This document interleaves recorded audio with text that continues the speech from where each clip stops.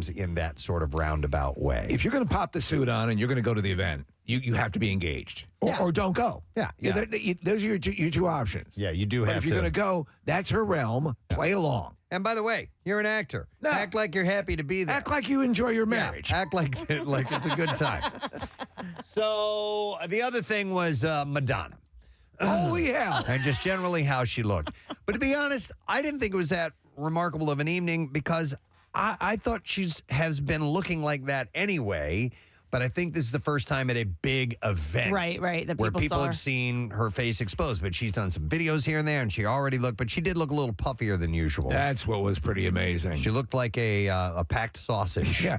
A lot of people were saying she looked like the ventriloquist dummy from the movie Saw. Oh, really? Where are the sausages? You know what, though? But I find that when they do a ton of face work, they start to get they get that puffy look. Like, it almost makes them look heavier, and they're not. It's just all the stuff that's happening in the face. Well, you remember the footage? So she had that little video that she released to announce her tour with all the celebrities, that kind of a riff on the Truth or Dare thing. And she has looked pointed and bizarre. It's very difficult to look at now. She looks difficult. androidish and saw-ish. It looks looks like a robot. Well, she kind of looked, a little bit of a robot, or maybe she has an allergic reaction to something. Yeah. She should be on the show Wednesday. That's what she looks like now. So anyhow, so she had said that night she was talking about, spoke about being shocking and had word for all the troublemakers out there. That was part of her speech. It's up to you to do the shocking ones now. It's up to you to be yourself in... Shocking title now. I got Shocking. We still Shocking title now. shocking. For Christ's sake, title. Shock tornado? Shocking people now. Shocking people now. Kathy speaks Madonna. I like shocking tornado. Shocking That's tornado. the name of my new discovery. You discovered something new? A new bed. Oh, God damn it. However, what stood out was her face. Obviously, they're noticeably... Your face really stands out. her bigger lips, the braids, a tight black suit, and fishnet gloves. Also, she had the collar that went all the way up. It was a bizarre sort of... She looked uncomfortable. German S&M sort of look. Yeah. So weird.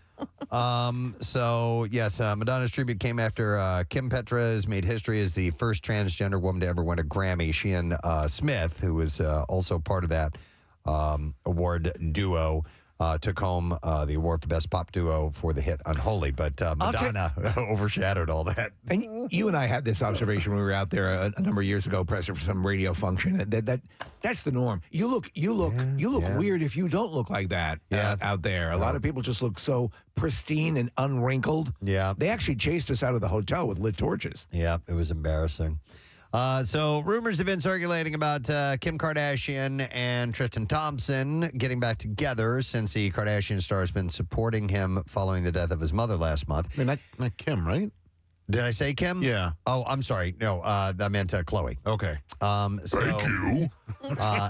However, Chloe denied these rumors on Twitter on Monday. They're so stupid, aren't they, Clyde? Yeah, gets the name completely wrong. So she wrote, who has time for a man, LOL. I have a 6-month-old baby, and True and I are sickly codependent on one another. That's healthy. She wrote, I secretly love it. No, but for real, no man right now. Yes. He's in my prayers, too.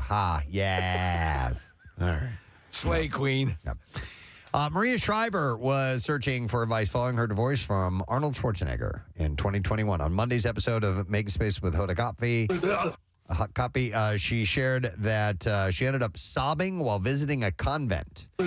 After filing for divorce, she said, I went to a convent, a cloistered convent, and to be in silence and look for advice. While there, she said the Reverend Mother gave her permission to be herself. She says, you can't come live here, but you do have permission to go out and become Maria. I was like sobbing, she said. You can check out any time you want. But you can never leave. She said, I was like, who is that? And she said, I think the word permission. I'd never given myself permission to feel. No, that's I say that all the time. To be vulnerable, to be weak. I should be a nun. Brought to my knees, and the world did it to me. We've discussed, well, besides that garbage, the giving yourself permission to be human and make mistakes and feel certain ways. As weird as it is to phrase it that way, we a lot of times hold ourselves to unreal standards. Yes. And that can only lead to looking like Madonna. Yeah. Oh, my God. Stop it. I don't know. Crazy.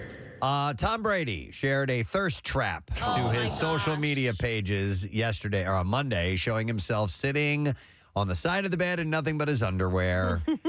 The former NFL quarterback told fans back in June that he would recreate some of the model's underwear photos from his Brady brand clothing line if a post got 40,000 likes. And of course he's going to if he puts that out there. Did I do it right? He wrote.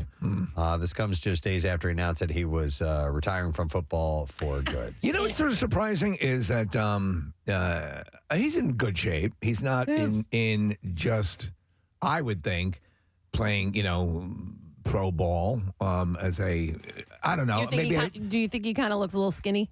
I do. Yeah. I do. That's what know you what were I'm saying? thinking. Yeah. It's that diet they were on. I mean, their treat was a banana. I think, Marissa, for a quarterback playing in the league, as we talk about how the guys are just giant now, if you don't have some meat on you and you get clocked by one of these guys, it's going to result in severe injury. I agree. His left pec is a little droopy. Yeah, it is drooping down on that. But that's the one he's completely kind to me. He's holding the home phone with his left hand. So amazing. There you go. And he's also covering his junk with one hand. And the droop. And by the way, stop it, dude. Stop. Come on. Stop it. Thirst trap. Let's see. People reports that Connie Boss Alexander, the mother of the late Stephen Twitch Boss, took to her Instagram stories on Sunday to react to her son being featured in the In Memoriam segment on the Grammys, which was very nice of them to do. They didn't. It seemed like they were really trying to make sure they didn't screw up by leaving anyone out this time. Which they usually do. Yeah, and then they did separate music genres to have everyone in their appropriate spot. That's nice. Yeah. I like that. So she said, "It will never seem real. I miss you. I love you to infinity and beyond." That's Buzz Lightyear. Buzz Lightyear, yeah. Keep shining bright for us. Well, maybe he liked What's Up, Toy Story, Doc? or I don't know. Let's see. According to Entertainment Tonight, former Good Morning America 3 host TJ Holmes was spotted shopping for jewelry at David Yurman and Tiffany and Company over the weekend, just ahead of Amy Robach's 50th birthday, which was on Monday, and he was reportedly looking at gold rings and necklaces. What do you think the odds are they get engaged within the year? I think pretty solid. Yeah. I mean, they were ready to. They cashed in their jobs to stay together. Yep. He wasn't in the cheap section at Tiffany? No. Okay. Well, he left with a blue shopping bag, so I don't really know, Kath, if he was in the, buying a pen or a business card holder. Right, the business card holder. What kind of bag or box do they give you in the cheap section? Is it like the kind of thing that takeout food comes in? No, you still get the blue box get the and the bag, bag. yeah, you get the bag and box. Yeah, you still get that. It's got a greasy box. Okay, wait. I'm gonna back up. I'm gonna go back to Tom Brady for just a second here. I should have done it right after that story, but there is an eBay seller that's looking to cash in following his second and hopefully final retirement announcement. The Florida Beach Sand, where Brady ended his iconic 23-year career, was listed for sale on eBay. The last bid was $99,000. Come on. What is the seal of certification that they provide? They have some stuff to follow up. So bid for one of two samples taken from Tom Brady's exact retirement spot on February 1st, 2023 is the listing. He made the announcement from Surfside Beach in Miami, where he lived with his then wife Gisele Bundchen, or near where they lived at one time. The bidding war began Thursday when the user listed the sand as $677 in honor of his total career touchdowns. The auction is set to end on February 12th. Over the past few days, the bidding skyrocketed from its original price to $15,000 before reaching nearly $100,000 Saturday morning. The seller, who notes the sand was collected hours after Brady's retirement video, revealed the highest bidder will receive one of the two 8-ounce mason jars they collected. Photo proof is provided in the listing, and the seller says video proof of the sand being collected is available upon request. All right. What was my God. And Nick, maybe you remember this. What was the monetary swing from that game ball I think it was a game ball that a fan bought. Oh, yeah. Because right. it's his retirement. And then That's he right. And then he got back. unretired. Yeah. So I don't remember the dollar figure, Steve, Right, but yeah. not a wise investment because he then He unretired. and it was like less than a month later. Yeah. Yeah. Yeah, it depreciated a little bit. Yeah. I got this ball. Let's see. Variety reports that the forthcoming Hogwarts Legacy game, set in the 1800s Wizarding world, will introduce the Harry Potter franchise first transgender character, Serona Ryan, owner of the Three Broomsticks pub, by the way, which is famous in the books. Informs players that her You serve butterbeer? they do serve butterbeer, yeah. And her classmates.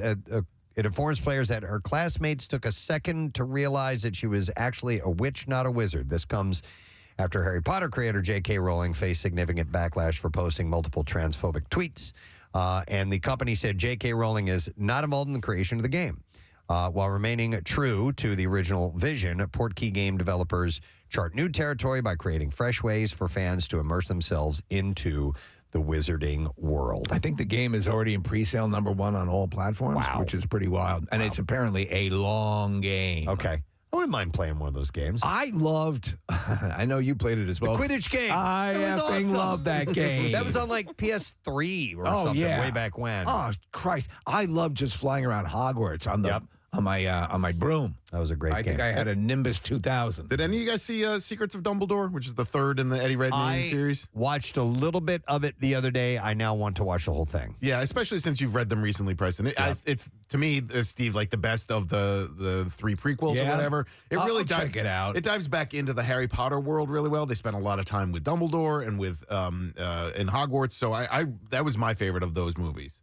All right, Kathy, you'll want to pay attention to this. According to the Hollywood Reporter, Matthew McConaughey is in talks with Yellowstone creator Taylor Sheridan about a possible spinoff series. Oh, okay. Now, this comes after it was reported that Paramount may be ending Yellowstone early, and that's due to scheduling conflicts with Kevin Costner. What is he doing? What do you mean? What kind of conflict do you have? I know. Well, unless we're talking about contract conflict. Yeah, which exactly. you suddenly come up when you're renegotiating. I know. That could be it. I mean, they use the word scheduling, so I don't know what that if he already had movies that were hard and fast in the works and it conflicted. Is this show? It sometimes does happen. I mean, like Mindhunter. Yeah. The reason there hasn't been a second season is because the cast members had Can't get them together. commitments for other projects, and it's too bad because I love that show. Sometimes they'll switch out the guy playing the lead, like they just did it with. I know, and this, he's apparently the absolute the only person who can play this.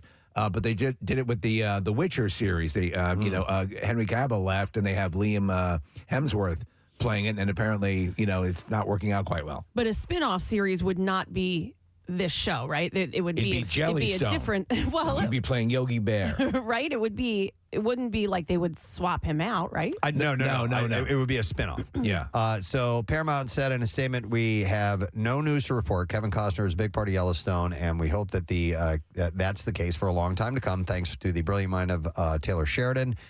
We are always working on franchise expansions of this incredible world that he has built. Matthew McConaughey is a phenomenal talent with whom we'd love to partner, they said. Well, I would believe this scheduling thing because they released the first half of the latest season, and the second half, I thought it was like coming after the holidays or whatever. Yeah. It's like not until the summertime. And it's the second half of that season. You lose. No, I don't lose anything. You lose your momentum, I think, after a while. But this is your favorite show.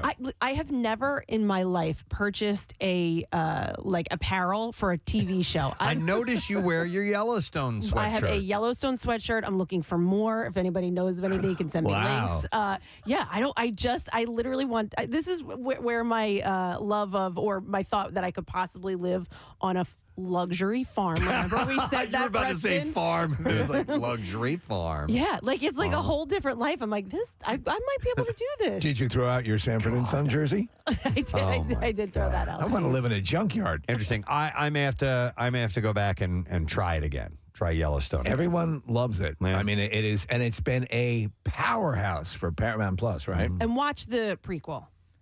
Casey and I were telling Before? it doesn't matter. It doesn't matter? It doesn't. Well, no, it doesn't matter. But like it made me love Yellowstone and why they're so protective of their land All even right. more. Maybe I'll because go to I that watched first. Yeah. Okay. All right. Well, anyhow, we'll see if this Matthew McConaughey spinoff thing ends up happening. You know what? I think we need to jump right to the clips because our guys are on the road, and I want to make sure that we don't take up too much time. So, do you have the drum roll? Beautiful, Marissa. Thank you.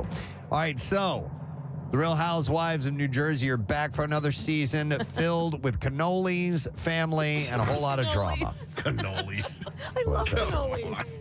Here, housewife Melissa Gorga Yeah. talks about her relationship with sister-in-law and fellow housewife Teresa Giudice. Here we go. Listen, we are family, and I think that everyone was always rooting for us to be besties. And I just hate to let everyone down, but it's not going to happen. Ooh.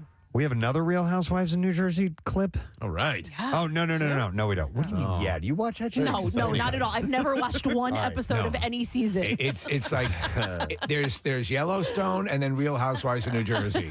Season 13 airs tonight, 9 o'clock on Bravo. All right, here's our next clip. No, I got it. Thank you. Penn Badgley returns as Joe Goldberg for the 4th season of Netflix's You. In this clip, he and co-star Victoria Pedretti discuss their thoughts on their victims within the series. Here we go. Yeah, I sympathize with Joe's victims all the time. Yeah, I don't. I'd be a sociopath if I didn't, right? Are you calling me a sociopath? No, because you don't have all the same victims. I mean, you do have a lot of victims. I do. You suck my and shut the up, huh? So who's the other person in that clip? I don't know. It's the two characters, the new main Victoria characters. Pedretti. So it was Penn Badgley and Victoria Pedretti. All right, so That's really amazing. yeah, that's what I said. He and co-star Victoria Pedretti discussed their I missed thoughts. that part because I was When still is- thinking about Yellowstone. When is the when is the new season? Next Thursday. Oh, okay. Or no, this Thursday. Oh, okay. Is it good? Oh yeah, I love it. I watched every season. What's it about? A psychopath who murders people. Okay. That doesn't seem like to be up your alley. Because it's about love. He does it for love. Oh, all right. Yeah. It started as like a Lifetime show. Kathy, this is one of those half-season ones too. Oh, here where we it's go. like half now and half in 2 months. Kathy does surprise me with some of the things that she watches, like Servant. Yes. Which I'm caught up on, but I think I can't believe you watch that show. It's so You know weird. what though? But I loved All in Night's movies. I don't think there was one that I didn't. Even the ones where people were like, "Yeah, it was okay." I liked them. Yeah. Of course, we'd like to talk tonight. I know mean, we it would be great. We Movie of the considered country. ourselves friends, and I know he's a busy man. He's a good man. Somebody mentioned crickets the other day about a guest. We received complete crickets from Night's. Why do the Camp people who right become our now. good friends eventually ghost us? We're doing something. Is it my cologne? I think no. Yeah, it's frustrating when that happens. By the way, Kathy, that Victoria person went to Pennsbury. Went to your high school. Is that was in the clip, the You clip that we just played. Is she the one that plays Love? I don't watch the show, but Victoria Pedretti, who was just in that clip that we played, she was a Pennsbury grad. Is a Pennsbury grad. Yes. She's the main character. I did, Nick, when I first started watching the show, somebody sent that to me. Wow. I did know that, yeah. All right. We should get her on. Wait, is that how We should get new friends now because our old friends don't like us. he has like a South Fellini sticker on his computer? Oh, really? Yeah, I wonder if that's On the show? connection. Yeah. Oh, all right. Let's Interesting. work on trying to get her on. All right, done and done. Did you guys look in the Acme Lounge? Yes. We got people waiting. What's up, fellas? Hey! We got Birds fans waiting to get some fresh ink this morning. I smell something good, too. I do, too. Is that It's got to be Piccalilli? You're Piccalilli. smelling love. Yep. They're setting up as we speak. So we got Piccalilli in, and we'll do some giveaways with those. We have some $50 gift cards to give. What the hell? Let's give away. Let's do it right now. Crazy. Caller number 12 at 215-263 WMMR. We'll set you up with a $50 gift card for Piccalilli Inn in Chabon, New Jersey. You can place your order for the big game from the Piccalilli Inn and enjoy their award-winning wings, tails, and ears, hot and delicious on game day for Pick Pack Game Day specials. Pick Pack. Visit Piccalilli Inn on Facebook. And by the way, Pick is spelled P-I-C, Yeah. not P-I-C-K. Come on, man. Lily Ann. Come on, stop it with that. Stop. All right, so we'll take 12th caller and we will set you up with that. The fellas are up and awake and running. They are on the road. Eagle One is headed to Philadelphia, Illinois this morning.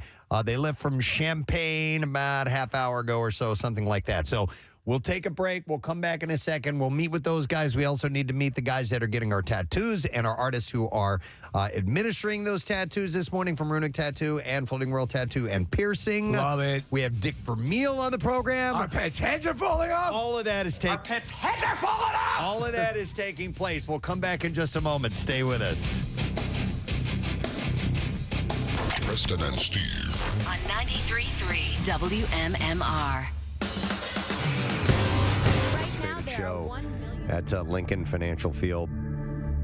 And you two, obviously, doing the Joshua Tree Tour. And a lot of us were there last night. I think everybody but Casey and Marissa. I think there was out for a concert. I think that's the most of us of the show that have been at one event in a long time. Probably. This was my favorite song. And then the screen behind them, like this, I knew they were going to do something cool with it. Did you guys notice, so when they did Mysterious Ways, they were flashing pictures of famous women, like, Maya Angelou and even like, Ellen DeGeneres. It wasn't people that have just come and gone, current people. And Sister Mary. Yes. They put her picture Oh, that's so cool. Wow. Yeah, she was one of the last ones. They apparently had solicited, before they get to every town, let us know who a notable woman from your city is.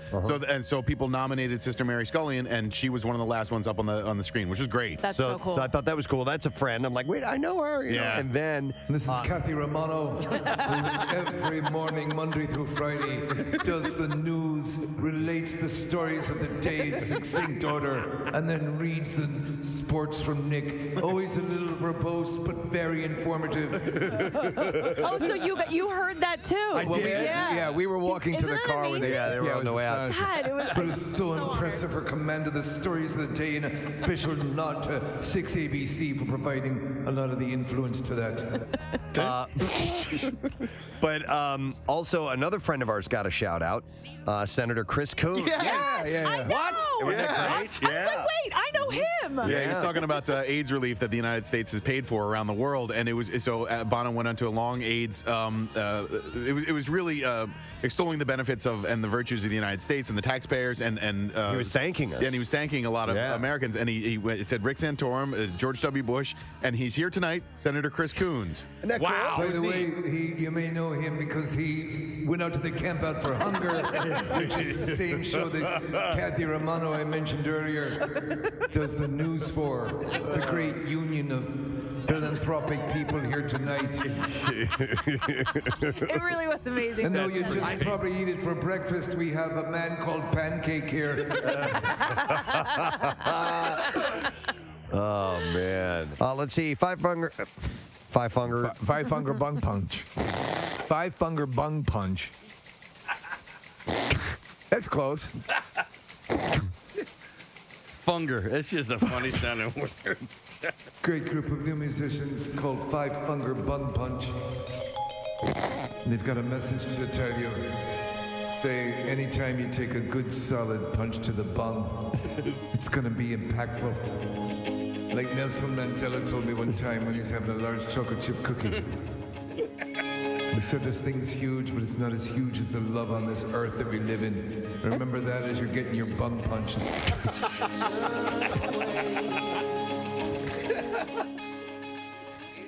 Maybe this winter we could do the Camp Out for Funger. Have you ever been cheated on? Cheated on? Yeah, see? Actually. Yeah, see? Yeah. It's not so much fun, is it, see? No, Where's your idol now? I remember, but that was totally my fault because You weren't giving oral. No. Oh. Preston always does, yes. Not like the king, man. Oh my God. That's right. I go down there. What's that? Third person yourself. Yeah. Oh, yeah. Preston do that. I'm pretty good at it, so I think I got to step back. I want to brag. Join the club. I turned into a completely... He's the connoisseur guy. He's the linguist. The cunning linguist. Oh, man. There it is. I don't want to talk about it. Have I ever referred to myself in third person before? I don't know, but that was the perfect occasion to do so. Oh, Preston likes the butt. No, Preston, Preston does good in that department. Preston, go there. Come on. You want me to go on for a little while? No, Well, I'll tell you let's what. just keep talking about whatever it was. Move on. I'm interested. Maybe that's an on-air contest. One time we'll. Who's best? Yeah, Kathy can judge. Oh, come on. This is awful. Come on. This is awful. It's not crap. We're not going to do it. He's covering his face right now. We'll just use a cantaloupe. Like, I swear to God, it's a fireable offense in any other job. I know.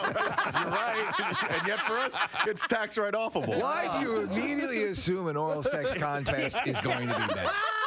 It's going to be something salacious. Yes, she's going to be sit up on an elevated chair like at Wimbledon. I just want to involve you, Kath. I don't think we have an HR department anymore. No, they did. They shot themselves 5 minutes ago. You guys are good. Foot foul. Right. But yeah, so you were cheated on. Do you remember how you felt? Yeah. So hurt, but you understood. Hurt, and then. In retrospect, was why are you getting mad? You completely neglected this girl anyway. Yeah. You were kind of tired of her. She was kind of driving you crazy anyhow. And it was at first it was like, I don't know. I just kind of automatically got into the "how dare you" type of thing. Well, of course, but it was my fault. And you know what? Yeah, but you know what? It's like it's a reaction that anybody would have, no matter what the situation is. Because you're supposed to react that way, right? Do you know what those?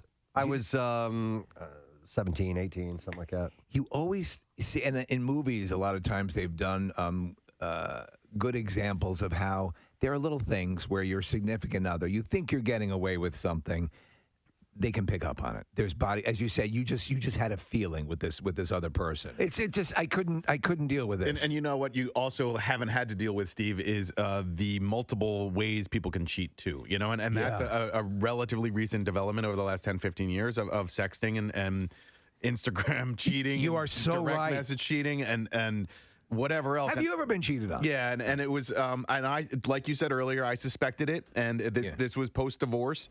I think there's that interesting delineation, though, between physical and emotional. Yeah. I could see people saying... Yeah. But it's both. Right. Either way, it hurts. Yeah, I don't know if it was a texter or a caller, but yeah, it hurts, and it hurts in degrees. But it really doesn't matter that much. And I knew the guy. I knew the other guy too. Really? Yeah, It was Bill Weston. It was Bill Weston. Oh, I know. Yeah. He was on his way to the Turtle Show, and he was.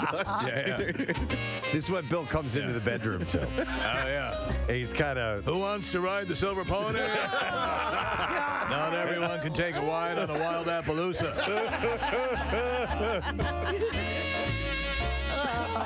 Oh, God. I'm going to list the things I'm going to do to you, but not in order. Number 4, tickle your butt.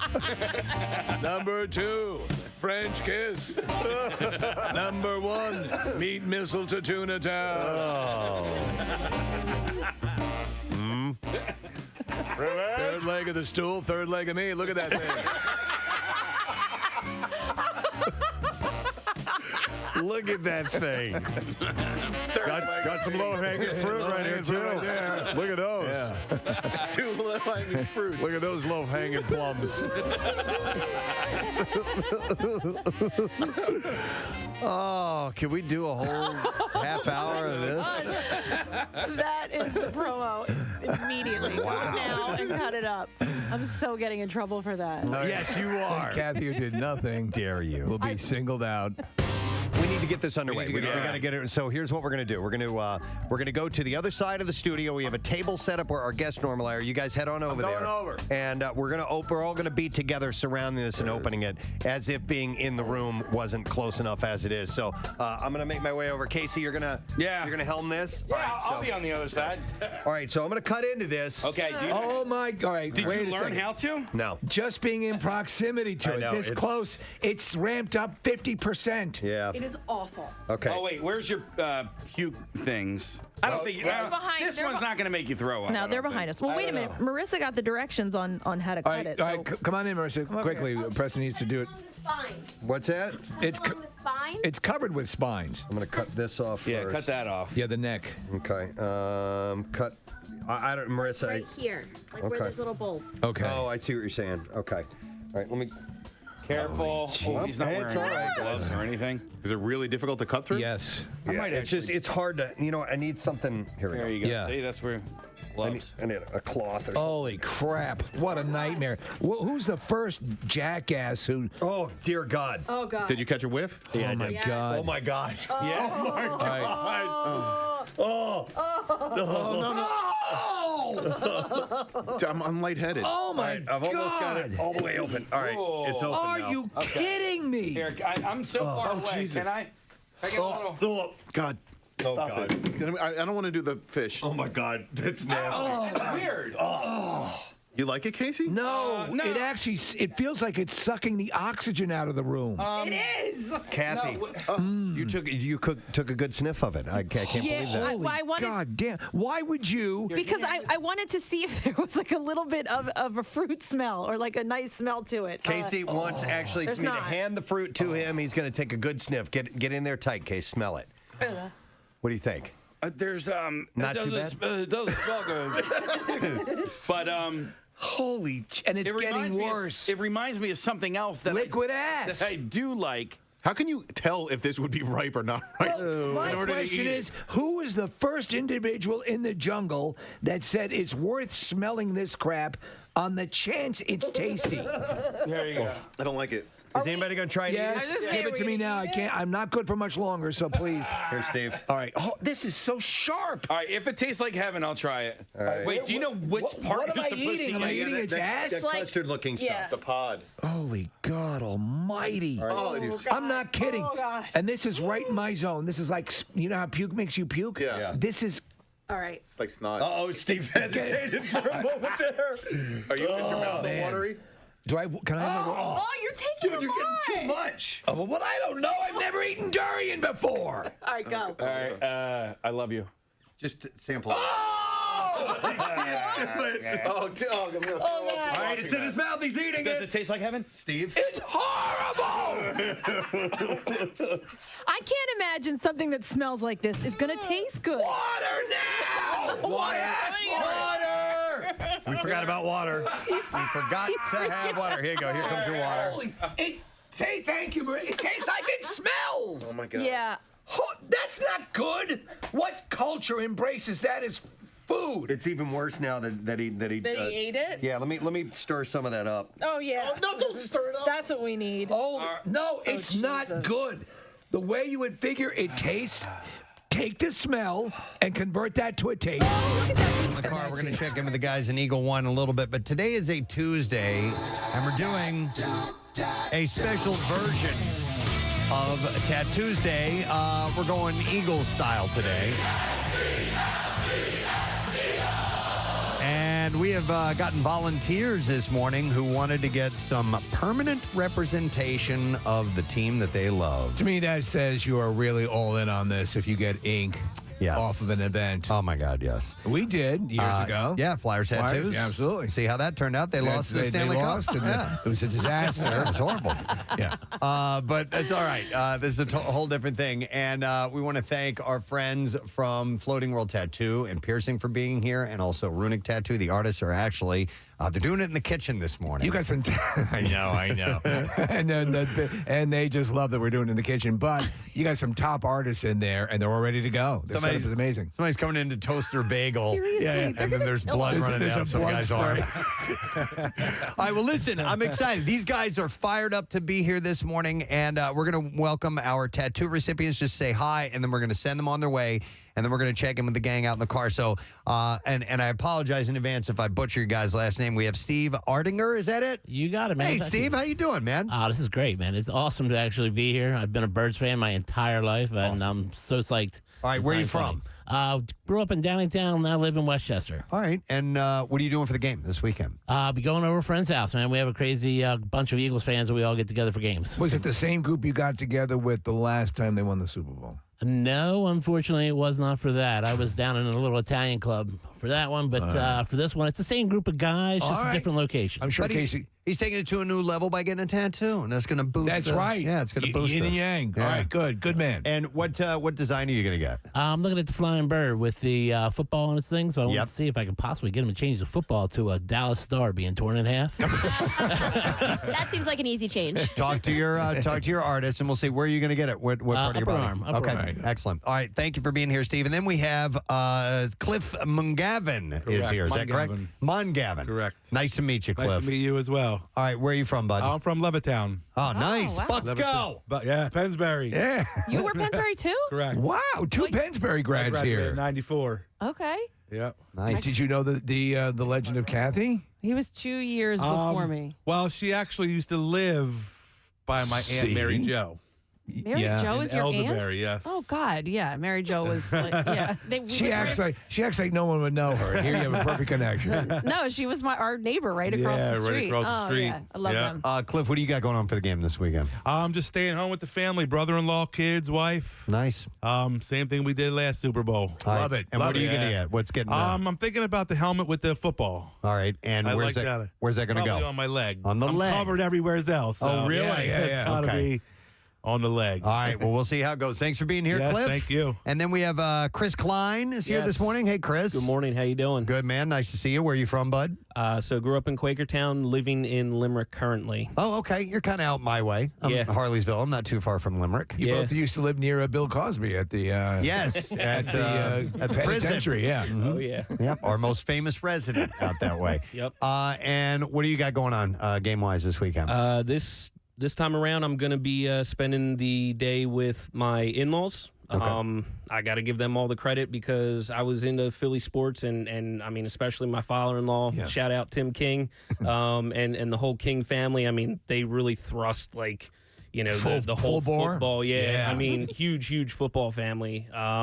So that's really what's over the years has really pushed me forward. So. Cool. And how would it have been if you had not been an Eagles fan and welcomed into that with your wife's family?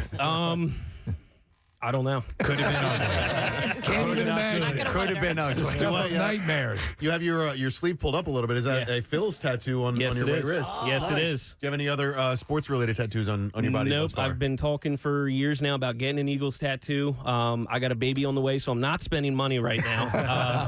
Well, you're getting it, man. Yeah. So this was a huge blessing. And which design are you going to get? So I do like the eagle with the banner that says it's a Philly thing. Nice. Excellent. Excellent. And that'll All right. lock you in time because that's the slogan for Absolutely. this. For All right, sure. thank you, Chris. And then there's Mikey Walters, who was just stopping by with his buddy this morning. They got lucky. And got My brother-in-law. It's your brother-in-law. So you had no plans to get a tattoo.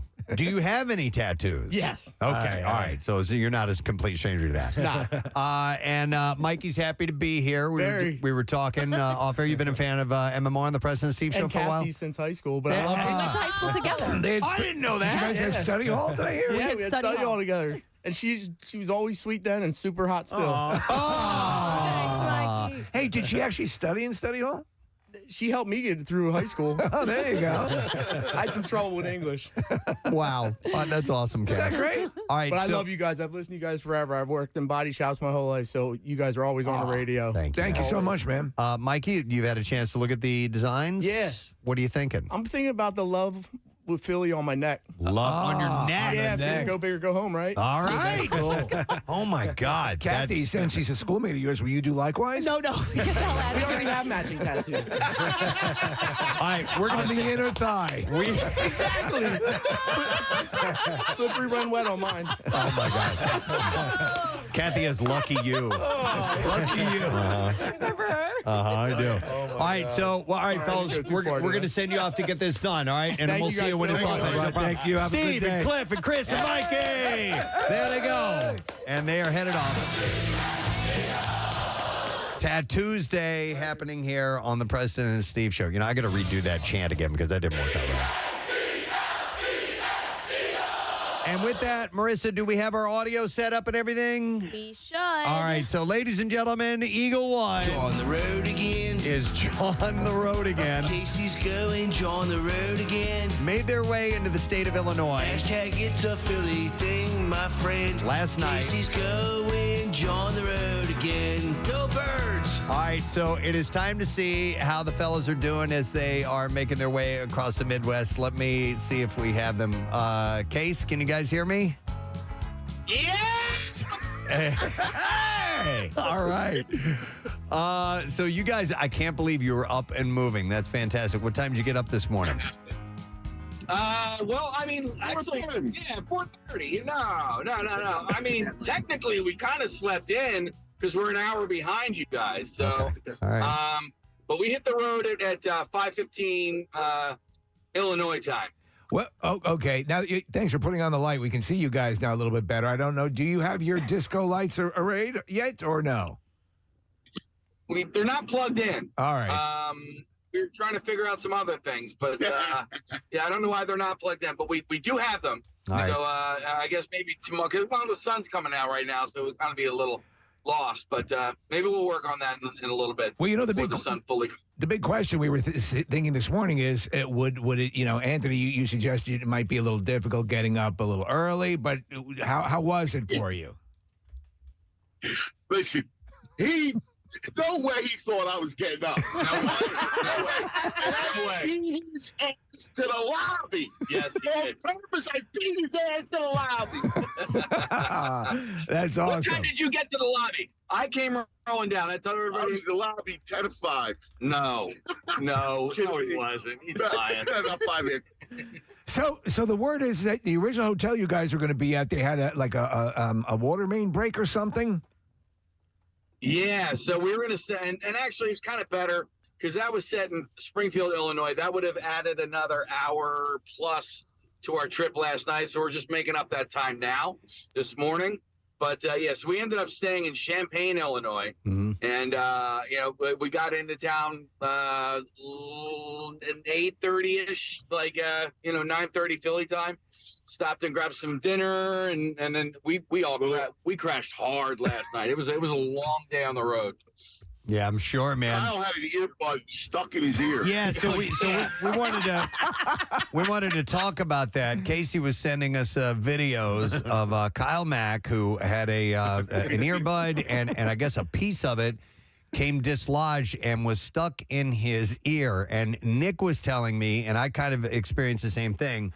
While watching the video that you sent, Casey did this close-up zoom in on Kyle's ear canal, and Nick got anxiety watching it. Yeah.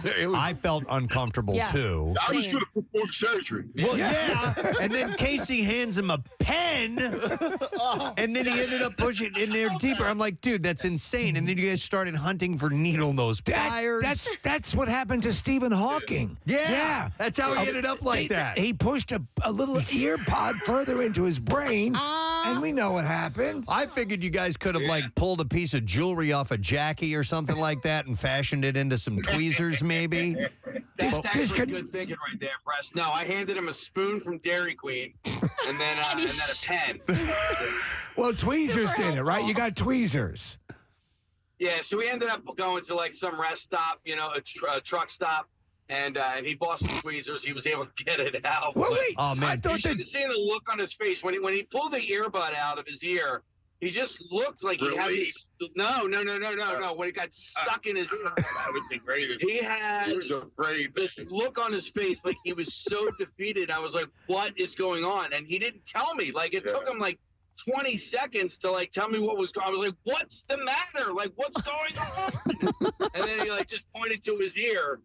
And dude, it was stuck in there probably for a half hour at least. Yeah, the way you were talking, it was like, you were screaming. It was, and you could hear the panic in your voice, man. I thought we were going to the hospital. Yeah, I would have recommended you guys go to an urgent care place to have them take it out. But What I would have loved is if you all pull up to the hospital and let them figure out who's the one with the issue and see who they'd go to first. Yeah. By the way, I'm glad they had you got a hold of some truck stop tweezers, which by the way is officially now a band name. I'm going to put that Truck Stop Tweezers is a band name. So all right, so you avoided that potential catastrophe, or at least a delay. It would have been a time delay. Surgery always puts a dent in your travel plans. Yeah, it does. But I'm happy that you guys made it through that. So we just missed. Did you guys hear about the hazard on the Pennsylvania-Ohio border? No. Yeah, so I saw this yesterday, and I looked at the map, Anthony, and I was hopeful that you guys were going to avoid it because I think it was 5 or 6 miles south of the turnpike, if I was looking at it correctly. What happened, Anthony? Tell us what happened. So a truck carrying hazardous gases turned over, and it was they were afraid they had to evacuate a 2-mile area for fear of an explosion.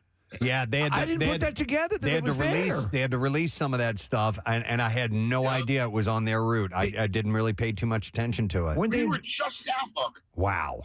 So were they evacuating any population in the area? Was that what I heard them? Yeah, it was the whole town. There's like 2 miles of the surrounding town that they actually evacuated. Dude, between Kyle's cerebral hemorrhage and you driving through Chernobyl, We're off to a bad start. But they're making it. They're sidestepping these things. So what's on the God. agenda for today? So we know you're hitting your first Philadelphia, correct?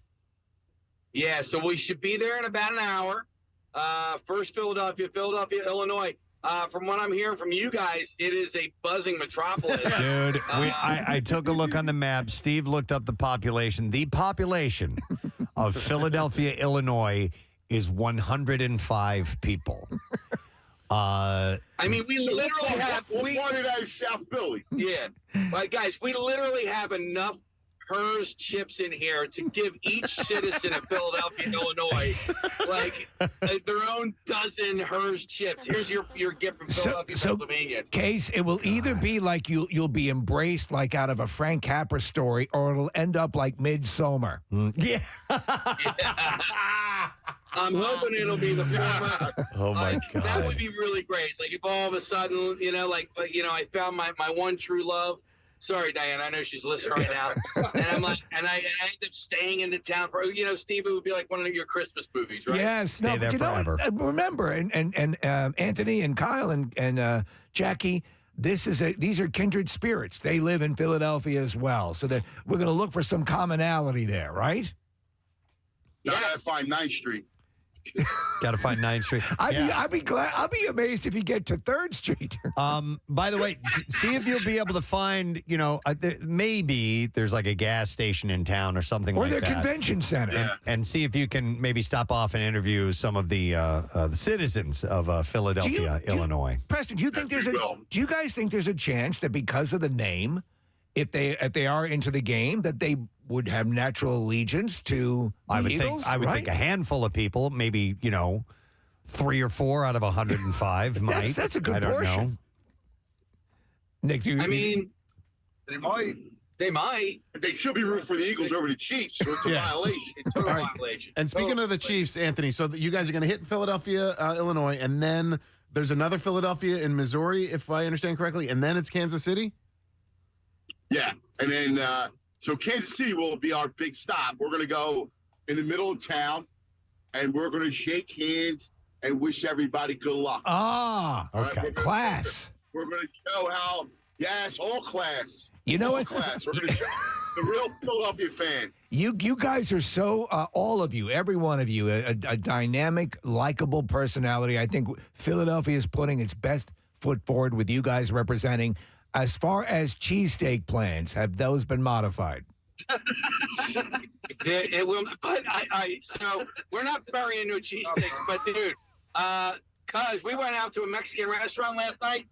Cuz got a cheesesteak burrito. They had it on the menu? No lie. Listen, I go, what is this? A cheesesteak burrito. I gotta get it. I mean, are you kidding me?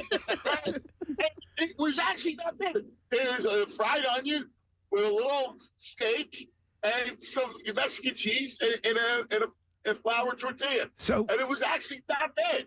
It actually sounds okay. I mean, it's hard to screw up a cheesesteak variation. Right. I mean, it wasn't Angelo's, but, it was all right. All right. Well, if you can find some type of cheesesteak to eat in each spot that you guys stop at, that can only add to the good side of things. And on the first Philadelphia. That's right, brother. Yeah. And if you want to dispense at least a few bags of hers, you can do maybe a quarter of the population. Hand out 20. Yeah, you could definitely do that. Wow. I mean, we really, really could. I want to let me ask you guys a question real quick. Yeah. Because Casey and I are arguing about the Primos. I want to bury the Primos in Kansas City. He's against it. I think it's a good thing. We'll create a nice Primo tree, healthy tree. I mean, what's wrong with burying it? I don't think it's desperation. I think this, Angelo. I think Anthony. I think is that with the thing like with the jersey on the Rocky statue, I think that's even if that's done, whatever thing that comes across as being slightly an attack or bad mojo, bad juju, I think it can come back against us, and that's my fear. Do you agree, Preston? I'm kind of with you on that. Yeah. And so it is benign. I thought it was benign. They defaced the Rocky statue. I mean, that was criminal. I know. Right? They all did it. The Minnesota fans put the purple panties on it. And then look what happened to them, though. Look what happened to them, Exactly. It bit him in. I was sure it's a good deed. That's what I said. Like, I don't want to do anything in that neighborhood. It's not the same neighborhood. It's a little bit. It's on the outskirts of that neighborhood. So, guys, go ahead. I'll go with you guys. I say the deal is this. You're going to come in. You're going to be super nice.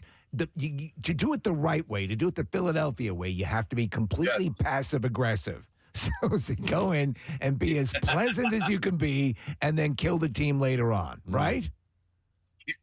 Yeah. Hey, real quick, we're less than an hour away from Philly, Illinois. What do you guys have any idea what Philly, Missouri's like? Is it bigger than Philly, Illinois? I've not looked into that yet. I know it's kind of up near the Hannibal area, which is Hannibal's not that big either, even though it's a fairly well-known town. That's where Mark Twain came from. But we're looking. Like it's actually a town. There seems to be a stoplight. Okay. And which one are we talking about? Philadelphia, Missouri. Yeah, so Philadelphia, Missouri is about 2 hours away from Philadelphia, Illinois. So you guys will hit that, and then it'll be another 2 or 3 hours to get to Kansas City. You can swing by. Oh, guys, there's a gas station, the Farmer's Coop. Ooh, there's Farmer's Coop. They got a postal service, so there's a zip code there.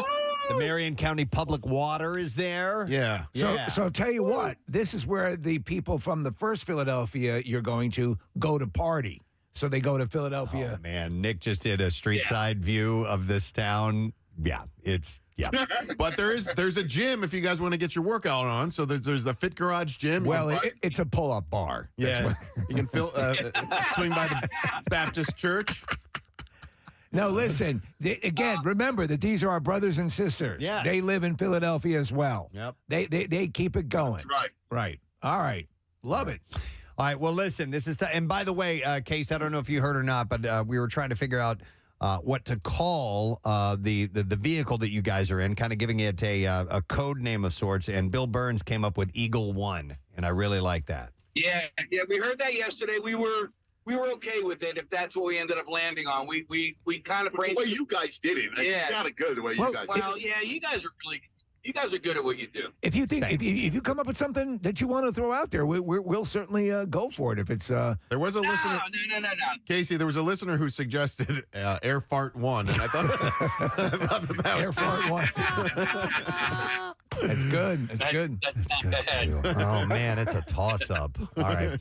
All right, well, listen, it sounds like you guys are off to a good start, and we're looking at roughly an hour from now, ending up in Philadelphia, Illinois.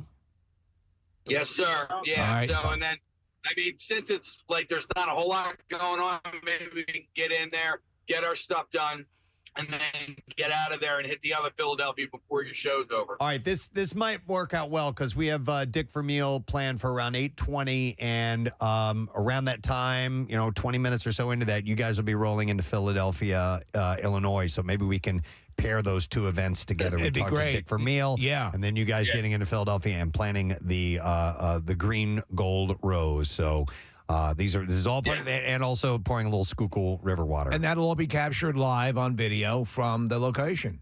All right? In fact, those of you so I guess, streaming can watch us right now, zooming with these guys. Go ahead, Case. No, I was going to say next time we'll check in, we'll be in Philly, Illy. Yeah. Philly. I love it. All right, and thank you. And with that, I will tie the rhyming into Pick-a-Lily because I have some gift cards to give away. We'll check back in with Eagle One a little bit later on this morning as they continue to make their way across the country. Pick-a-Lily Inn is here this morning. They brought us $50 gift cards to give away. So I tell you what, we'll take caller number 17 at 215-263-WMMR, and we'll give you a gift card. By the way, visit the Pick-a-Lily Inn on Facebook and check out their pick packs for the game. Pick packs! Pick packs. Pick packs! They include their award-winning wings, pulled pork, buffalo, egg rolls. They got pulled pork, Pick pack! and mac and cheese and more starting at just $70, by the way. So You know get what else they have? All that. What? They have a special tasty cake bread pudding. I know. What? They made it this And I'm morning. like, I know. I'm going to have to You're gonna try have that. to have some for sure. All right, we shall take a break. We'll get some bizarre file stories when we return and roll out the rest of it. Our listeners, Steve, Cliff, Chris, and Mikey, are getting Eagles tattoos. Love it. Right now, courtesy of Floating World Tattoo and Piercing and Runic Tattoos as well. And we got more coming up, so stay with us.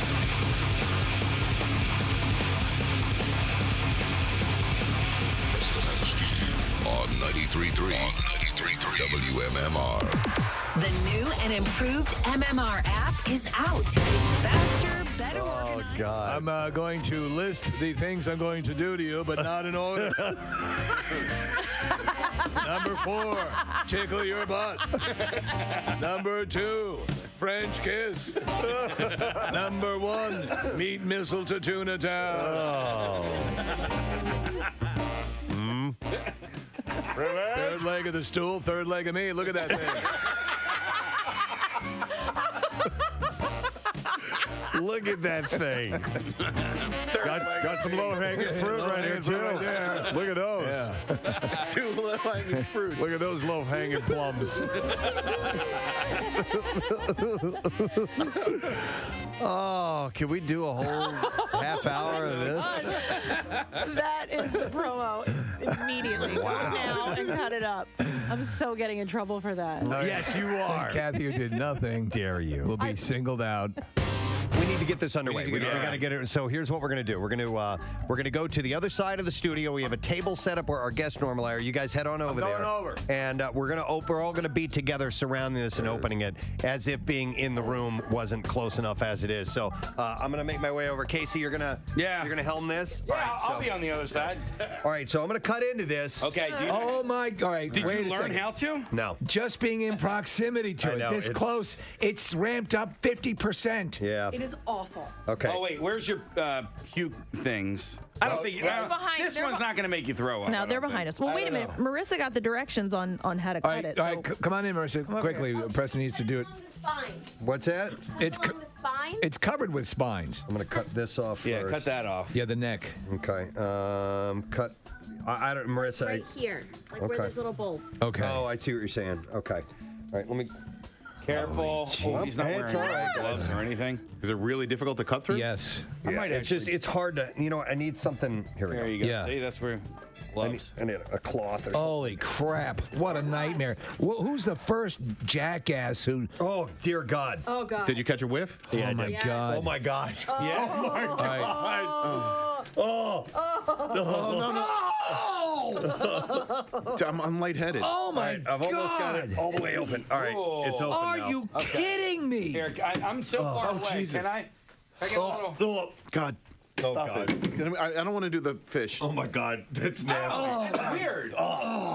You like it, Casey? No, no. it actually, it feels like it's sucking the oxygen out of the room. It is. Kathy, you took a good sniff of it. I can't believe that. Holy I wanted- God damn. Why would you? Because I wanted to see if there was like a little bit of a fruit smell or like a nice smell to it. Casey wants actually me there's to not. hand the fruit to him. He's going to take a good sniff. Get in there tight, Case. Smell it. What do you think? There's Not it too doesn't, bad? it doesn't smell good. But Holy, and it's getting worse. It reminds me of something else that Liquid ass. that I do like. How can you tell if this would be ripe or not ripe? My question is, who is the first individual in the jungle that said it's worth smelling this crap on the chance it's tasty? There you go. I don't like it. Is anybody going to try and eat Yes, it? give it to me now. I can't. I'm not good for much longer, so please. Here, Steve. All right. Oh, this is so sharp. All right, if it tastes like heaven, I'll try it. All right. Wait, do you know which part what am you're I supposed eating? to Am I eat? eating its ass? That custard-looking stuff. The pod. Holy God Almighty! I'm not kidding. Oh, God. And this is right in my zone. This is like, you know how puke makes you puke? Yeah. This is. All right. It's like snot. Oh, Steve hesitated for a moment there. Are you in your mouth man. watery? Can I have a? Oh, you're taking Dude, you're getting too much. Oh, well, I don't know. I've never eaten durian before. All right, go. All right, I love you. Just sample it. Oh! All right, it's in his mouth. He's eating Does it taste like heaven? Steve? It's horrible! I can't imagine something that smells like this is going to taste good. Water now! Water! We forgot about water. We forgot to have water. Here you go. Here comes your water. Thank you, Maria. It tastes like it smells. Oh, my God. Yeah. That's not good. What culture embraces that as food? It's even worse now that he ate it? Yeah, let me stir some of that up. Oh, yeah. Oh, no, don't stir it up. That's what we need. No, it's not good. The way you would figure it tastes, take the smell and convert that to a taste. Oh, look at that piece, Preston. And that's it. Preston, you eat that piece right there. I ain't eating. Oh, you're not tasting Preston, No. I had a piece caught in my meat tooth. Oh, no. Hey, do you want a... What is that? Oh, so that's like the pit in it, or I think they might call it a stone, but I read that they actually roast them and people eat them. It looks like an embryo. Listen, wherever the people that listen, God bless you if you enjoy it, but I never want to meet you. I never want to see you. Okay. Are you going to try it, Nick? You said you were... Yeah, I lied. Do not. Get away! No! Kathy's trying to force feed it to him. I'm gonna, Are you going to try it? Preston's pretty adventurous, but I'm going to tell you flat out. I'm not going to eat it. Take the smell and convert it to taste. I'll try it. All right, Casey's going to try it. Wow. Just put it on the thing there. Yeah. Really? Okay. Case, and I'm please. not... You took a big bite. All right, back me up. Just do it. 1, 2, 3, go. I'm just... Come on. Taste it. Choo-choo train. Peanut butter. Open wide. What do you think? What do you think, Case? It's horrible. Did you taste it? It's horrible. No, I'll tell you what. You're insane. The aftertaste is not that great. Now, listen, I just took a little baby bite. You're insane. All right, so I'll eat that, okay? Yeah, eat it. This part. That's enough. Any amount is... Go. All right, he's got it in his mouth. He's tasting it, and he's kind of... has a confused look on his face. Now he's got a disgusting look on his face, and now he looks like he wants to ask a question. Okay, hang on. Okay. Hang on. Yeah? Nope. No. It's not good. No, but it's almost good. Okay. It's it has the texture of avocado. I don't like the texture. Like it's almost like I ate snot. It's like you're eating someone's bunghole. Mm-hmm. It looks like snot. It feels like snot. But okay. All right, seal this sucker up. It's got like simultaneous flavors. I will tell you this: they were not lying about the sharpness of the spikes on this thing. If you were to slam this against someone, you would hurt them. Hold on, I'm sorry. I'm gonna just take a little taste, but there's also like some sort of rice cake or something that has this cooked into it. If you want to try. Oh, really? Are you kidding me? Oh, okay. No. All right, I'll try that. All right. All right, Nick will try No, you're not allowed to have the rice cake unless you try fine. it. All right, I didn't have my meal. I'll have made up rules. Both Casey and I can have the rice cake. All right, I'm gonna try it. Nick's going to try it. The durian fruit. Go for it, Nick. Okay. Oh, instant regret. Instant regret. All right, so it's disgusting. Yeah. All right, so But, now all right, Steve. you can now try the rice cake. Does it taste better than it smells? A little bit. I think so. A little bit. A tiny bit. Okay. That's not, but it's not saying a lot. I'm gonna try it. I'm gonna try a little piece. All right, okay. All right. Oh God. Is there a little seafood in there? No, I don't want to do it. There's a little bunghole in there. Okay. That is awful. Yeah, it is. All right. We have to get to this surströmming. You could actually taste the melon in that. Like there was like Honestly, I understand, Casey. Gross. I understand eating things that are not in our normal palate wheel. I got that. No. But this it says it makes you less of a human if you eat this. It's disgusting. A New Hampshire woman is recovering after a rabid bobcat attacked her. It was dusk when Elise Dabrowski made her nightly trip to lock up the chicken coop and decided that she would... I'm going to go out and lock up the chicken coop. I'm just doing what I do every...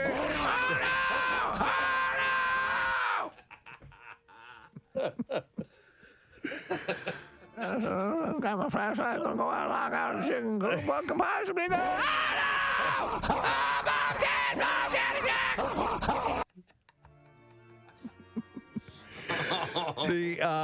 She was while she was locking up the chicken coop, she decided she'd do a little bit of weeding in the garden. There's goddamn weeds all over the place. I want the chicken coop to look good. If not for the chickens, at least for me. And Should I wear my sausage necklace? The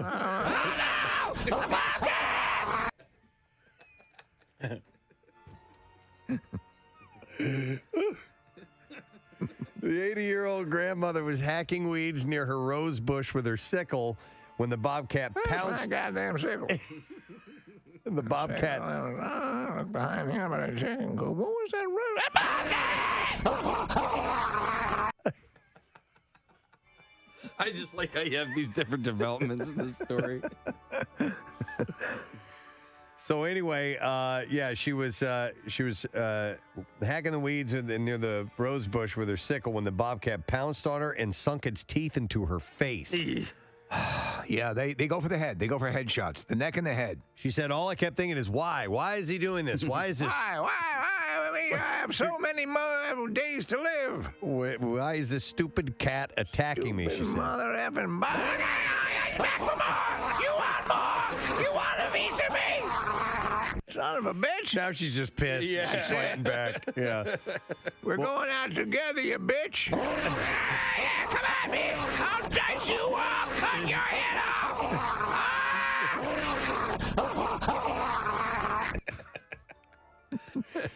She turned her sickle on the beast as some of her 5 dogs scrambled over to help out. And that's another question. Where are my goddamn dogs? And she said he just kept mutts.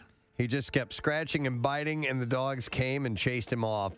By then, the bobcat had ripped into her in 5 places, causing wounds that would take 60 stitches to close. Her adult son heard the commotion from his yard. Thanks, Lord Ass. Where were you? I'm out here and fighting Mother Nature, and you're in there watching your game shows. He was in his yard nearby, and he heard commotion. She said he got the gun and came down. Now, why don't you go back to the house and put some friggin' bullets in it, you moron? Came down and killed the bobcat with a shotgun blast. I know. Actually, you killed one of our dogs, dumbass. Now, Tuesday, it tested positive for rabies. Oh, man. But Dabrowski... Just not age, please. But Dabrowski... I've gone this long avoiding it, and I'm rather sexual. Wow. I don't want to get bobcat age. That's the worst. You've had sexual relations. Tons of men. It's been an open door policy of this old cooter. Oh. It's like a revolving door. Anyhow. Times Square. But Dabrowski considers herself lucky. I'm very lucky having that bobcat tear my face off. She said it could have got my eye, could have got my jugular, could have got anything. I feel very, very fortunate. Her son and her dogs are now... Just good to be back at home with the... Oh, no, he's back, son of a bitch! They're all getting rabies shots. But I hear that they've gotten less... What, the stomach painful? shots? Yeah, the rabies shots. They modified because it used to be a series of shots in your stomach, as you said. Yeah. But anyhow, she harbors no ill will toward the bobcat, which already had a face full of porcupine quills before it attacked her. So it had already been having a rough day. So yeah. Good to see you, Dr. Smithers. I'll just go out and wait in the waiting room. I mean, oh no! Oh, bobcat! The bobcat will not give up. It's a battle royale. You know what? Just relax. Take a bath. Yeah, I'm going a little Mr. Bubble. Light some candles. Put on a little Yanni and... oh, no! What the hell? Get out of the... No, you son of a bitch! Where's my loofah? Where's my loofah? You're going to use that to fight the bobcat off with? Whatever you have, you got to go for it. Yeah. I don't bathe with a sickle. Let me go to Carrie. Hi, Carrie. Good morning. Good morning. Hey, what's up, Carrie? Not much. But yeah, so we had, my father was an organist for over 50 years, and he passed away 5 years ago, and he had an organ in the house. Now, his organ was an organ that some churches had smaller ones than this one. But your dad had a large organ? He had, yes, thank you. I had seen my dad's organ. Yeah. Anyway, it was like a full pedal and it was 3 manuals, so it had 3 keyboards. Oh. And then 4 rather large speakers along with it. And 2 years ago, we found a church in York County to take it.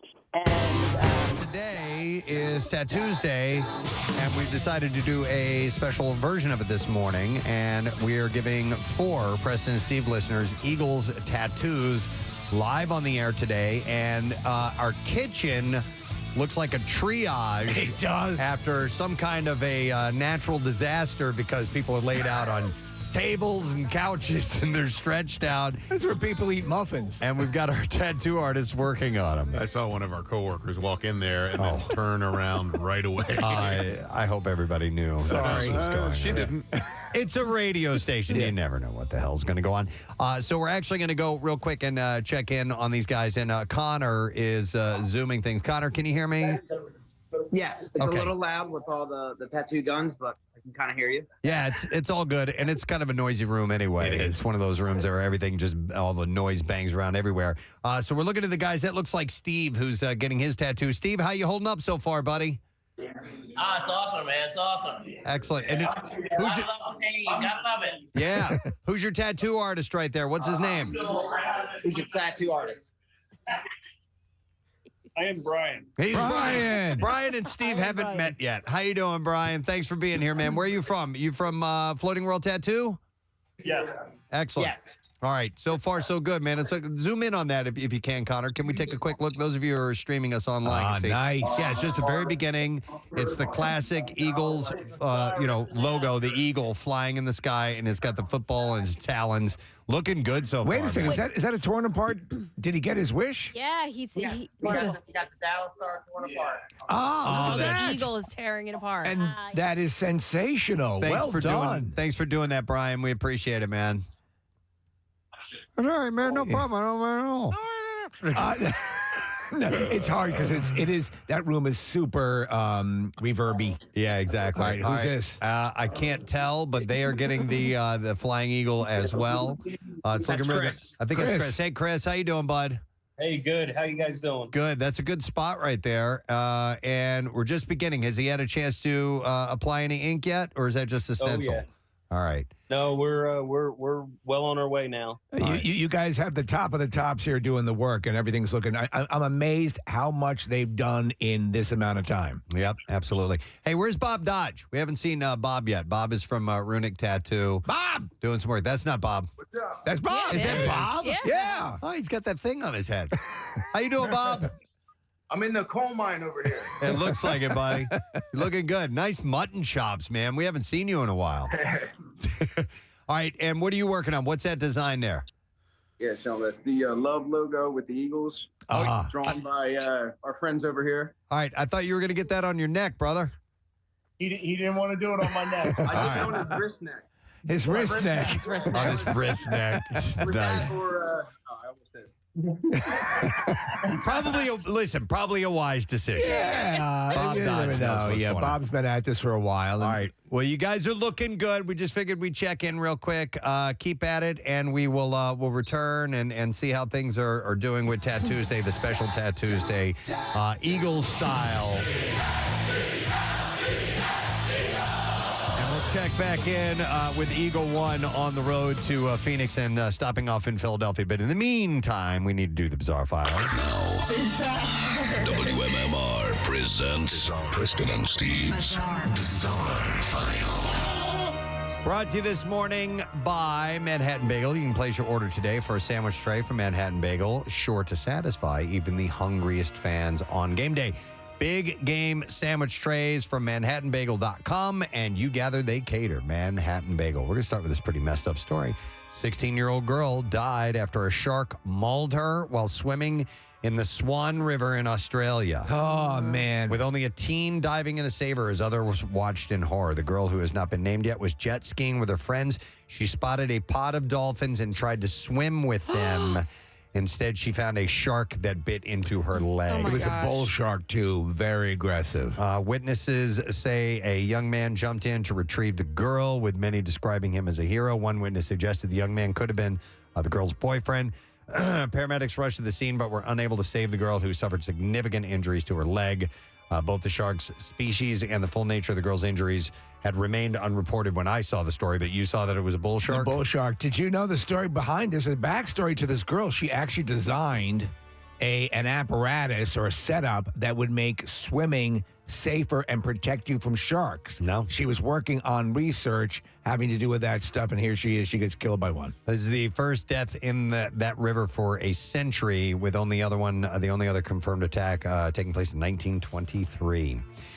Sierra Carter received a shocking phone call from her daughter's elementary school teacher on January 13th. Her fifth grader had drawn a picture, what was deemed inappropriate, and the drawing, which was a pink pig with a necktie in the shape of what could be interpreted as male genitalia, was brought to the teacher's attention by a classmate. I had 3 testicles. Now listen, I saw the picture. It looks like a Johnson. Does it? But it's a kid drawing what their version of a tie. It wasn't anything, on purpose.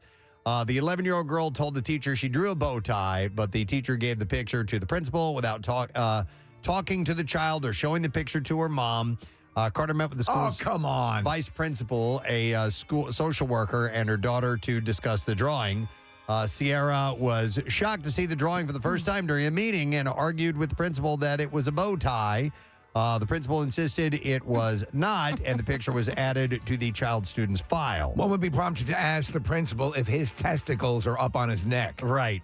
I mean, and it's not really a bow tie; it's a necktie. Right. But she made the bow. She did like a bow / necktie, and it looks like a penis. In third grade, the teacher had us draw penises, and I got in trouble for drawing a bow tie. So it's one way or another. Carter feels that every adult involved should have asked the child what she drew and not assumed that it was inappropriate. And they've got a point there. They do. Walmart employees in Berks County, Pennsylvania were bewildered by a man's actions after he purposely spilled numerous liquids on multiple aisle floors because of having to wait in line too long and bad customer service. Now, put this into context. If you get noticed at Walmart doing anything, you've really gone above and beyond. Yeah. On 2 separate incidents, police say 46-year-old Leonard Rep had walked into the store with a 13-year-old of no relation to him. Allegedly, Rep was a friend of the teen's family. And that's creepy. Officials say the first incident was on January 14th after Rep had purposely poured bleach, motor oil, soap dish, maple syrup, and jam jelly onto numerous aisle floors at the Walmart. Yeah, that just happened. Then police say Rep returned to the Walmart on January 20th and poured bleach, pickles, and hot sauce on the floors of multiple aisles.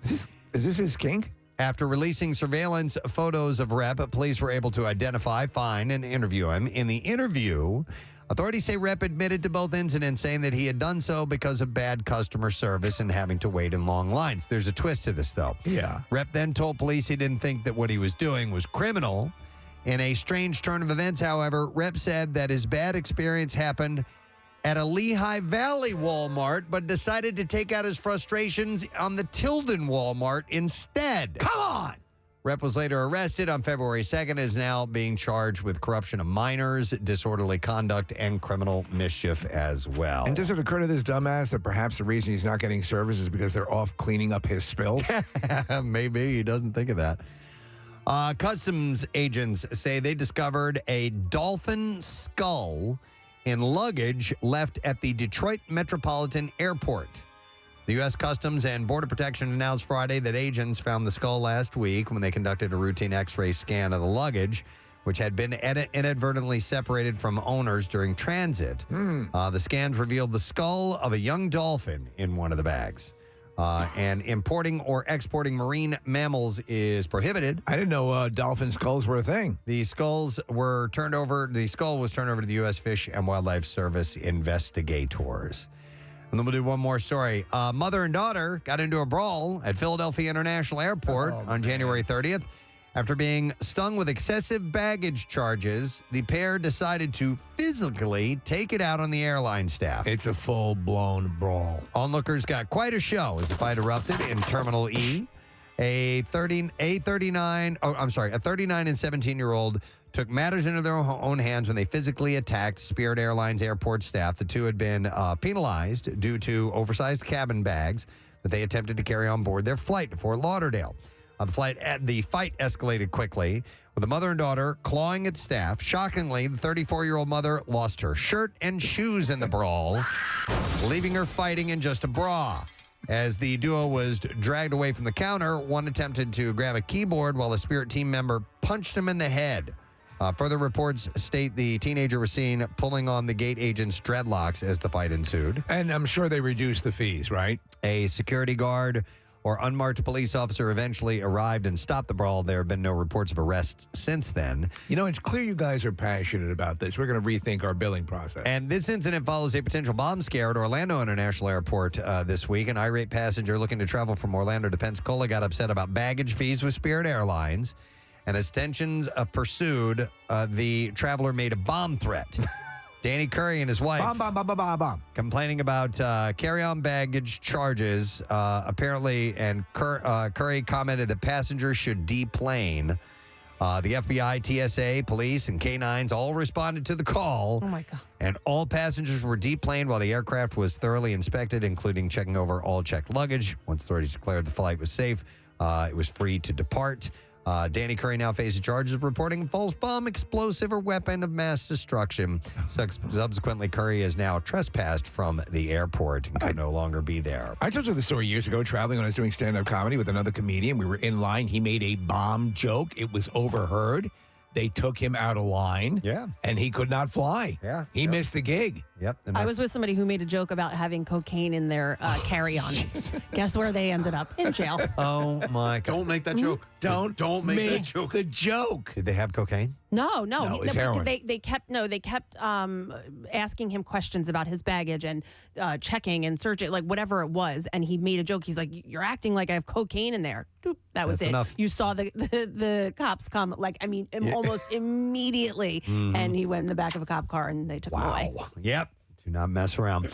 All right, we're going to take a break. We'll come back in a moment. We have a few things taking place in this next segment. One of them involves Mr. Dick Vermeil on the program. We had a great conversation with him last year. And obviously, we're going to check in with him for obvious reasons. And also, Eagle One on the road. Casey Boys' big game adventure is moving across the country. First stop, Philadelphia, Illinois. Live on the air. We'll be back in a moment. Stay with us. Preston and Steve on 93.3 WMMR. Become an MMR VIP. The sucker off. It's got like simultaneous flavors. I will tell you this. They were not lying about the sharpness of the spikes on this thing. If you were to slam this against someone, you would hurt them. Hold on. I'm sorry. I'm going to just take a little taste, but there's also like some sort of rice cake or something that has this cooked into it, if you want to try that. Oh, really? Are you kidding me? Oh, okay. No! All right, I'll try that. All right. All right, Nick will try No, you're not allowed to have the rice cake unless you try fine. it. All right, I didn't have my meal. I'll have made up rules. Both Casey and I can have the rice cake. All right, I'm going to try it. Nick's going to try it. The durian fruit. Go for it, Nick. Okay. Oh, instant regret. Instant regret. All right, so it's disgusting. Yeah. All right, so But, now all right, Steve. You can now try the rice cake. Does it taste better than it smells? A little bit. I think so. A little bit. A tiny bit. Okay, That's not, but it's not saying a lot. I'm going to try it. I'm going to try a little piece. All right, okay. All right. Oh God. Is there a little seafood in there? No, I don't want to do it. There's a little bunghole in there. Okay. That is awful. Yeah, it is. All right, we have to get to this Stroming. You could actually taste the melon in that. Like there was like Honestly, I understand, Casey. Gross. I understand eating things that are not in our normal palate wheel. I got that. No. But this it says it makes you less of a human if you eat this. It's disgusting. A New Hampshire woman is recovering after a rabid bobcat attacked her. It was dusk when Elise Dabrowski made her nightly trip to lock up the chicken coop and decided that she would. I'm gonna go out and lock up the chicken coop. I'm just doing what I do every.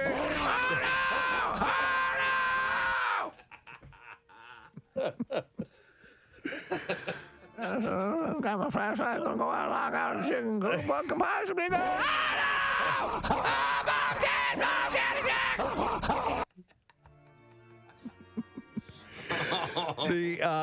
She was while she was locking up the chicken coop, she decided she'd do a little bit of weeding in the garden. There's goddamn weeds all over the place.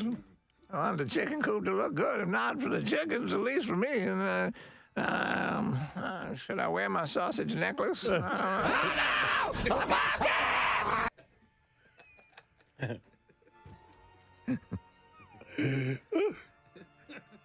The 80-year-old grandmother was hacking weeds near her rose bush with her sickle when the bobcat pounced. My goddamn sickle.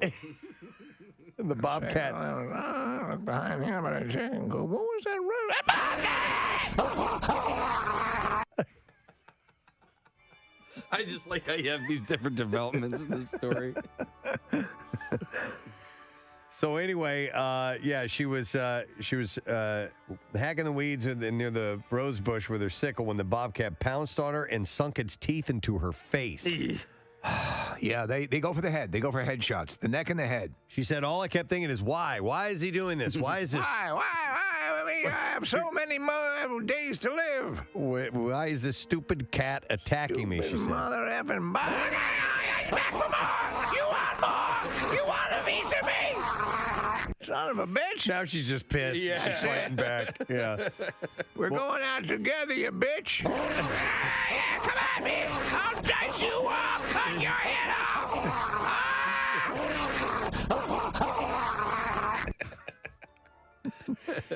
She turned her sickle on the beast as some of her 5 dogs scrambled over to help out. And that's another question. Where are my goddamn dogs? And she said he just kept mutts. He just kept scratching and biting, and the dogs came and chased him off. By then, the bobcat had ripped into her in 5 places, causing wounds that would take 60 stitches to close. Her adult son heard the commotion from his yard. Thanks, Lord Ass. Where were you? I'm out here and fighting Mother Nature, and you're in there watching your game shows. He was in his yard nearby, and he heard the commotion. She said he got the gun and came down. Now, why don't you go back to the house and put some friggin' bullets in it, you moron? Came down and killed the bobcat with a shotgun blast. Yeah, no, actually, you killed one of our dogs, dumbass. Now, Tuesday, it tested positive for rabies. Oh, man. But Dabrowski... Just not age, please. But Dabrowski... I've gone this long avoiding it, and I'm rather sexual. Wow. I don't want to get bobcat age. That's the worst. You've had sexual relations. Tons of men. There's been an open door policy of this old cooter. Oh. It's like a revolving door. Anyhow. Like Times Square. But Dabrowski considers herself lucky. I'm very lucky having that bobcat tear my face off. She said it could have got my eye, could have got my jugular, could have got anything. I feel very, very fortunate. Her son and her dogs are now... Just good to be back at home with the... Oh, no, he's back, son of a bitch! They're all getting rabies shots. But I hear that they've gotten less... What, the stomach painful? shots? Yeah, the rabies shots. They modified because it used to be a series of shots in your stomach, as you said. Yeah. But anyhow, she harbors no ill will toward the bobcat, which already had a face full of porcupine quills before it attacked her. So it had already been having a rough day. So yeah. Good to see you, Dr. Smithers. I'll just go out and wait in the waiting room. I mean, oh no! Oh, bobcat! The bobcat will not give up. It's a battle royale. You know what? Just relax. Take a bath. Yeah, I got a little Mr. Bubble. Light some candles. Put on a little Yanni and... oh, no! What the hell? Get out of the... No, you son of a bitch! Where's my loofah? Where's my loofah? You're going to use that to fight the bobcat off with? Whatever you have, you got to go for it. I don't bathe with a sickle. Let me go to Carrie. Hi, Carrie. Good morning. Good morning. Hey, what's up, Carrie? Not much. But yeah, so we had, my father was an organist for over 50 years, and he passed away 5 years ago, and he had an organ in the house. Now, his organ was an organ that some churches had smaller ones than this one. But your dad had a large organ? He had, yeah, thank you. I had need seen my dad's organ. Yeah. Yeah. Anyway, it was like a full pedal and it was 3 manuals, so it had 3 keyboards. Oh. And then 4 rather large speakers along with it. And 2 years ago, we found a church in York County to take it. And because it was a huge weight around my mother, like to see it, like he. Yeah, it was a constant reminder. Yeah, exactly. So the church that was taking it sent the movers. Well, they told the movers it was a small organ. It was not a small organ. So they asked, did it come through the front door? Yes, it came through the front door with a lot of difficulty. So my dad actually had the back of the house, instead of a slider for the deck, he put in French doors so that if eventually he moved or it needed to be moved, it would be more easily taken out. Okay. And even wider steps on the deck. Well, of course, I'm a woman, so of course I didn't know what I was talking about. So after like 20 tries to go through the front door, taking the door off the hinges, etc., I finally was like, would you please go out the back door? And all this time this is happening, you have full French doors in the back of the house and basically a ramp built to accommodate the organ that you didn't even consider.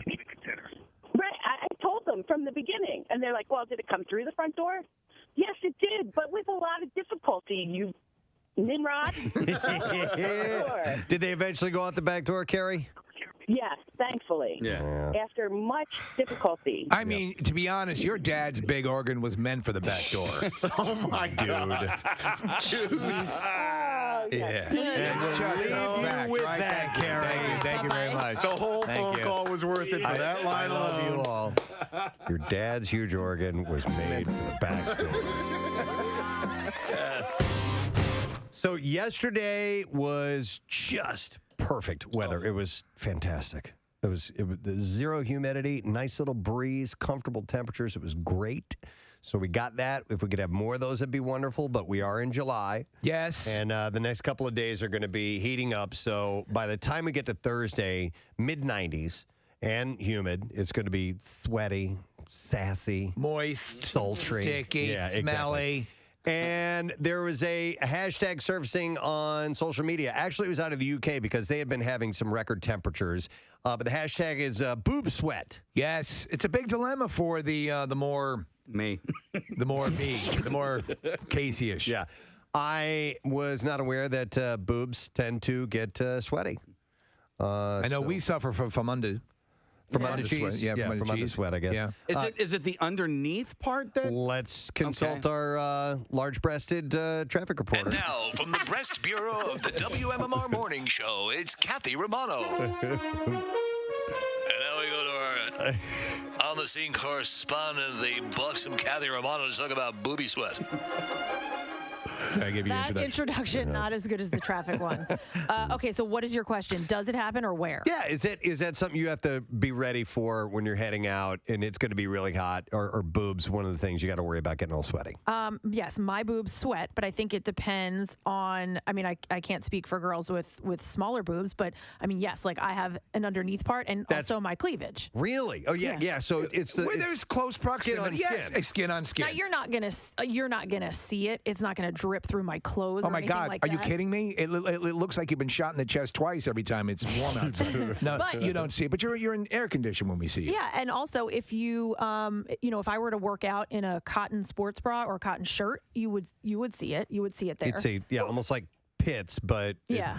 with But a T. T. Yeah. Well, boobs are the new pits, Preston. Oh, I wish you could have said it. Knockers are the new pits instead of. Why can't we say that word? I know it's so innocuous. It sounds so friendly too. In fact, there are birds that are called tits. Yes, So yes, there, I said it. absolutely. Titmouse. All right. Let's just talk about the birds. Well, it was quiet Wednesday evening in Blue Springs, Missouri, when the police radio crackled with word that a holdup alarm had been triggered at Cerullia's local adult novelty emporium.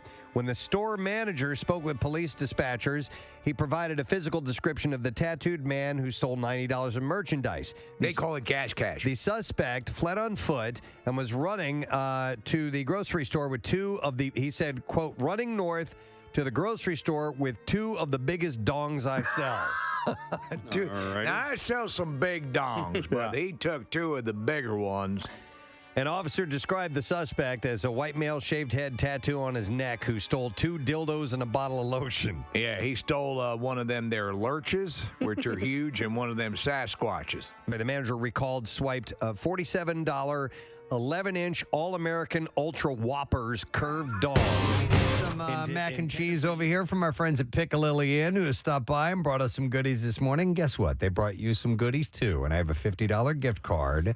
And we'll take caller number 19, 215-263 WMMR, and you can get your orders in now. Take advantage of the Picks Fast, Easy drive-through curbside pickup. You never even have to get out of your car. You just pull up and pull out. Oh, it's like prom night. Dude, I didn't write that. It says it right here.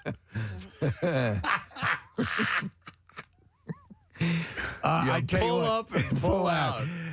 The ladies were describing to me the military operation that's going on, the amount of food that's preparing. There's a type of wing that they serve that you can't just stick them all into the battery. They each have to individually be. It's just crazy the amount of work, but the food speaks for itself. We thank them for being here. All right, the gang is on the road. Eagle One is screaming across the country, headed into Philadelphia, Illinois in just a little bit. And I think I'm going to check in with them first because is our guest ready to go or no? Not yet. I got a thumbs up from him a little short while ago, so I'm checking in. Okay, we're gonna go to our guests, and we're gonna include our fellas on the road in Eagle One for this. So let's go back to Casey and Anthony and Jackie and Kyle and the gang on the road. Case, how things holding up so far? Eagle One. Caw. Oh my God. Anthony's doing it as well. You need to see the video. If you stream us on YouTube, you can see the guys in the vehicle as we're doing this, and Jackie holding up his Dunkin' Love. Of course, the whole thing is sponsored by Dunkin', one of the many people helping out. You know, I'm just going to think out loud here for a moment. We've got Casey, obviously, which is the diehard bleeds green. Same thing with Anthony and sports aficionado. Yes. We have Kyle, who is there to document all of this. Why did we send Jackie again? I'll tell you why. Just because Anthony can't drive long distances. That's what it was. And, it was a reason. Right. And because... I forgot. And Jackie drives at 140 miles an hour. He's going to get them there on time. Yeah, Right. Jackie, have you gotten behind the wheel yet? Oh, yes. I clocked in, I believe, more hours than Casey did. No. Yesterday. No. Yeah. Dude, Wait, let me tell you. No. Oh, they're all talking at once. Yesterday. Jackie rules, man. Thank you, Aaron. That's fine. I yelled at my Casey boy 3 times for driving 90 miles an hour. He's like a backseat He's driver. a beast, Jackie. Yeah. No. Only 84. Slow down. But then I look at Casey. Hey, Jackie, I will pull this car over. I'm with you, baby. Thank you, Aaron. So Jackie did about 4 hours yesterday. I logged about 8. So having Jackie here, I needed an excuse to bring him, and having him as an extra driver was the perfect excuse. I had such a great time with him driving across the country in September that I didn't want to do this without him. So you know it's weird. I had to let Casey boy. Yeah. Well, I had to let Casey boy know what band came from Champaign, Illinois, before we went any further. Oh. You know, Steve? I know you know. Wait a minute. Wait, what band came from? Wait, hold on. I know this. What era? Was it 1980s, like metal? Yeah, not metal. I'll give you a big hint. I always reference this. They did a great version of Live Aid. The Beach Boys came out on stage and did 2 songs. And one of your favorites, one of Steve's favorites. Not Genesis? No. Is it the Beatles? No, they're not from Champaign, Illinois. I'll give it to you. Who is Roll it? with the changes. REO Speed. REO for Christ's Speedwagon. sake. Yep. I'm trying to think what the hell he's talking about. You're right. Illinois band. The most only band I definitely. know from Illinois is Genesis. No, I don't think so. And is Kyle going to take a turn behind the wheel? Nah, maybe. He's got a lot of video projects that he's been working on. So, aside from what he's doing for us, he's also, editing a whole bunch of other client stuff. So if he can, he will. But right now, I'll tell you what, I felt good driving yesterday. Jackie did a great job. I only had to scold him like 5 or 6 times. But yeah. But hey guys, this one. Casey's sleeping right in the back. No, and Jackie up top, and Jackie's floored it. Right, it's great. He's like a beast going through the road. But dude, keep it going, man. All right. And he would say, "Is he still sleeping?" I go, "Yeah, he's still sleeping." He's like, "Go for it, brother. Let's go, man." I was awake the whole time. You can't sleep because he jerks the wheel so much, you know. Like he drives, like when you see people driving, like in movies and TV shows, how they're constantly moving the steering wheel. That's how Jackie actually drives. So this is interesting, you guys, because it seems like Casey, we know you and Jackie are joined at the hip, but Anthony, it seems like you and Jackie are hitting it off as well. So That's my man. We go back. Yeah. Yeah. Is this going to be a throuple or is it going to be? No, it's no throuple. Yeah. Yeah, we're good with the throuple. All right. Very nice. Casey. The next road trip. Now, Casey's like the dad on the trip. Yeah. I am. Hey, listen, speaking of which, guys, we're 5 miles away from Philadelphia, Illinois. That's fantastic. All right, because I think we're having some issues getting Dick Vermeil on. I'm looking at Marissa on the other side of the glass, and she's kind of holding up a finger. So it might actually work out better if we get you guys into Philadelphia, Illinois, before we get him on, because I'm excited to see what this town is all about. I mean, you're right, Preston. It's probably going to take them a really long time to navigate that entire city and see all the sights. You're dealing with rush hour traffic. Right, yeah. You got to see this. Like, so the landscape is like old Midwest landscape. Just far, it's a 2-lane highway. Yep. Farmland on either side. You could see, flat. You see the horizon. I could see the Topeka, Kansas from here. It's like a John Cougar video. Anthony, obviously Casey and Kyle and Jackie just did the cross-country trip not that long ago, but you've been a writer for a long time. You've covered sports for a long time. Have you ever done a cross-country driving trip before?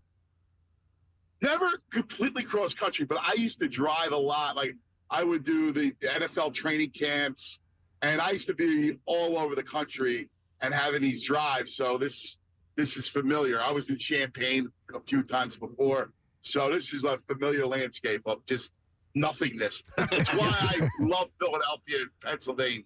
Yeah, because stuff is taller than 3 feet. Yes, exactly. I want to see. I want to see what happens when you come. Now, we were saying this, Anthony, last time when they, the various towns they stopped in with Jackie, everyone thinks Jackie is a rock star. Yeah. I wonder if in this version of Philadelphia, Illinois, they'll think Jackie is a chupacabra.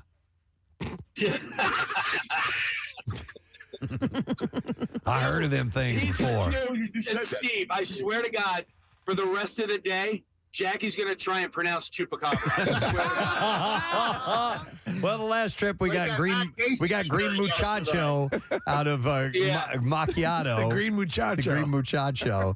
So not only that, so yesterday, the green mask that I was wearing, the whole day he was trying to recreate how that sounded. What's it called? That little mask that I was wearing? Green La Braca or something. What is it? Green La Braca? Yeah, I was wearing a green La Braca, guys. Luchadora mask. Luchador, green La Braca. La Braca. Oh, my goodness. Yeah, I was wearing a Lorraine Bracco. Lorraine Bracco. All right, well, listen, fellas, I got to break in here because our guest is going to hop up on the line. We're going to put him on via Zoom. You guys will be able to see him as well. And if you want to ask the coach any questions, you'll be able to do that. Hopefully, we'll have a connection audio-wise. So we're going to be seeing him, Marissa? I'm not sure, but we should be there. Coach, are you there? All right, let's find out. He is there. Yay! Ladies and gentlemen, please welcome the one and only Coach Dick Vermeil to the show this morning. Good morning, Coach. Thanks for joining us. Oh, thank you for the invitation. Absolutely. We had such a great time. You came by, you visited us last year in the studio, and a wonderful conversation with you. And obviously, we thought it would be apropos to bring up another conversation with all the fervor and excitement that's taking place in Philadelphia right now. We can't think of anyone more suited to give us a perspective on this matchup. You know both these cities very well. And they say obviously it's the play on the field that will determine everything, but there's also the energy of the fan base and the cities themselves that figure into it. How do you think this will play out and compare and contrast the energy that both cities and populations will bring? Well, I think both cities will handle the win equally well. Okay. I think Philadelphia, if has to handle a loss, well, it'll be a lot tougher on them because they're a little more intense. Yes, and I feel that strongly, having worked in both communities. Well, and Kansas City has gone through a few Super Bowl losses in recent memory, and victory. Yeah. Obviously they had that, so I think they're a little bit more prepared than our fine city. But I think, well, I'm hoping that we would handle it well, but I'm not really going to focus on that. I'm thinking that we have a victory. How do you feel? And I know it's a pretty standard question to ask. As far as the matchups go, you got two teams that have been dominating this season. Do you have any kind of a prediction, Coach, as we head into the weekend? Nah, I study the teams all through the season with my old-fashioned Bud Goody computer reports, which are now put out by Bill Saunders, and covers about 170 variables offensively and defensively, and it's amazing how well they match up. Wow. It really is. The big difference, if I look at them from an offensive standpoint, defensive standpoint, the Eagles have an edge on defense stats. Everybody talks about the Chiefs coming on later on in the season and improving on defense, which they have, or they wouldn't be where they are. But my statistical breakdowns don't show the improvement. It just presents the final season. But if you were going to base it on the quality of the defensive team over the 17 game, you would say that the Eagles have an advantage. Now, the Eagles run the ball more offensively, but the passing game is very close to being as good as the Chiefs. So, it may come down to which defensive team just has the best day, takes the ball away, or those kind of things. Either way, on paper, it sounds like we got a game. Sometimes it's a blowout, and it sounds like we might have a bit of a matchup. Right. I'm curious, Coach, how the craziness started this week, yesterday, with the interviews and the spotlight and what the Super Bowl has become. In your appearances, what was the week like when you guys got to town and you were about ready to get things going? Was it much more low-key than it is nowadays? Well, in 1980, I would say much more low-key, okay, and it was dynamic at that time. Everybody thought, oh, my God, terrible distraction. It's so big, but, it's about 10 times as big today as it was in 1980. When we went back in 1999, Super Bowl 34, we did not have a bye. So that really made the week tough. Yeah. It's one of the few games, maybe the only game that they played a Super Bowl without a bye. We won the championship game, and the next day at 3:00, we're on an airplane flying to Atlanta. So it was tough that week. Hey, Coach. In New Orleans, it rained most of the week in preparation. We didn't have the indoor facilities and all that. Wow, kind of that's stuff right. That they have now. So that sort of hampered both teams. Obviously, we got beat in 1980 by a better team that day. The next time, in 99, we're fortunate enough to win on the last play of the game. And chances are this game could go the same way. It could come right down to the last play. Wow. Were you able to keep track of all the guys? I mean, you were in New Orleans. My dad says he was there. I'm not sure if he really was or not. But I know it was pretty wild with Philly fans heading down to New Orleans at that time. However you go to a game, a Super Bowl quality game, and lose, you're going to find some reason you lost. Supposedly we lost to the Raiders that year because I told them I wanted them all in their rooms at 11 o'clock, though I didn't have 11 o'clock bed check until I think the night before the game. And then the Raiders were seen out on the street in the 1 o'clock, 2 o'clock in the morning and all that kind of stuff. And the reason they won is they went and became very relaxed by game day. Wow. So it really doesn't matter. But we didn't have any problems. The only rule I said to my guys, if anybody embarrasses the Philadelphia Eagles or the city of Philadelphia, they will not play in the game. Wow. Yeah. Okay. All right. That's a good stern warning. That is good. Yeah. Well, we have a good. Both teams are good, and I mean that in a broad sense. They seem they're passionate with their supporters in the cities, and they present well. And then you have the case of the coaches, Coach Sirianni and Coach Reed.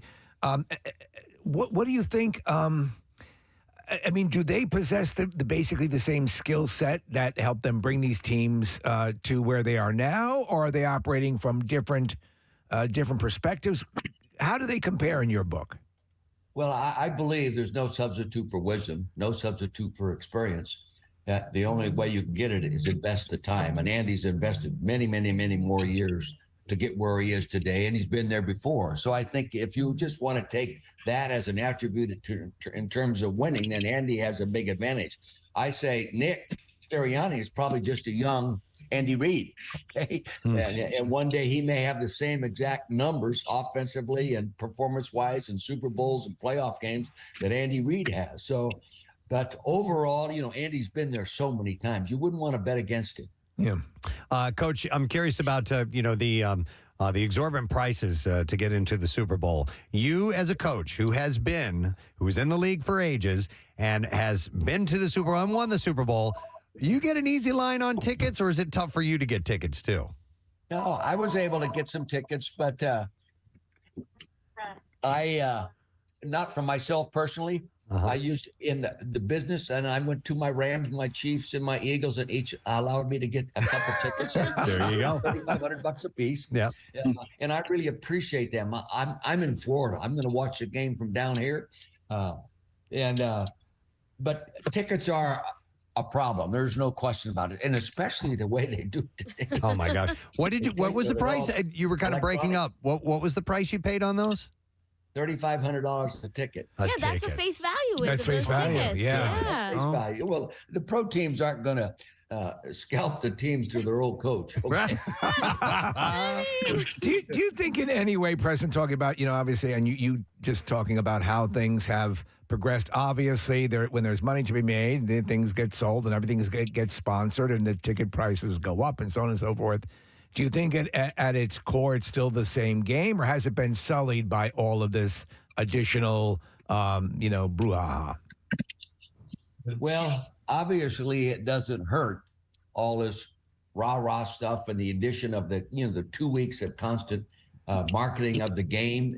But, the game has been marketing it itself for 17 weeks. And it's so exciting to see two great football teams. My computer at the start of the year picked both of these teams to be in the Super Bowl, and it picked the Eagles to go into the Super Bowl at 16-1. So this, just the year-end hype.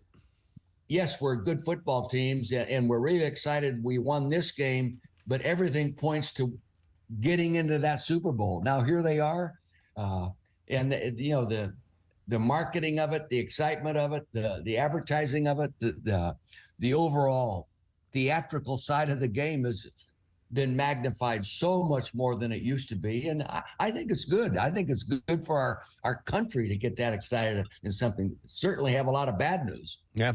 A lot of people going to Super Bowl parties, probably sitting down and having a beer. I personally am going to have a glass of wine while I watch the Super Bowl. So I want to know how your wines and your vineyards are doing. Wine business is doing okay. Yeah, we have a lot more competition with our tasting room in Napa now, 1018 First Street. When we started our tasting room there years ago, there were 8 tasting rooms. Now there are 56. Wow. So we have to find a way to compete. We've got to improve our offense, defense, and special teams within the wine business. It's always the same, isn't it? So, Coach, what do you recommend people crack open as kickoff happens? Well, that's and here in the East, it's 6 o'clock, so you might already be into your red wine. If it's 5 o'clock, you might have a glass of white. Well, let me ask you. So the obvious thing for you, since you have all these connections, is why didn't you buy 5 or 6 minutes of Super Bowl advertising? Hey, and hey, we make 2,000 cases of wine a year. Yeah, we're very small little organization making very high-end quality wines, and it's not a big business deal. Yeah. It's a hobby turned into a business by friends with real money. So you got tickets for some friends. What are your plans for game day, Coach? There's about 11 people coming, and we're going to barbecue hamburgers first and sit and watch the game. Oh, that sounds Now, when you are watching the game at a party with a whole bunch of people around, are you Coach Vermeil or are you spectator? Well, see, I'll be able to second guess both teams. Yeah, that's true. Yeah. I can't tell you how many times I've asked been asked, who am I going to root for? And I come up with a very good political answer. I said, I'm going to root for both teams to win and then feel real bad for the team that loses. Okay? Oh, you sound like Kelsey's mom. Yeah. Well, yeah, I don't have that jersey, though. We need to get you one of those. Well, that's wonderful, Coach. Well, we thought it would be really, really nice to touch base with you again. You're such a nice guy, and we knew you'd have an interesting perspective on things. Oh, wait a minute. So if you did not know, Coach, we have part of our crew is driving across the country right now. Really? I see him on the screen here. I didn't know who it was. Yeah, so Casey has a question, I think. Case, I saw your hand up. God. Case, we can't hear you. Actually, it was Jackie Bam Bam who had a question for you. Okay. Coach, let me ask you. I got to ask one thing about the game because, we love you and you got such an incredible basic knowledge of this. The Eagles O-line, I was talking about Spagnuolo yesterday, and Spag said the best O-line that they're going to face. And that unit, when it's done, Coach, I know that on both He's breaking up too much. I love that kind of football. Breaking up a little Yeah, bit. well, I'll ask him to pose that again. Anthony, your signal was breaking up. You guys might be driving through an area. Can you ask that question one more time? So, Coach, I was talking to Coach Spagnuolo yesterday. He said the Eagles O-line, the best they're going to face all year. And I know that you love that kind of football. That Eagles O-line and D-line, can that be the difference in the game? Oh, no question. It is about 80% of the season, okay? When you have the big guys, your big guys allow your little guys to be as good as they have the ability to be, starting with your quarterback. And the Eagles' offensive line is extremely well coached. They run the ball a lot more than the Chiefs do, which I think they'll maybe even run a little more because I think we could see our quarterback, Jalen Hurts, running the ball a little bit more and true quarterback running plays, not scrambles. So, I think the defensive coordinator at Kansas City knows what he's talking about. It's an outstanding offensive line, extremely well coached. Nice. All right. Any other questions from Eagle One, Casey? And then Jackie Bam Bam has a question. Yeah. Jackie Bam Bam has one. Come on up here, Jack. Hey, Coach, thank you for everything. When I was a little boy, I want to share this with you. I was hit by a car, and Roman Gabriel and Harold Carmichael came to the hospital when I was locked up in traction for like half a year, gave me an autographed football. I'll never forget it. And how happy were you when Hal Carmichael got into the Hall of Fame? I was just Well, a little piece of me went into the Hall of Fame with Harold Carmichael. Really, he's like part of the Vermeil family. All those guys that started with me there, the Bergies, the Jaworskis. My gosh, Jaworski was there when I got the gold jacket on stage with me. Those guys are very important to me and me to them, I think. And Harold's very special. You mentioned Roman Gabriel. I was in communication with his son yesterday. Roman Gabriel is struggling. He has a heart issue, and he's struggling right now. So say a little prayer for him. Okay, definitely. Excellent. All right, well, thank you, Coach. Again, we appreciate it, and we hope you'll be excited when the Eagles win this thing. That's what we hope is going to happen. Thank you for the opportunity to say hello to Philadelphia and every place else. You got it. Anytime. Let's hear it for Coach. Guys. What a great guy. And instant answers. Yes. Yeah. He knows the game. He knows where he stands. Yep. And delivers. All right. We have another thing to do in this particular segment, and that is the fact that guys have you guys stopped moving, Casey? Are you guys indeed in Philadelphia, Illinois? Oh, yeah. So not only that, but we already drove through Philadelphia 3 times. So what I want to do for you guys here, real quick, is I'm going to plant this fire. All right, I'm gonna sprinkle some holy schuylkill water on it. Then I'm gonna hop back in the car and I'm gonna drive through Philadelphia while you guys are on the phone with us. Okay. All right. Okay. So let's do it all. You passed through it 3 times already. Casey, you probably need to say something when you place the flower. Perhaps that dialogue from Short Circuit 2. Oh my God. Los Locos kick your ass. Los Locos kick your balls into outer space. That one? Yeah. All right. Now, Case, you're going to want to run your video on your phone. Okay. All right. So am I taking my phone with me? You're going to take your phone with you and turn on your video. All right. Hang on one second, gentlemen. That up in the studio. So I'm going to turn my Here we go. There we Here go. Are you going to do this for me? Yeah. All right, Kyle's getting video set up. Here we go. All right, so we're headed out into Philadelphia, Illinois with Casey Boy and Kyle. They're going to plant the Steven Singer green, Eagles green, gold dip rose, and they're going to anoint it with some Schuylkill River water. Holy Schuylkill River water. And then they're going to go on. They're like a Johnny Appleseed moving across the country. Oh, the Philadelphia wave continues, and that Schuylkill River water has been blessed. Yes, it has been blessed. Casey's priest, Father Steve, did that, I believe. All right, Case, can you hear me?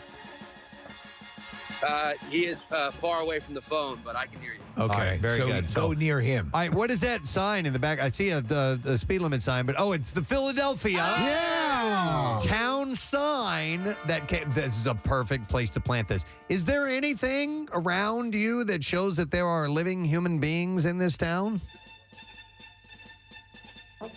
We can't hear him. Ask again. Hey, Casey, can you hear me first of all?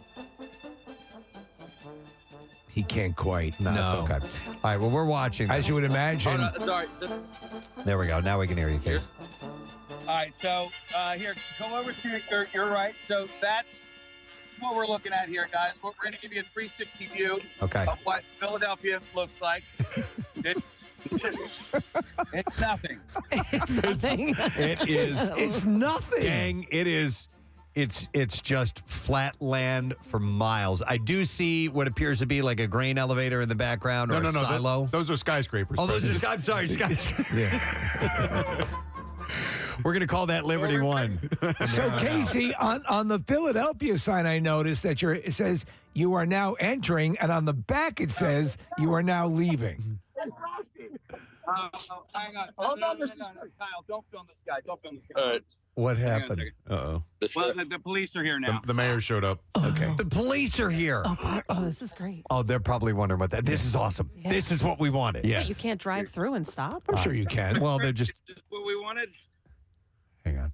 Oh boy. We have to do this off camera. Okay. All right. All right. So He's going to explain to the police officers all right, well, what he's doing. what we can do is, Kyle, do me a favor. Can you hear me? Turn the camera on to yourself there, please. Yeah, I can hear you. Hold on. Okay. Just curious what's happening if you give us a little play-by-play. All right. So the sheriff, the police department, which is I believe a team of one, has just showed up. Yeah. They're talking to. He's talking to. Anthony, Jackie, and Casey right now. He wanted to know what was going on. How does a town with 105 people have this kind of police response? Well, because nobody goes through No there. one goes through. Look at these four. So They're probably like, what are they doing? Kyle, tell them that the guy in the passenger seat of the car is holding you guys hostage. Oh, my God. Stop it. Of these four guys, which one is going to talk themselves out of trouble better? Casey. Yeah. Not When I'm Anthony. over, yeah. So, all right. So what's happening? They're shaking the guy's hand, the officer. Oh, good. Oh, does it look like it's ending? Oh, yeah. He's headed back to his cruiser. Okay. Yeah, very good. he's going to run some information on Anthony. He just wanted to know what they were doing. Honestly. Yeah, I'm sure. He wanted to make sure we tag him on Instagram. Hang on, Anthony. Anthony, what'd you say? He's a great guy. He's a great guy. He thought we were having trouble. Oh, that's very nice. See that? Help. I mean, obviously, we know what we would think if we saw some seedy-looking people like you guys, but not them. No, they're in Philadelphia. Yes! It's brotherly love. Yeah, absolutely. They want to help out. All right, so that's nice. are we going to take care of our ceremony here now, guys? Yeah, we can do this. That's the blessing. All I right. thought we were going to get arrested. All right. So planting the gold rose, and you tell him he can come by and get it later on? Yeah. Everybody, please bow your heads. All right. Okay, everybody? Okay. Everybody listening? Casey's going to say a few words. Yeah. Fly, Eagles, fly. Jackie, get over there. On the road to victory. Fight. Eagles fight. Score a touchdown 1, 2, 3. 1, 2, 3. Lord, hit them low. Lord, hit them high. And Lord, let's watch our Eagles fly. Fly, Eagles, fly. On the road to victory. Amen. All right. Casey is now, amen. Pouring out one for his homies. For his homies. And he has planted the green gold-dipped rose at the Philadelphia sign in Philadelphia, Illinois. Population 106. Yes. In the middle of nowhere. And almost got arrested. Well, this is a success, I think, right? Yeah. First Philadelphia. All right, we're watching this now. This seems like this is it's a very contemplative moment. Yeah. And as well it should be. With some reverence, please. They're leaving 2 footballs by the flower. Are they? And if you see there's a statue of their town founder, it's a possum. All right. So you guys ready to take a tour through all of Philadelphia? Yes. All right, let's go do this thing. So we're going to do that in the car. Well done. I think that was a beautiful ceremony. I think inspiring words and some words that you can really take into your soul. If somebody doesn't turn that into a song or a chant. A chant of some sort of song, a sing-along. Yeah.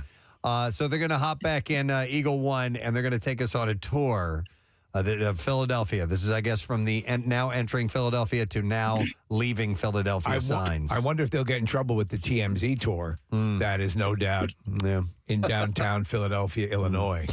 And they're going to be on their way to Philadelphia, Missouri, shortly after, which, Nick, is like an hour away or something like that? About 2 hours. That's 2 a hours. booming metropolis. That has twice the population of Philadelphia, Illinois, 206. So it's almost 9 o'clock. They'll probably hit that after we're off the air. And it's good that they'll get in there when it's after rush hour there. Yeah, we definitely don't want that. All right, Case, you guys moving yet?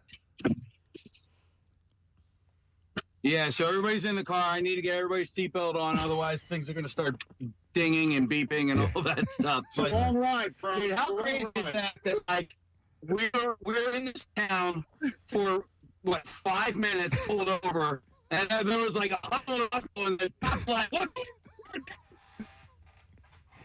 They're breaking up. The signal breaks up every now and then because I'm sure there's a lack of cell towers in here. All right, here we go.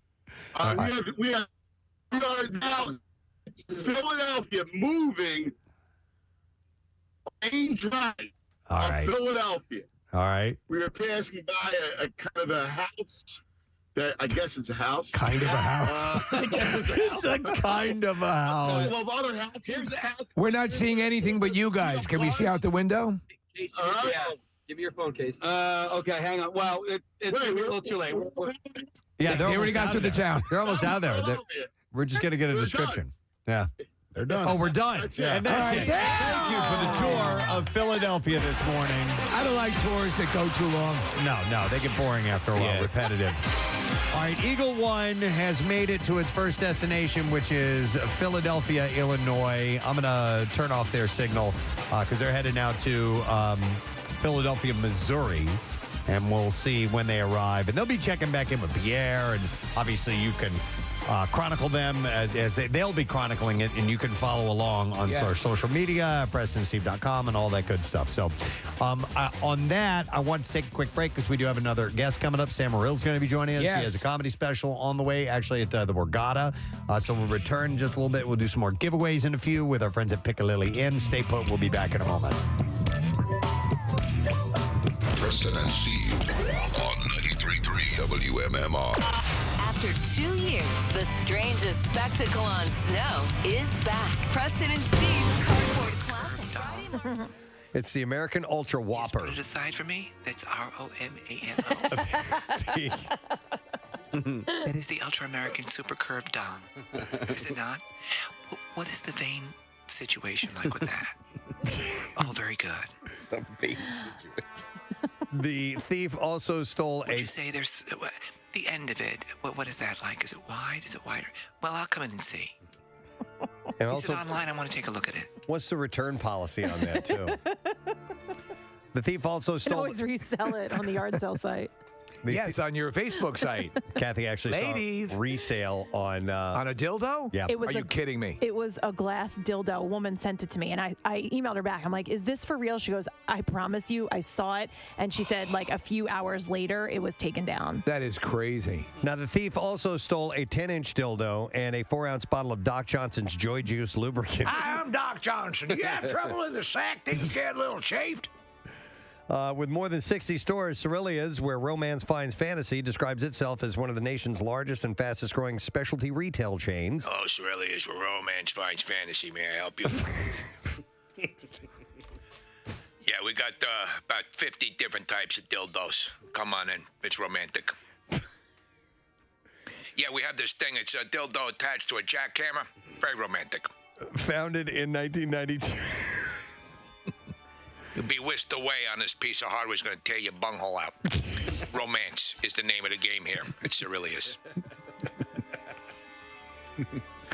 We got a pneumatic drill with 12 rotating dildos on it.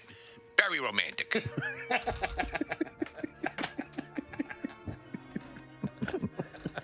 It doesn't sound that romantic. Paris in springtime. It's where romance Have you finds. walked along the Champs-Elysees? It's where romance Did you ever finds. see American in Paris with Gene Kelly and Leslie Caron? Very much like that. What is it? Oh, it's a bazooka that shoots dildos.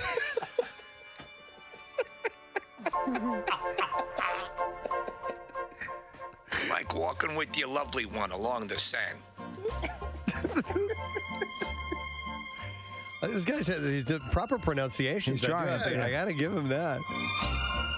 All right, so anyhow, founded in 1992, the firm offers an impressive collection of lingerie, vibrators, and adult toys, and romance essentials. Romance essentials. The description prompted one cop to... Yeah, it's like what Wolverine wears, except the blades are dildos. It's very romantic. Very, very romantic.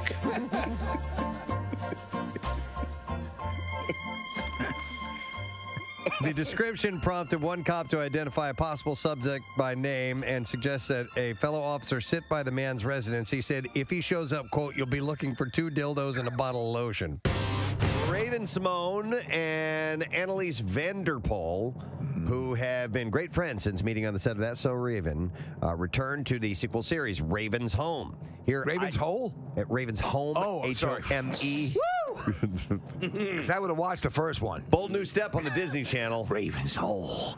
Tonight after 11 p.m., Raven's Hole. Disney After Dark. A lesbian unchained. That's So Raven. Here, Isaac Ryan Brown. Raven's Hole. That you know what we should find, Steve? We should find some audio from old classic porn trailers. Oh, yeah. Because they were just like that. Absolutely. Raven's Hole premieres tonight at 10 on Disney Channel. Raven's Hole. New video and images show what it was like inside a Philadelphia-bound jetliner that encountered severe turbulence on Saturday. In video taken by Los Angeles area ophthalmologist Evan Fang, the captain can be heard saying, "Ladies and gentlemen, this is your captain. We really apologize for the unexpected bump. We were expecting some light turbulence." We're gonna die! We are gonna die!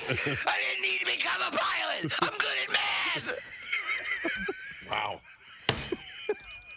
I had career options anyway. I'm gonna die with you losers! Wow. No, he said it was just unexpected. totally unexpected. A few minutes ago, I made some statements that were absolutely inappropriate, and Apologize. I sincerely apologize. We asked our captain to make an assessment, make sure everybody is okay. Again, we sincerely apologize. We don't anticipate any more of that. We want to make sure, as always, that you keep your seatbelt fastened. Always, man. Listen, I flew a lot on our vacation. We took several flights, and unfortunately, I've drilled it into my kid's head. I'm like, you keep that seatbelt on no matter. You never know. I mean, it could be, it could just be a sudden, quick drop of a few feet, and boom, you hit your head on the ceiling. It doesn't take much. Well, that's what this was. Yeah. I've seen the stewardess on one flight. I clearly remember she actually held on to the 2 seats and her feet lifted off the ground. Yeah. I'm like, it's always when they're not putting that up for the hell of it. Nope. Fang shot the footage taken inside. Thank you, Fang. American Flight 759, just after the plane shook and dropped in extreme turbulence. Handed the camera to Uncle Fester. I actually had a friend in college named Fang. Flight attendants had just started serving drinks and people, beverages, and anything that was loose in the cabin went flying. 3 passengers and 7 crew members were injured. 2 flight attendants were the first to be treated by doctors on board. One suffered a dislocated shoulder, and the other had fallen and hit her head and shoulder. Wow. Dr. Fang says that he worked with 2 other doctors to make sure that there were no major injuries. Dr. Fang. Yes. Cousin It was okay, though. Yeah, nothing. Nothing happening. Wow. They made sure that there were no. I would like some of my potion, please. The grog going back with the steam coming out of it. Right. This is for you, Mr. Fang. They made sure that there were no major injuries and that the injured were stabilized. Just the way I like it. We're gonna get through this. No. First day back, man. We gotta have some fun. I got it. FAA officials say the flight crew reported severe turbulence while flying over the North Atlantic Ocean. The flight had taken off from Athens, Greece. According to the polling website, Ranker, there's some good polls on there. Yeah. Yes. I'll check it out from time to time. Better than state slogans, right? We found out? Yes. But they have come up with the sexiest accent in the world. Is it different for men and women? You know what? I was trying to figure that out. I didn't see anything about gender So it's just one. breakdown. So, yeah. Okay. Because I think it might make a difference between men and women. Yeah. It's in general, yeah. The accent that I find, one of the accents I find sexiest is... not so. I wouldn't see it being so for men, but women. I find this accent sexy. So anyhow, all right. What do you find, Kathy? Is there a certain accent that you find attractive if you hear it? Man. That's just kind of like ooh. You know what? I like them all. Like I do like Australian. I like you know like that. It's sort of very. To me, it always seems difficult to be Australian. And talks like if you talk like us, it'd be a lot easier. And then maybe an Italian man speaking English with his, yes, with penis his Italian out. accent. Not with his penis out. Hey, take a look at this. It's a Johnson. It's right there for you to touch, eh? According to this website, number one sexiest accent in the world is the Irish accent. Oh, wow. I love a British accent as well. So in that general area, British, Scottish, Irish, though there is certainly distinct differences.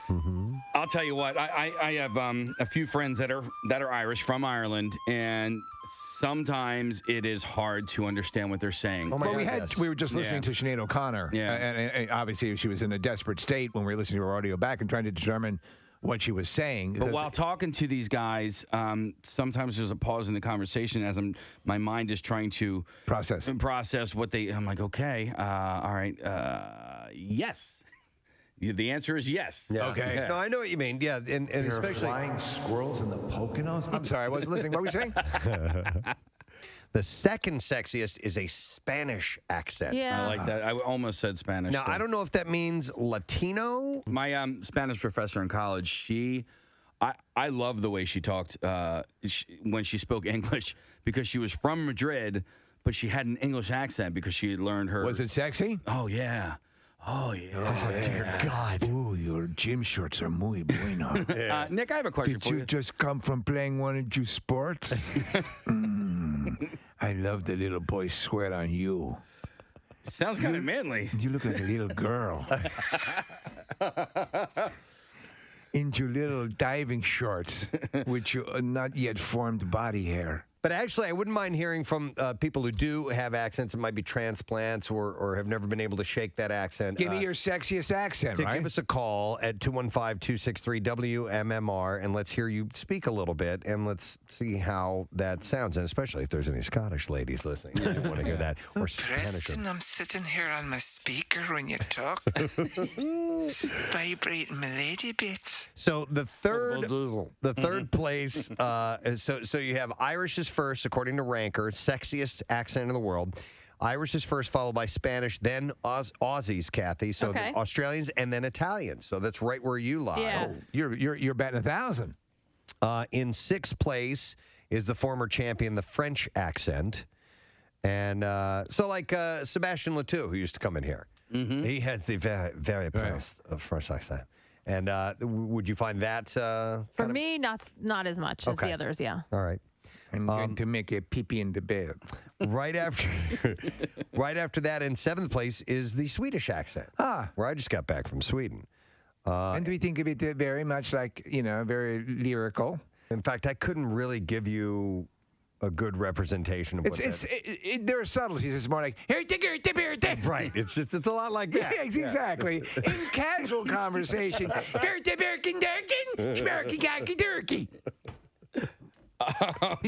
so those are the subtleties that you don't pick up. Nuances. The nuances. You can hardly tell.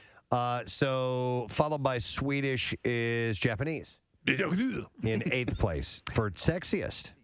Yes. Now, I wonder if it goes for both men and women, and that's the case we're wondering about the delineation here, because I think there is a sing-songy, lilting quality to a female Japanese. I would say no for men. I'm doing a stereotypical. Yeah, but the thing of it, but Japanese. When we were in Sweden, we were getting ready to fly back, so we were in the international terminal, and there's people from all over the world that are flying in and out.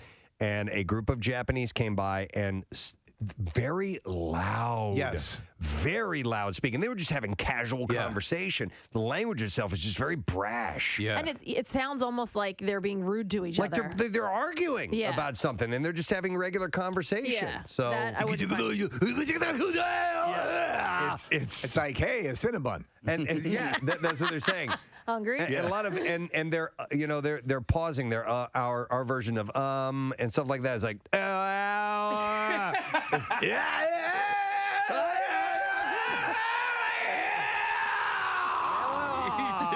Thinking.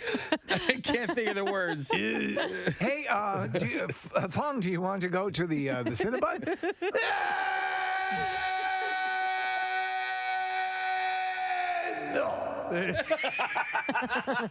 Well, where do you want to go?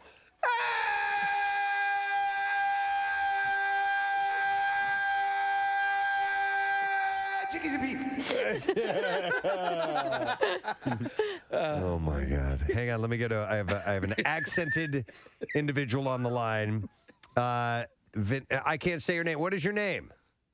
Vincenza. Vincenza. Oh my God! Right there. Right Vincenza. there. Okay, and tell us a little bit about yourself so we can hear some of your accent. Where are you from? What do you do? Stuff like that. Well, I'm from Sicily, Palermo, and I came here about 15 years ago. About 15 years ago. Do you get complimented on your accent? Yeah, a lot. I used to be a waitress, and I had some people saying, like, when you're at the table, you say the daily special. And some people will be like, oh, what a nice accent. Can you say it again? Well, you know what? My wife and I were at an Italian restaurant recently, and the waitress was directly from Italy, spoke very, very good English. But I agree, when she rolled out the specials of the day, it made them sound that much more enticing. Yeah. It definitely, you're in an Italian restaurant, it sounds very authentic. Vincenza, can you maybe recite a couple of the menu items in Italian? I'd love to hear you speak in Italian. Pappardelle bolognese. The pasta bolognese. Yeah. It already tastes better. It does. Say SpaghettiOs. No way. Some nice spaghetti-o. I like it. Can you do me a favor? It says here Jenny is born in Albania. I'd be curious to hear what that accent's like. Hi, Jenny. Good morning. Hi, I'm sorry. I'm driving. 1 second, please. That's okay. 1 second, please. Good morning. Hey, good morning. So you're born in Albania?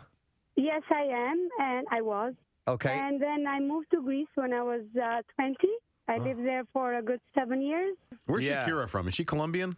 Shakira. Oh. She has a sexy accent. Yes, and I look like her a little. Good for you. I want that bathtub photo, too. Jenny, what is your compliment? What is your real name, though? Yes, my name is not Jenny. It's Nejmia. Najia. It's a pleasure listening to you speak. Yeah, thanks, Jenny. We appreciate it. No, thank you. When I worked for a year, we live in Springfield. Go Delco. Yeah. Oh my God. Oh, let's get classic for some Delco. pizza. She has a classic Delco That's accent. right. Yeah. I'll take you out for some water ice. She's got to come in and visit us. Can you come in the studio sometime? Oh, that would be amazing. All right. Well, hang on. We'll get your information. We'll tell you how to do that. Okay. Okay. Thank you so Hold on much. just a second. No problem. We need to get a lot of accent, Kim. And I think it should just be exclusively women with sexy accents. Yeah. But get a lot of different accents in there sometimes. We should get like United Nations Day. International Day. Yeah. Exactly. I like it. Our next guest is back in town. We love having him here in our studio. He's going to be at Helium Comedy Club tonight and then through the weekend. You know him, of course, from years at Saturday Night Live and a gazillion different movies. And from this particular clip. Please welcome John Lovitz to the show. Thank you. Thank you. Wonderful to see you again, sir. Welcome back. Really.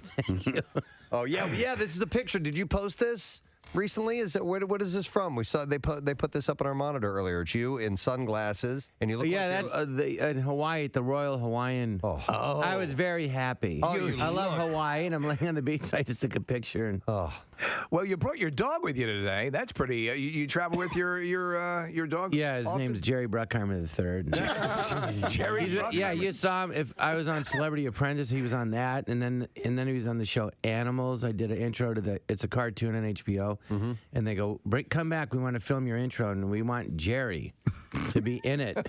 I bring him everywhere. It's his great company. Traveling with him? Do you have to make any special accommodations or? Well, when I fly, I had to get him a pilot's license. Get him an actual pilot's license. Yeah, so they go. I go. He's the backup pilot. Oh, wow. All right.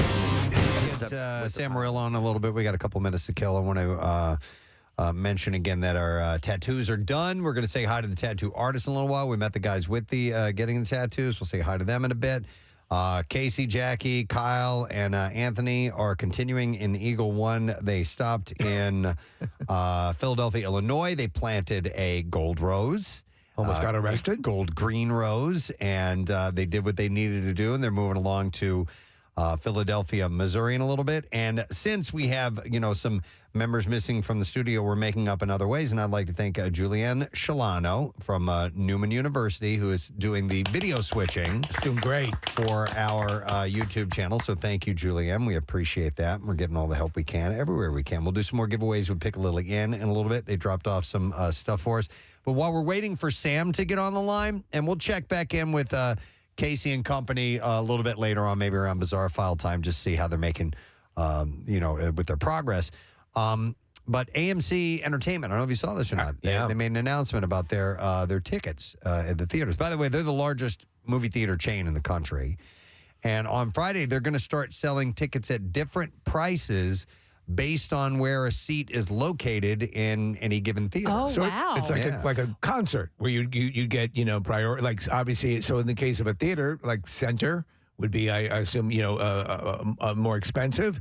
But if you get stuck in the front row, you're going to pay less. It's cheaper. Yep. I don't hate it. Yeah. Is this the same movie theater last week? They announced closures. Was it AMC? I don't know. Or was it Regal? Or it might be Regal. A lot of them are shoring things up a bit Yeah, because well, it's still waiting for now proof. Like with Avatar 2 and other movies, people will go to the theater, but it's still been a little wobbly getting things up and running. Yeah, I'll look it up. They announced it, but there were some theaters in our area that were closing, unfortunately. I don't hate it either, but as long as the price for the front row is discounted, because it will be. Okay, Yeah. I sat front row for Black Panther: Wakanda Forever, and it's still a great movie, and I love being in the theater for it.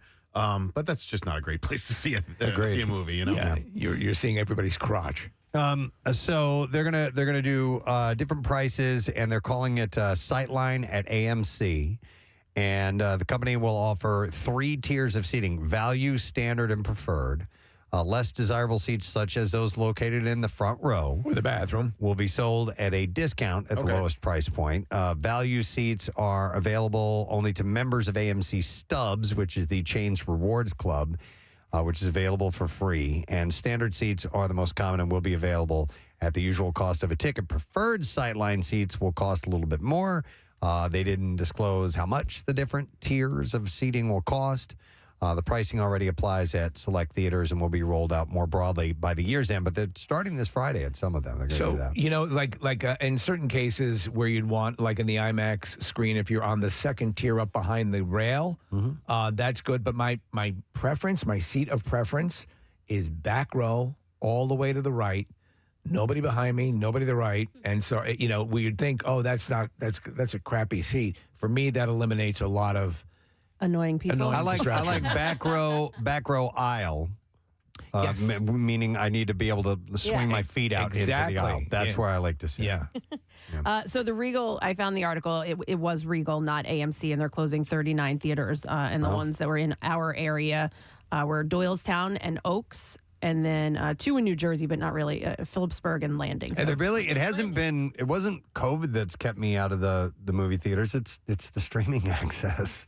It's just everything comes out so quickly. quick, I And you know. just watch it at home. And that's what they're finding out. So you give people a reason to facilitate what a theater has to offer, like a Top Gun Maverick, like Avatar 2.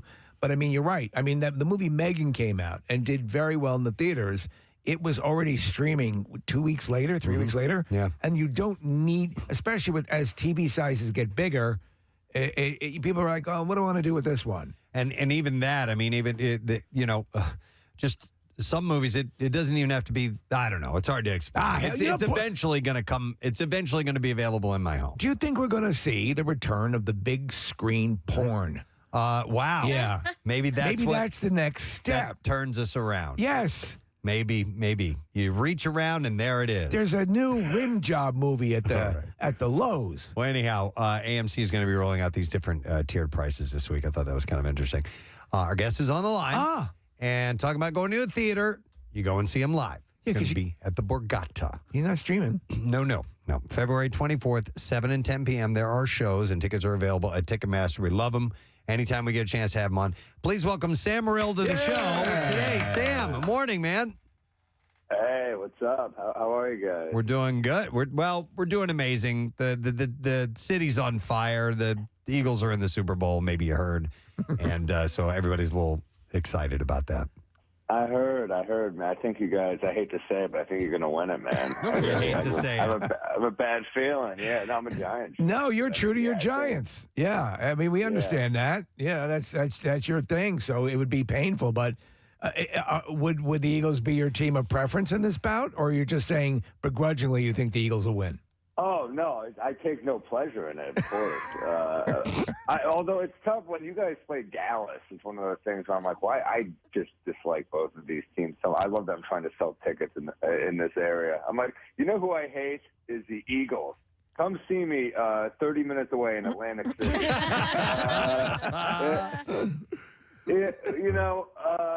No, they're just a great team. That defense is crazy. Hurts is amazing. It's you guys.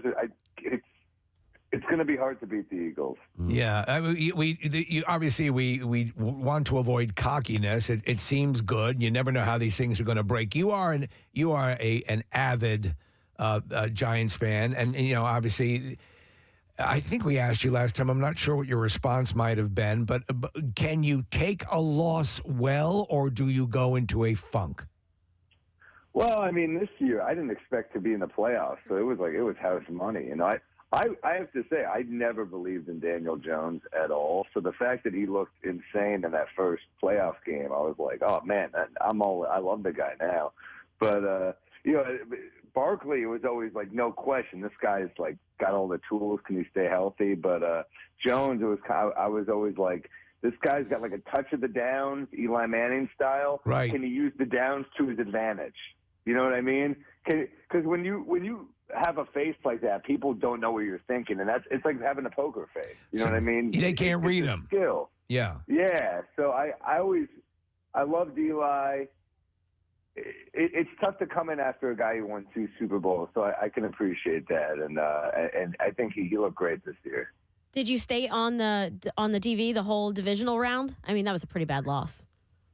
No, of course I didn't. I was looking away. I was pacing. No, that was embarrassing. It was a bloodbath. What do you? I mean, you know what I think? Actually, you know what? I was on the road. I think I was in Texas, and I had to go on stage when they were down like 28 or something at halftime.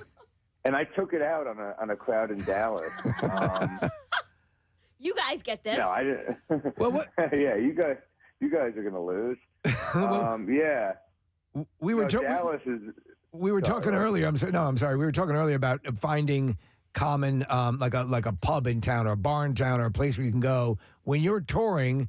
Do you have do you actively seek out a bar, a place, an establishment like a Giants bar or a New York-based bar so that you can watch a game, or does that even matter to you?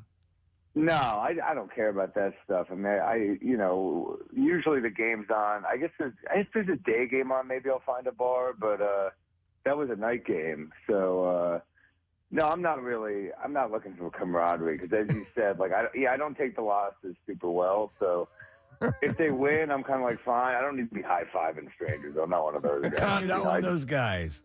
Yeah. Yeah. Sam, you mentioned touring the country. We're looking at a picture for the Class Act tour. It shows you over the city skyline with a tour bus in neon below it. Are you traveling by tour bus? Yeah, not for the AC one because that's just from New York. But yeah, we were doing the tour bus for the Texas, Oklahoma, Missouri, and for that stretch, New Orleans too. I think we hit, and then we got like a 12-day run we're hitting coming up in March. Wow.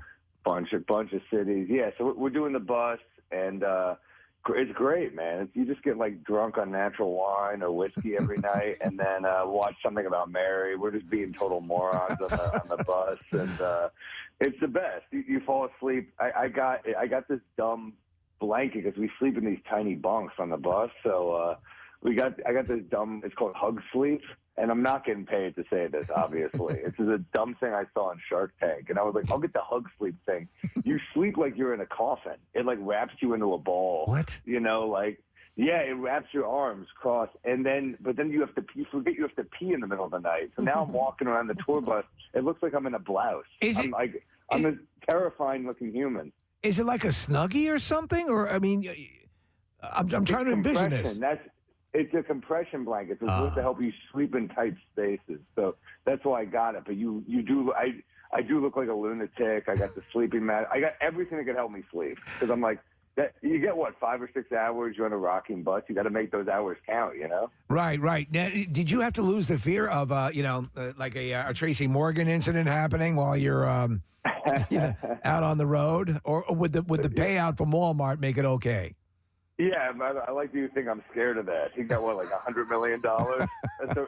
I could deal with a couple bad months. I don't know. No, I once heard Chris Rock say at the Cellar about Tracy Morgan. He said, everyone was like, is he going to be okay? And Chris goes, yeah, he's going to be okay. It's not like Tracy's comedy relied on precision.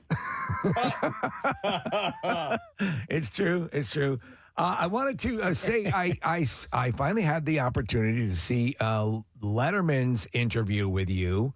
And I was blown away. I said, hey, it's Sam. That, to me, knowing you and knowing who you revere in the world of comedy, that had to be unbelievable to be in that chair across from Letterman. That was one of the craziest moments, because Letterman is not just a guy I revere. He's a guy the generation ahead of me reveres. So it's kind of one of those just icons you get to sit down with, and he was so damn nice. That's the other thing is like you don't know what you're going to. I think back in the day, you do a show, you don't know which Letterman you're going to get because you got a guy interviewing, 2, maybe 4 people a night, right? If they're doing a double F, right? So he could be in kind of a cranky mood. He could be kind of, like it's just natural when you do that many episodes. But he hadn't talked to someone in so long.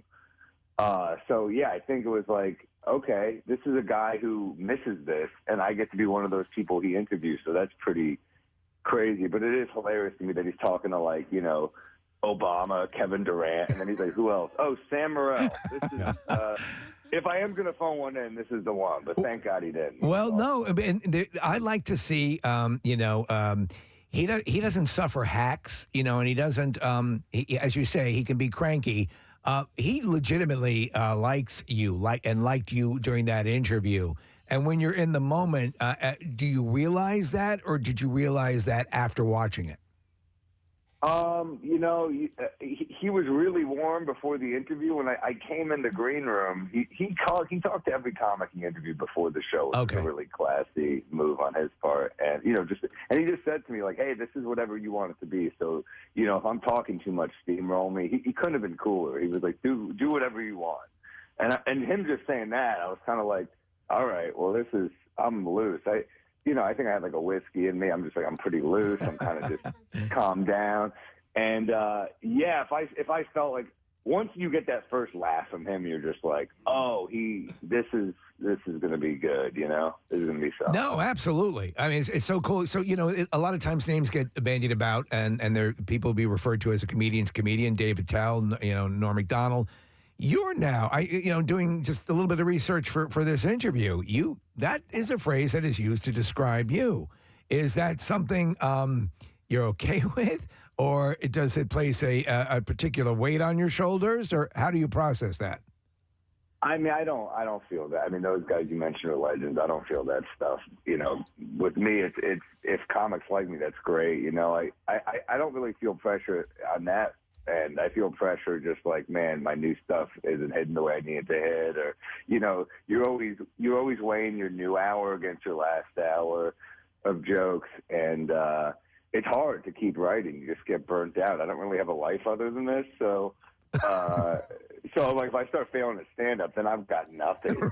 So no safety net. I don't have a family or a girlfriend. I mean, if I'm not good at this, then I really have to start looking at my life.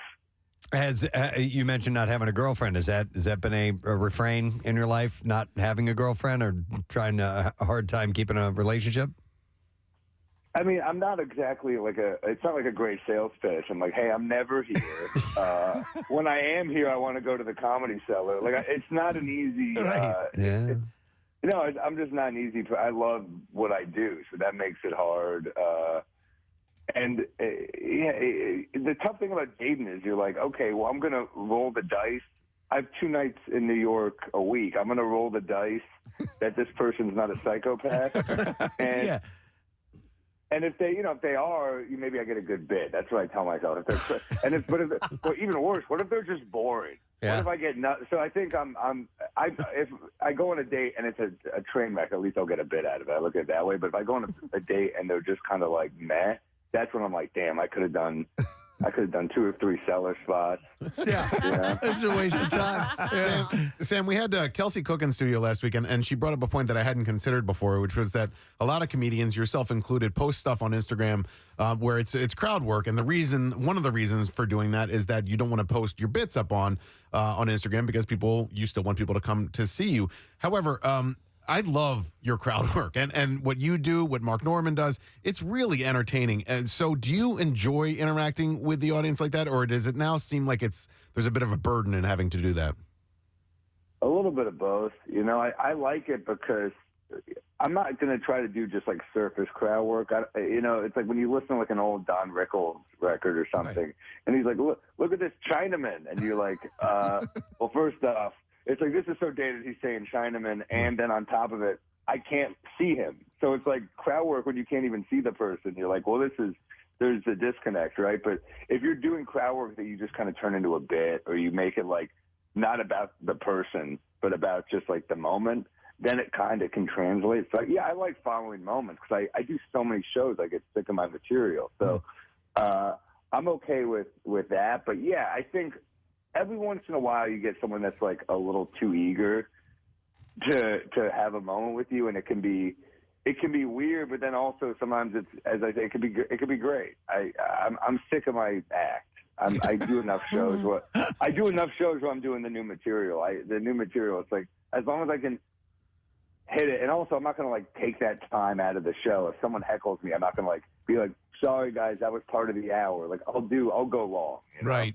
You'll keep doing what you intended to do. So with what you're doing at the Borgata, you're working on a new special, or are we? What stage are we in the development of the act? Oh, it's all new. Sometimes at the end I'll do a couple old bits just to like round it out. But it's new material. It's nothing from like my last special or anything. Cool. And it's getting there. It's weird. You don't even a new hour. I feel like you start at I have 50 minutes. Awesome. And then you start running it. You're like, I have 30 minutes, maybe. and then you're like, then a couple months later, you're like, I got 43. And then you're like, oh, I'm back. I'm at 28. You just keep cutting. You just start to hate the stuff. I don't know. So you're refining and editing. That's how you get to that point. I mean, again, I think when you were in here, you mentioned, I'm such a fan of Norm Macdonald and the economy of the language, but that requires a ton of Michelangelo type, whittling and sculpting and to get to that point, and so it takes time. So it's no doubt the time of your set is increasing and then diminishing over time as you do it more and more in front of people. It's so funny to compare this to Michelangelo. Well, I'm literally doing dead baby jokes in like ballrooms right now. You don't see the connection. They tell you I'm playing these venues that are too nice for what I do. Like you go into like Houdini performed here, and I'm like, all right, I got literally a 6-minute dead baby chunk that I'm bringing here. So different strokes. So not exactly Houdini, but it all works. Yeah. By the way, Sam, I've never heard somebody so forthright with saying how much they hate their own material. What's the shelf life on a good bit? It's tough. I don't hate this material. I actually like a lot of these new jokes, but yeah, it's just I think you just hate it because the excitement for me is like in something brand new, or something that I riff, or something that if I do a new hour and I don't have one or two new exciting things that I said, then I'm just kind of like, well, who cares, And I think when you tour like that, you just get burned out and your brain's not working like you want it to be working. So, I don't hate the jokes. I hate them. Yeah, you get burned out. I don't hate him. I sort of hate him. Who cares? I know it works. Yes, right. Laughter's laughter. It doesn't matter how you get there. I want to ask you about We Might Be Drunk, which is the podcast you do with Mark Neumann. And you had Colin Quinn on recently, and was there some sort of was he a victim of that air traffic shutdown? Yes, yeah. What Mark happened was there? Late. This shows how different points of our life Mark and I are in. Mark's coming back from his honeymoon in South Africa, and we have Colin on. Mark, that was the most excited Mark's been for a guest. We've had a lot of amazing guests on, but we both love Colin so much, and Colin hates doing podcasts, so it's a big deal to get him in a room. And Mark's texting me that morning like, I hope I make it. I'm like, hope you make it. You were supposed to be here yesterday. And he's like, it's been 16 hours. And I say to Mark, well, dude, just leave. Just when you get here, he's like, we check bags. I'm like, well, just leave her. She can get the bags, right? And Colin Quinn's like, no, you idiot. He's coming back from his honeymoon. You're telling him to leave his new wife at the airport, and I was just like, "Oh yeah." And then Mark shows up, and Mark's like, "I left her." You did leave her. How did she react? Because she knows what she's getting into. I think that was my defense. I was like, she just got 9 days with you, Mark. Like, come on, you can't leave. So Quinn is just furious at both of us. He's like, you're both idiots, But that was my advice. Just leave her. Just leave her. You got the honeymoon. That's what you get. Yep. All right. Well, that's for Mark. We're both psychos. We don't take vacations ever. So that's the thing is. I thought to get that out of Mark, like, what you signed up for. Yeah, true. Beautiful. All right, well, listen, Sam, we appreciate the time. We know your gig's coming up, the Borgata, on the 24th. Tickets are on sale. Ticketmaster.com. There's going to be a couple shows that night, 7 and 10 p.m., so make sure you get them before they are gone. And hopefully we'll see you in the flesh sometime when you come through Philly. All right, man? I hope so, yeah. Always great to talk to you guys. All right, man. Take care. Sam Morril, guys. Borgata. Like I said, it's going to be on February 24th, by the way. All right, so while we have been chatting about and going through our business throughout the course of the morning, there's been some activity that's been happening in our kitchen. Because it's been turned into a tattoo studio this morning. And we have our friends who are from Floating World Tattoos and Piercing and from Runic Tattoo who are here with us this morning as our listeners got tattoos. We're going to start with our friend Bob Dodd. Hey! What's going on? How you doing, man? I'm doing great. It's been a while. How have you been? I've been great. How about Bob you guys? used to be a regular visitor here in the studio. Yeah, it looks great here. Everything's Thanks, man. changed Appreciate up it. a little bit. Yeah, we got some balloons here in the studio for the Eagles, and but Bob hadn't even seen any of the renovations to the building. I got him down in the lobby this morning. That's and, right. Yeah, the whole front of the building's different, and then we were walking around the hallways, and that was new for you. So it looks great. It's been a while. Where's Runic Tattoos, by the way, Bob? Newtown Square, right in St. Albans Circle. Okay. Oh, yeah. And do you have more than one location or just one right now? No, just one right now. We were, I actually, last year we opened up next door to where we're at, and we just recently moved over, got bigger. Moved everything over. Awesome. Excellent. How'd the tattoos go this morning? Awesome. Went really smooth. Yeah? Yeah, everybody seems pretty happy. Nice. Who's here with you? John Pole's here with me. What's up, John? How's it going? Nice, man. Good to see you, bud. How was your canvas in there? Did he? Oh, good. Yeah? It was great. Nice. Are you guys doing? Are we seeing a lot of Eagles requests right now? Yeah, coming through the shop. Yeah, like right now, like a little higher than usual, probably. Yeah. But, there's always Eagles requests in the area. Is there? So I assume that you're talking about what's happening in pop culture. Probably not so much now, but like we know that during the initial run of the Marvel, movies coming out, that those tattoos became popular. But if you were to go into any tattoo shop and you were to kind of get a consensus, do you think you could figure out what was happening in the world of pop culture? Do people respond that way? Yeah, maybe somewhere like the walk-in studios, because then people are a little bit more like getting something like in the moment. Right. Yeah. But, for what we do a lot of like custom work. So. And real. I mean, we've talked about your like photorealistic freaking tattoos are unbelievable. You end up doing a lot of that, right? Yeah, mostly that stuff. All right, and Floating World Tattoo and Piercing, they're the guys that do our Tattoos Day every week. And we have here, joining us today, we've got John. Wait, who do we have here? Oh, we have Brian and Matt and Don Juan are all here. So who's who? I'm terrible. What's your name? I'm Slime. You're Slime? Yeah. We like Slime. Yeah. Matt Slime. Yeah. All right, that's it. I'm sorry. And then who do we have here? I am Brian. You are Brian. And Don Juan is standing there looking very imposing. Just standing in the back. Just standing in the back. Now, have you guys been seeing more requests for Eagles? And well, I'm sure there were quite a bunch of Phillies in the past year or so, right? Yeah, definitely. They're picking up for sure. Yeah, I think we're going to see more Eagles stuff, in the next week or so. With the Super Bowl and everything. And if there's a victory, do you usually get more on the lead up, or do you get? Usually on the back end. Okay, On the back All right, end. that makes it. Everyone's so the last time joyous. it was pretty dead up until then, and then for a couple of weeks it was like everybody wants the trophy. Everybody wants to get the trophy. So. Right. All right. How you doing, Don? I'm well. Nice, very, man. Very good. Yeah. You look very. Old? No, you don't look old. You look intense. Yeah. That's just me in the morning. All right, fair enough. The shades are taking care of a lot of it. You guys have been putting a lot of ink on Preston and Steve listeners. We appreciate all that. We get a lot of great feedback from you guys. So Thanks for sending them. Yeah, no problem, man. We're happy to do it. I mean, you guys do such great work. It's wonderful to send people over that way. Well, we really appreciate it. Yeah, no problem. But thank you guys for coming in and doing that, doing this morning. Yeah, all you guys. Because we got some real happy guys. It was very nostalgic coming back to the studio. Yeah. Yeah, it's been a while. By the way, congratulations to Bob Dodge. He's got a baby on the way. Yeah. Right. Thank you so much. When's that happening? Maybe within the next week or two, like real soon. Wow. Is this the first one for you guys? No. It's our second. All right. I don't know how many. I haven't talked to you in ages. Yeah, I know. I haven't even talked to myself in ages. It's all good. We're working too hard.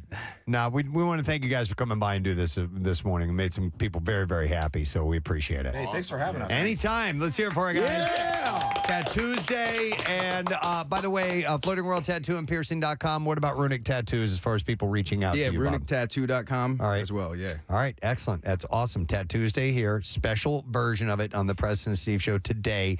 Nothing but Eagles love and ink. And we'll take pictures. We'll make sure all this stuff is posted so everybody can see and get a good taste of what we've been talking about all morning long. So we're going to take a break. We're going to come back in a moment. We have some bizarre file stories. We have to check back in with Eagle One, Casey and company, the big game adventure, on their way to Philadelphia, Missouri now. Population 206. Twice the size of Philadelphia, Illinois. Yeah. So we'll be back in a moment. Stay with us. Preston and Steve on 93.3 WMMR. Hey, it's MMR's Brent Porsche. Join me Under this the seat, right? Saturday. Is that? Do you have to pay for that, Well, or is he a carry-on? Oh, okay. I'm not allowed to talk. Okay, I see. Let's just say accommodations have Let's been just made. say I have a deal with the government. I can Is tell he a you, but then I'd TSA? have to kill you. I'm not allowed to say it. Has it been, John, 27 years since? Oh, there he is. Oh, my God, that's hilarious. Him and Arnold Schwarzenegger making a face. Oh, that's a great That's picture. hilarious. Yeah, it's underbites. You see Arnold there doing it. Yeah. Are you friends with Arnold? Yes. Cool. You know what? You know what? That's such a good story. Well, I met him on SNL years ago. And I've just met him over the years. He always teases me. He teases his friends if he likes you. He goes, like I was on Celebrity Apprentice. He goes, John, have you ever seen a gym from the inside? Athletics and the world of sports. You worked with Conor McGregor on a project. It was it was like four like sketches, right, to sell this horse race called Pegasus. It was in Florida. It was like the richest purse ever in the history of horse racing, like $12 million. So they hired. The idea was the Conor goes, I'm great and I can do anything. I'm going to be a jockey, and I was played his trainer for him to become a jockey. Yeah, and he's a really nice guy. He's really funny. Yeah. And charming, yeah. And I said, and I really meant this. I said, you know what? You could be an actor. I love this. He'd never done anything, and every question he had was like spot on. His instincts were just spot on. Will you shut up? Sorry. Oh, that League of Their Own. I love that clip. You know what happened? We're shooting that movie. It's not ADD, but you playing it. We're shooting that movie, and the cow kept moving. We're in a farm in Indiana, so I would stop. Like if you're doing a movie outside, and all of a sudden there's a plane, they always go plane, stop. You know? Right. So the cow was like really loud, so I'd stop. And so Penny, after the third time, Penny yells at me, "Why are you stopping?" I go, "Because the cow." She goes, "Well, tell it to shut up. I can do that." She goes, "Yeah." I go, "All right, fine." I was like, she's yelling at me. The cow kept interrupting the scene. So it did it again. And then I was so mad, and I just like let it have it. And then Will you shut up?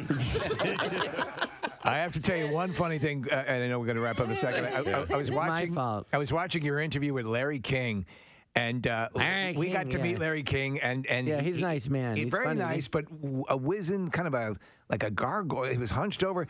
In that interview, well, he's in his 80s. I know, but you're sitting there across the table, and it looks like he's waiting for you to cut his steak. It's what it looks like. Well, he had a heart problem, so he's got really, really thin. You know, he looks really thin. Yeah, he's very he was thin to begin with, but he's sharp as a tack. Yeah, you know. Yeah. It's kind of hard to see because 30 years ago you see him and he's like, "Hi, how are you?" You know, and he's like healthy. You know, you get older and you age. Yeah. I was just Dustin Hoffman. He just had I was just there. He had a surprise 80th birthday party. Yeah. And you see him, you go, "You're 80." He seems like he's I just turned. Well, not sexty. Sexty. Yeah, but people go, "You're sexty," and I go, "Thank you." I mean, you wouldn't look. It's like shocking, and he's, how good he looks, Hoffman, or well, yeah, he's got all his hair and he's got all his energy, and you don't. It's the luck of the draw. When you think of 80, and you go like, you think of a guy like hobbling, and he's like, "Hi, how are you gonna say? What's new?" You know. Look at friggin' Clint Eastwood. Bob there's. Oh, you keep. I don't get it. This is radio, and you keep throwing up pictures. Or do people watching this online? They and you didn't tell me? Yeah, this is a top flight operation. It's just a good point of reference, but that's Larry kind of hunched over there, and you're actually looking Larry's looking at me going, "I want to eat what he's eating." Looks like he wants looking at me going, "I'll eat him."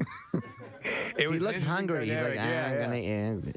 This interview is over. I'm taking a bite out of his neck. Look at all that fat. He doesn't need it. It is great to see you, John. Thanks for coming by again. You're welcome. Thanks for having me. You bet. John Lovitz. And the last birthday is novelist Danielle Steele. Oh, my God. Another one who ruled the world for a while. Yeah. What were some of the... Oh, they're all titles like A Love Forgotten, Swept on the Wind. Yeah. Eat My Butt. I don't think she had That's that when one. she got her. She started to lose it there a little bit. Suck my ass. Suck my ass. When her contract renegotiation wasn't going well. Suck my ass. A novel by Danielle Steele. New to the bookshelves, a novel by Danielle Steele. Suck my ass. His name was Lance Trace. She was Velma. She sucked his ass. And eventually she sucked his ass. There, I saved you $2. But her books were made into countless mini-series with people like Joan Collins and, does she still write? I don't know. She's 70 years old today, so happy birthday. Yesterday, I'd mentioned that there was something personal and slightly embarrassing that I might share with you guys, a little story. In the long and short of it, I I got busted spanking it the other night. Oh, man. All right, where and when? Trust me, I'm going to give you the full story. Were you standing up on your bed? Or? I was bouncing on one leg in the shower. No. So let me set the stage here. So this is It was cheer practice. This is Friday. I played a golf outing that day right after work. Hung out for the after events and hosted that, and then came home and of course at the end of the golf outing, having a few beers, relaxing, getting comfortable. Go home, continue to have a few beers. All right. And my wife and I sleep in different bedrooms because of our sleeping habits are so completely polar opposite of each other. The same. She likes TV on. I can't sleep with the TV on. I like a fan on. She doesn't like the fan on. Blah, blah, blah, so on. We should sleep together. I know you and I should sleep together. And maybe we do this together. I don't know. So I'm feeling, feeling kind of antsy. Oh, man. I know. Shut up, Dad. Well, she's not going to appreciate this, but I know what you're looking to do is you need something to sort of help you nod off. Yes, and well, I was going to nod off anyway, but I felt like rubbing one out. Okay. So anyway, and part of my defense is that look, you have two hands. To actually attempt the act with her would have been futile. No. I'd had enough drinks. I was tired. Physically, it wasn't going to happen unless you just let me lay there and be a zombie for a while and you do my business. And that's no fun for both of us. It's just fun for me. In many ways, you're being a more conscientious husband. Can you be my lawyer, please? Because you are. So, we wouldn't put her through that. But listen, so this gets really good. All right. Okay. So I popped my laptop up in bed. Your laptop literally on your lap or on the nightstand next to you? On the bed. Sitting on the bed next to me. Excellent. And what? Do you prop it up like on a pillow or anything like He just said it's on the bed, yeah. No, I know. It's on the bed. I didn't put it up on a pillow. Okay. But why? Do you use the pillow method just to raise it to eye level a little bit more? Yeah.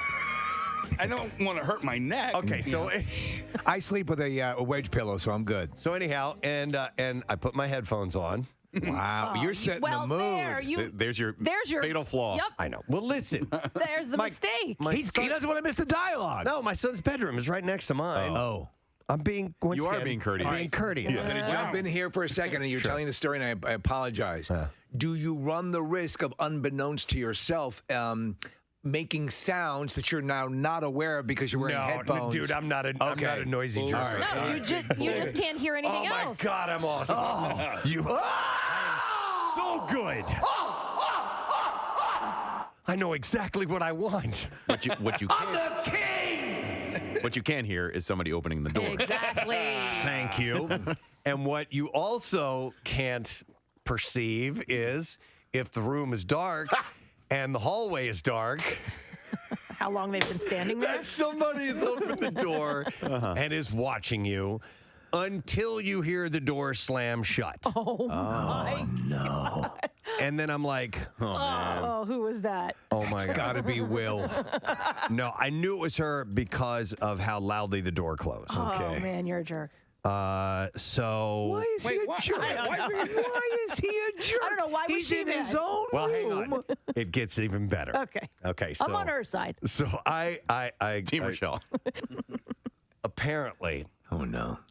So like I said, a door opens. I have this bright monitor on. I didn't turn the brightness down on the monitor at all. So it's blinding me, essentially. I can't see anything. When you have a bright light source in a dark room. makes everything around darker. Apparently, the whole family. I guess I had sensed maybe something in the room was going on, and I locked eyes with my wife. Oh, wow. Unbeknownst to me, I guess I looked towards the door, and I didn't slow down for a second. So now you're eye contact. And so apparently I make eye contact for a second or two, and then I go right back to the monitor again. But you didn't as if, don't bother me now. You're throwing off my tempo. But you didn't really make eye contact with her. You didn't see. But she, to her, I was looking into the void of darkness. Right, into darkness. I don't even remember looking away. But But apparently I did. Oh man. And that was bad. That's upsetting. So from her perspective. However, if the roles were reversed, the male mind says, okay, go with this, I'd like to Jump join in you. and help you out a little bit? The female mind, to stereotype, is hurt and rejected. And that's kind of what I got. Yeah. Yeah, that's kind of like you couldn't. It was like you couldn't come and get me. You looked right at me. And you looked right at me. We locked eyes. But at that point, in defending myself, I'm like, now wait a minute. I'm like, I swear to God, I didn't see you. And just lock eyes and then go back to what I was doing. There's no way. I would have stopped and gone, you got me. Did you go to bed afterwards? Like you went to sleep? Well, I went in and I went into the bedroom and I'm like, I guess you caught me. By the way, I lost the garage remote. So you knew she was mad then at that point? Oh yeah. Okay. Yeah. Oh, the door was slammed with enough. We went and we had a short conversation and I was like, well, this isn't going to be resolved tonight. So I'm going to bed. Yeah. No. And I kind of chuckled and she didn't like that very much. And then I guess she didn't like the fact that I was looking at an image. I was watching videos to help this along. What was the subject matter? Why is that important? Because I want to see if we're cycling together. Can I guess? Yes. All right. I'm going to say there was a chain of events that might have led. I'm going to go with MILF. I'm going MILF too. I'm going amateur MILF. No, I'll just tell you, it was what you would call cougar and kitten. Okay. It was girl on girl. Hot lesbos. Cougar and kitten. So that hot lesbos. I've had that happen. My wife thought it was hilarious because I know I look like an idiot, specifically because she busted you. Oh yeah. Oh yeah. It was hilarious. Yeah. And so we're same thing, Preston. Separate bedrooms, the whole thing. Claire likes to sleep in Death Valley. I like to sleep as humans sleep, with the modicum of airflow. So, and so she's coming in to put fresh linens in my jar, and I was watching what I was using on the PS3 at the time. You're giving a master class. It's a discussion with Preston from WMMR. My buddy David Ivory is a professor over there, and it's going to be at the Mix Room at the Advanced Technology Center at noon. So we assume this is broadcast related, correct? It is broadcast related. Right. Yes, it Not is. in foot modeling and or drumming. No, none of that. But it's the studio. Apparently, the facilities that they have there is amazing as far as the recording capabilities. Nice. Go. So Yeah. I'm excited to see the studios and everything, and I've heard it's really, really top of the line. So I'm there tomorrow at noon. If you're a student at Montgomery County Community College, come on by and hang out for a bit. Should be cool. Hopefully, it'll be as successful as the time we spoke to those students over in Delaware, over the Delaware what was it? The correctional facility. It was Delaware County. Yes, Yeah. it was these are going to be actual college students. Oh, okay. And in fact, my youngest is going to be going to that because Nice. Caroline's really interested in audio engineering. So wants to see firsthand all this stuff. So I'm looking forward to that. Yeah, so it's tomorrow at noon if you're interested.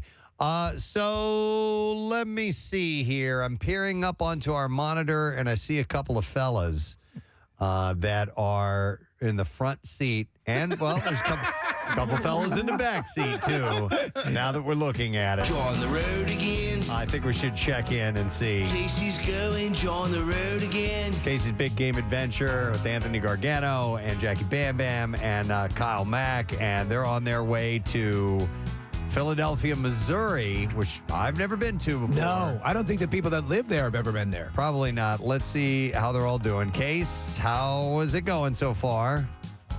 Well, I think everybody is all well rested. Cuz just woke up from a nap. I think Kyle was napping a little bit earlier. Me and Jackie Bam Bam, we stayed awake, didn't we, brother? Yeah, gotta get us there. But no, we're doing well. I think we're still in Illinois. Pretty sure we're still in Illinois. Yeah. I have no idea. Casey, you'll know when you're not in Illinois because you guys get to cross the Mississippi River in a little bit. So it'll be noticeable, and you'll leave Illinois, cross the Mississippi, and then go into the town that Preston was referencing earlier, Hannibal, Missouri, home of Mark Twain, and then you guys will be almost to Philadelphia, Missouri. So I'm doing I'm doing a quick check with the. We crossed over the Illinois River.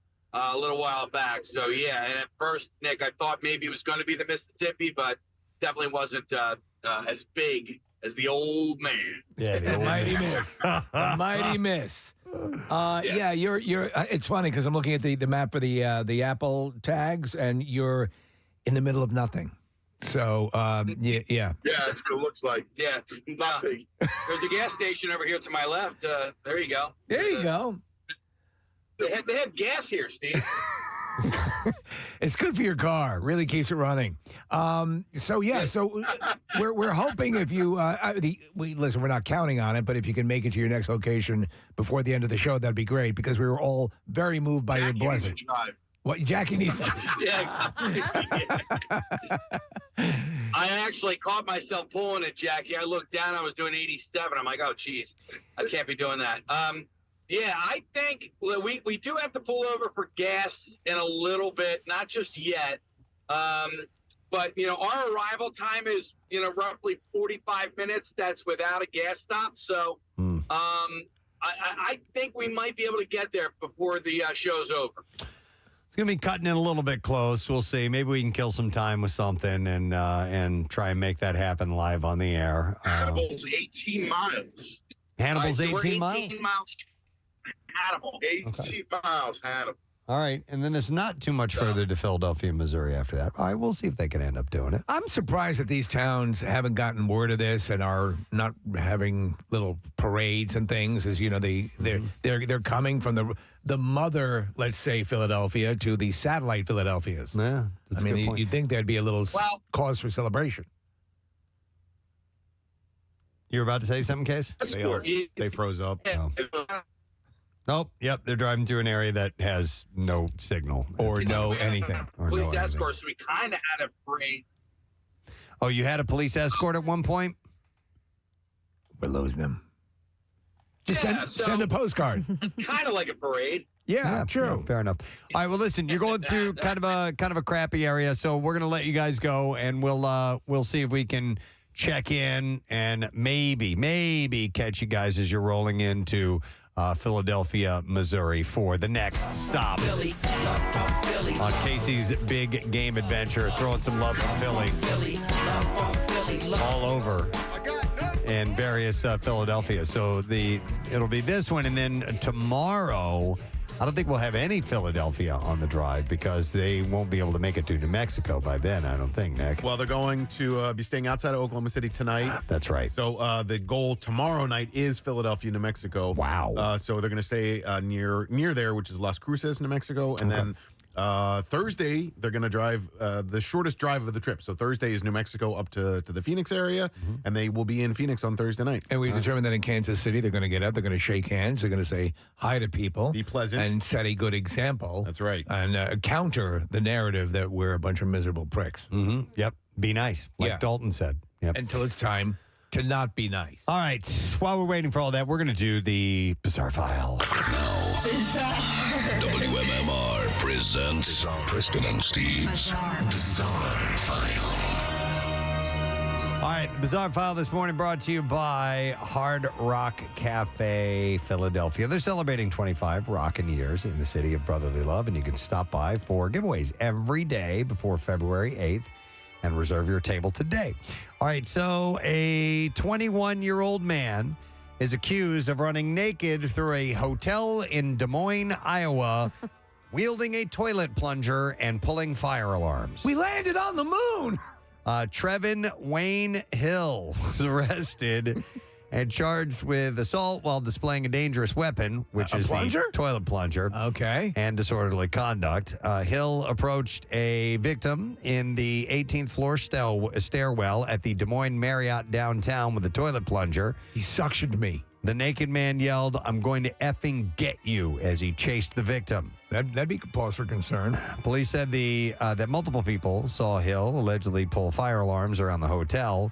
The man continued running on several floors, swinging the plunger until he was subdued by police officers. Is it possible this was a test conducted by the Home Office? He was booked into the county jail. It's possible. Austrian police said Sunday that 5 people had been killed in avalanches in the west of the country after 3 deaths were reported Saturday, despite pleas for caution on ski slopes. The 8 deaths came as a result. Resorts are filled during the February school holidays in Vienna, with the avalanche alert level at 4 on a scale of 5 after several days of intense snowfall and wind. And on Sunday, the body of a 59-year-old man buried while helping the snow removal effort in his tractor was recovered. 2 skiers who were 29 and 33, including a guide, who were carried off-piste. Do you know what off-piste means, Nick? No. Off-Piste. On Saturday morning. Eagles. Were found dead in Sankt Anton am Arlberg, and a 62-year-old man who had not returned after cross-country skiing around the summit of Hoy Afner was recovered by rescuers and could not be revived. And then on Saturday, a 17-year-old New Zealander who was skiing off-piste, it says again. Yeah, it's away from groomed runs, so basically out of bounds. Backcountry. Yeah. A German man in his 50s and a 32-year-old Chinese man were also said to be skiing outside of the designated routes, and they were found dead, too. Wow. Yeah. And they go to great lengths to actually manage, potential avalanche situations. But if you're off-piste, then you're running the risk. Well, yeah, and they gave people warnings. They said, don't do it. Over the past 2 days, heavy snowfall and wind have increased the avalanche danger. Stay on piste. With officials warning winter sports enthusiasts to exercise caution. 30 avalanches were reported on Saturday in Tyrol alone, 11 of which involved missing people, with the numerous rescue operations hampered by poor visibility and bad weather conditions. That's just nasty, man. They were pieced off.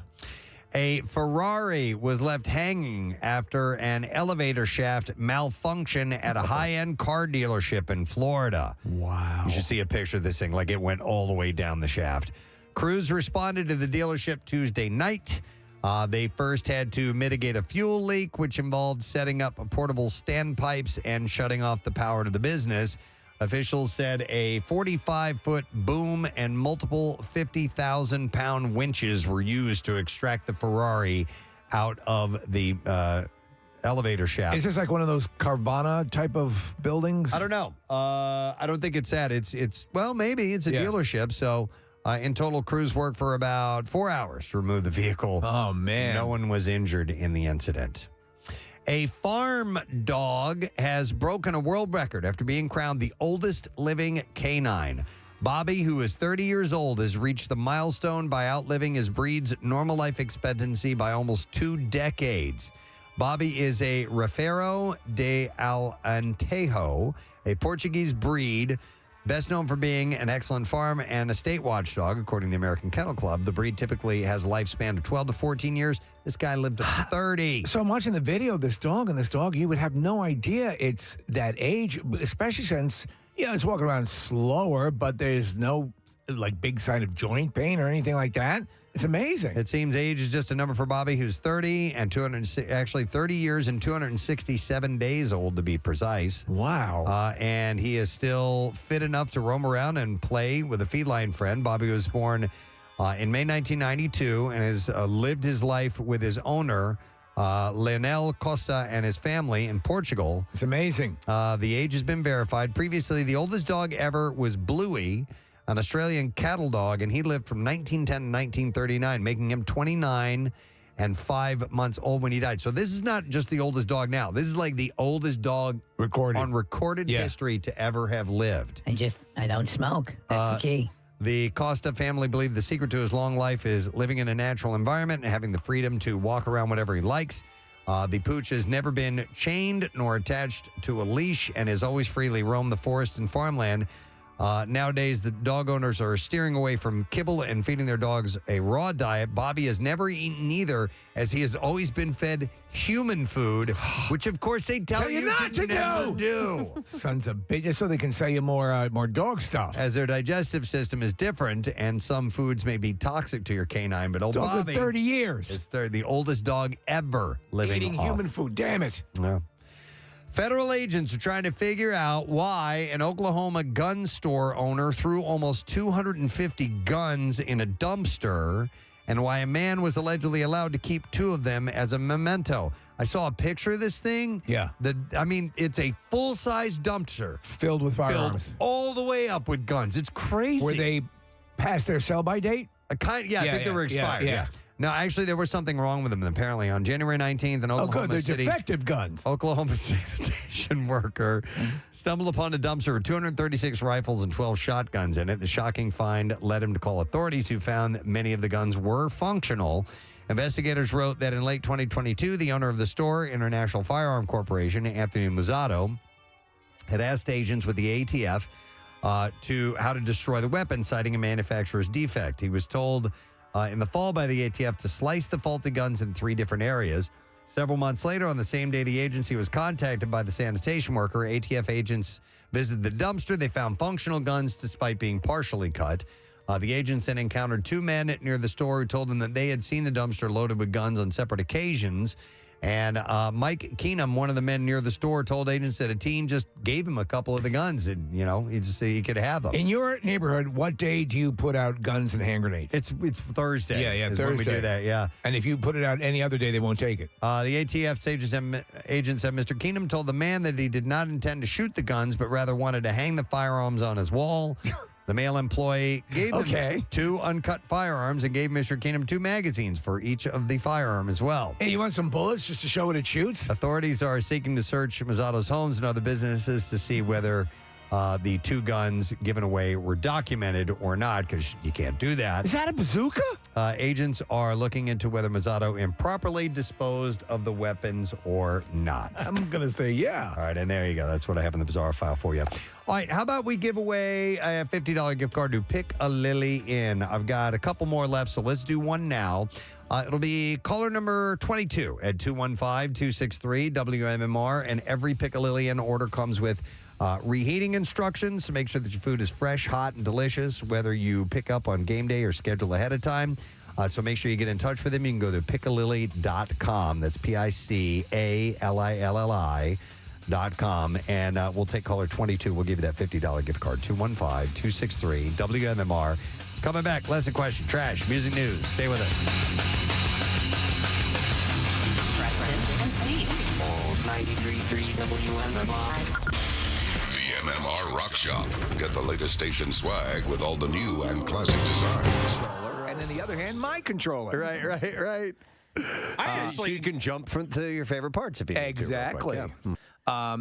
I know that I looked so stupid. I would never want to see what I look like when I'm doing that, because I don't like the way I look right now not doing it. No man would look good doing that. Oh, my God. But anyhow, it's funny because the only one that I shared this story with was Casey, and I led with, well, I got busted spanking. And he goes, dude, I get busted all the time. All the time. In fact, it usually goes the other way. I get mad at her, like, dude, you knew I was up here doing that.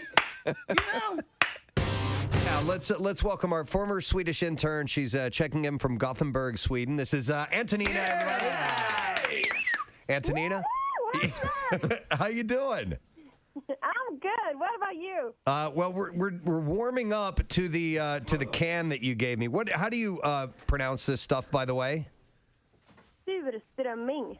Say that again. Surströmming. There's no way you can do that. Surströmming.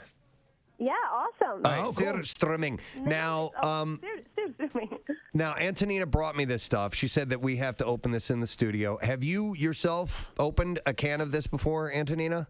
I haven't. Well, then why are we doing it? No! You have an authentic Swede who's... see, he was lulled by your... he's like...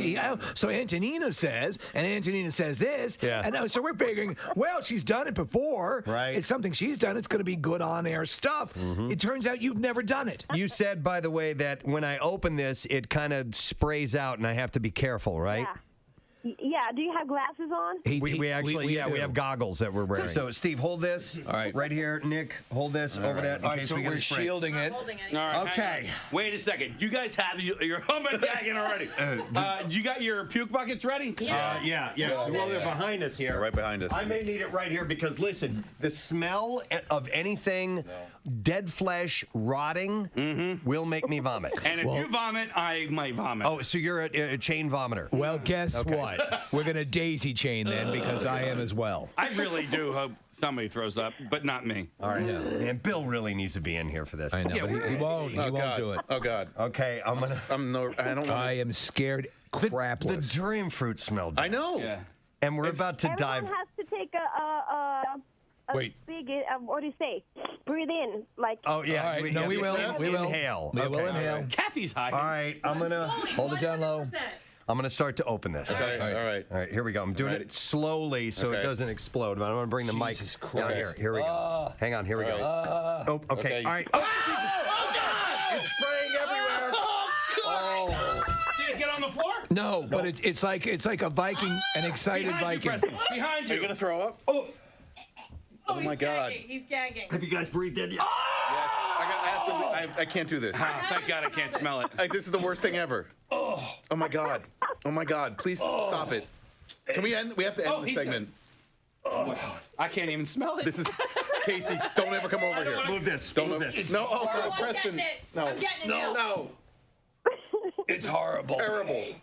Are you going? This is so. Oh my God, it's getting worse. It's getting. You know what? I'm now nostalgic for the durian fruit. I can't. This is the. Preston is throwing up.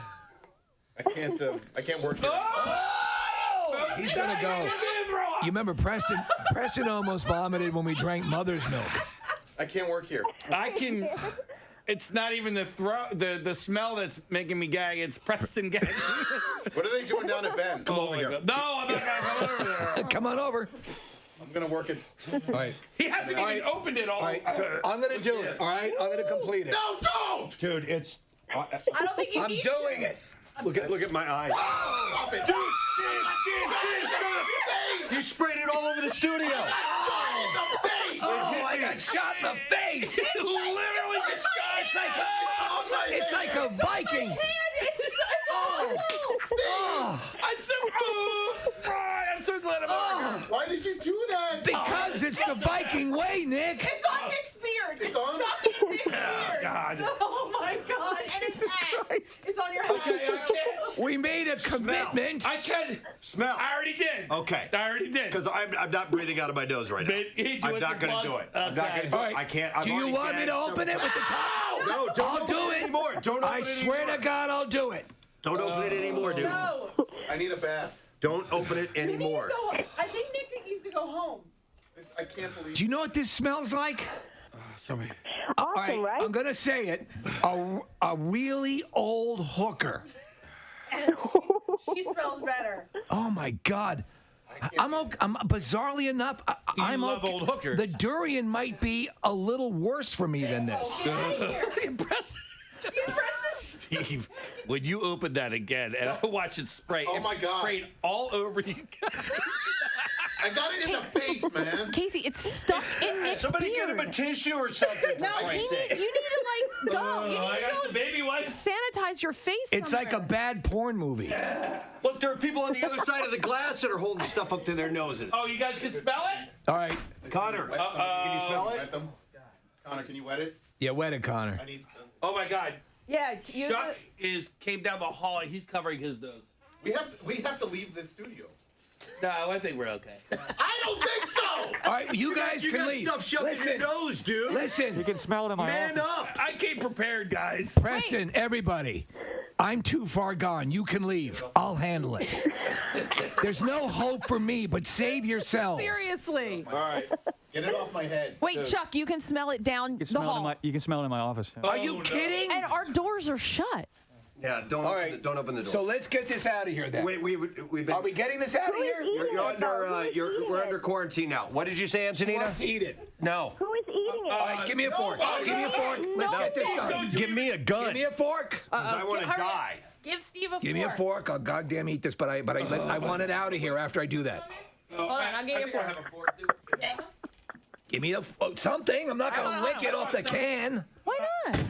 Oh God. can't. There you go. I got a fork for you, buddy. All right, this is. Do it like the Vikings. Take it with the finger. Just shove it in. Do it like a Viking? This is, it smells so bad. I want you. All right. this is so much worse than I'd anticipated. What? It to be. Oh my. And it's popular. Lord. Preston, you're sweating. Oh, it's stringy. Ah!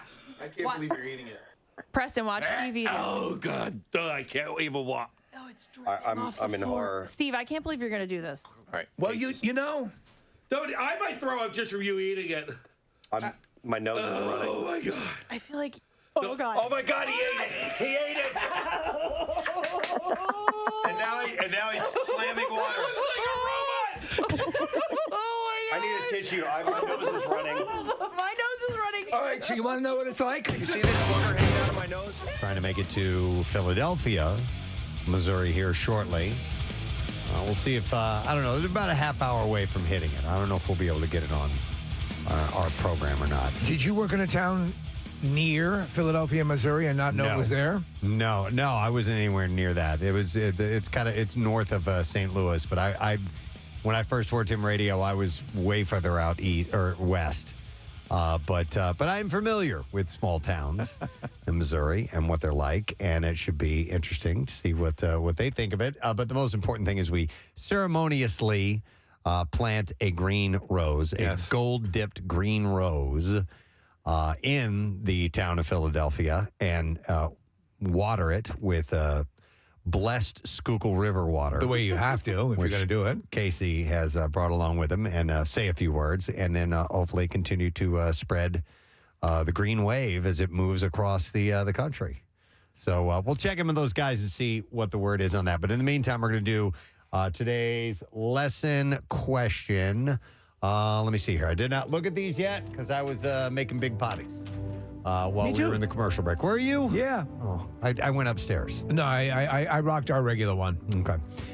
So I haven't looked at these yet. Let's see. How about we go with, and by the way, we're going to give away as a prize a pair of tickets to see Steve Trevino this Friday at the Keswick Theater.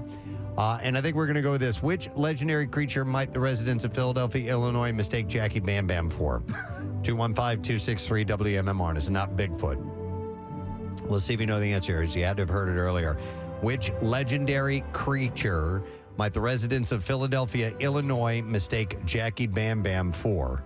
215-263-WMMR. If you know the answer to that, by all means, call right now. The trash business is a gold mine. 93.3 WMMR with Preston and Steve's Hollywood Trash. All right, this morning is brought to you by Living Essentials. Remember college? 5-Hour Energy got you through. The energized feeling you relied on back then still works today. Rediscover 5-Hour Energy. It'll get you through again. Visit 5hourenergy.com. What's happening, Steve? Well, actress Terry Hatcher responding to rumors of a possible Desperate Housewives reboot. Hatcher says she would be concerned that it could override its programming and kill people, but then admitted that she thought they said robot. Emily Ratajkowski, hope I'm saying that right, turned heads wearing a completely see-through top at a Marc Jacobs fashion show. The 31-year-old model told reporters that she hates how people assume they have license to objectify her. And finally, Gwyneth Paltrow admitting she still has a dress she wore when she was dating Brad Pitt. Paltrow says people think there's a sunburst design on the chest, but it's actually just dried pit. Oh, is that it? And that's your Hollywood Trash. All right, we'll see if we can get a winner and somebody who knows the answer to this question. We need to find out if you heard which legendary creature the residents of Philadelphia, Illinois might mistake Jackie Bam Bam for. And we will go to Kyle. Hey, Kyle, good morning. Hey, good morning, guys. Matthew Blatthew. Matthew. If only Casey was here to hear it. All right, Kyle, who might they mistake Jackie Bam Bam for? Chupacabra. The Chupacabra. Yep. Hang on, Kyle. Got yourself a pair of tickets to see comedian Steve Trevino. It'll be this Friday, the show, February 10th at the Keswick Theater in Glenside, PA, and tickets are on sale now via AXS.com. Now, Preston and Steve's Music News on 93.3 WMMR. All right, it is brought to you by Miller Lite is 8%. Bird Bowl 2023, Brooklyn Bowl, Philadelphia, with VIP bowling experiences, food and drinks, specials that are taking place, and more. So head to brooklynbowl.com, and you can make your big game plans right now. Linkin Park is set to unveil a previously unreleased Meteora-era song called Lost, coming out on Friday. The song is from the sessions for the band's sophomore album, 2003's Meteora. In advance of the full song release, Linkin Park have teased an 18-second snippet of the track.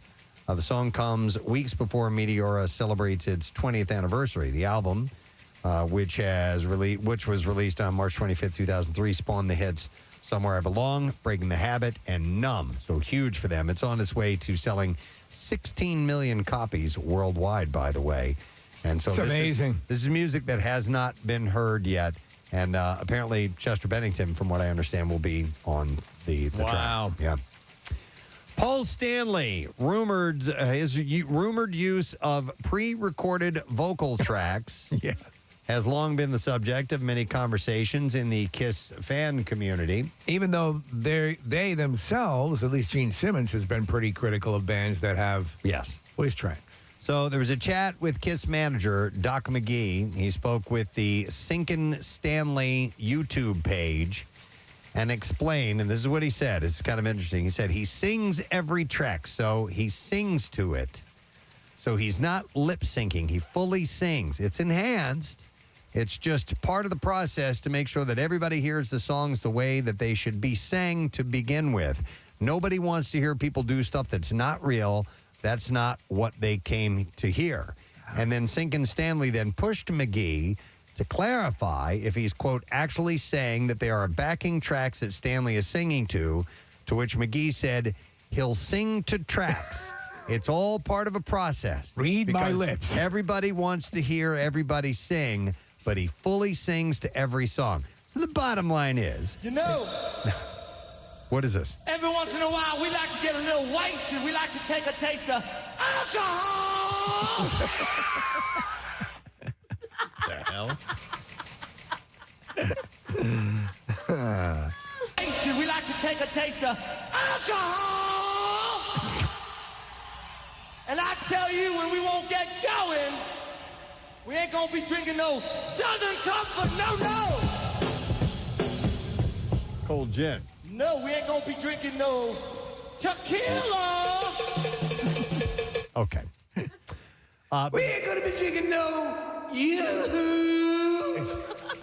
We ain't gonna be drinking no Ovaltine. Sunny Delight. Ain't gonna be drinking no half and half. There's only one drink that gets us moving. I can't hear you. I can't hear you. Louder, cold. I legitimately can't hear you. I'm very old and I have hearing problems. So what bottom line is they have a track playing and there's some vocals on it. He is singing along as well, but they also have vocals in that too.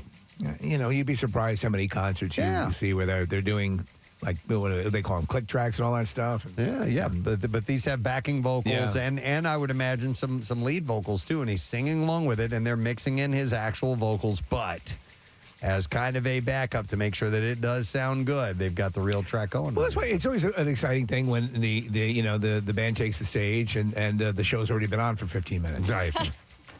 All right, couple more things. E Street band guitarist Steve Van Zandt has sold his publishing and creative assets to Primary Wave. The deal includes Van Zandt's production stake in such Bruce Springsteen albums as The River, Born in the USA, Tracks, and The Ties That Bind, the River collection, as well as his work with Southside Johnny and the Jukes. Highlights of the deal include some of the artist's biggest hits, among them Southside Johnny and the Asbury Jukes, I Don't Want to Go Home, and This Time It's For Real, and I Am a Patriot, which was famously covered by Jackson Browne, Pearl Jam, and others.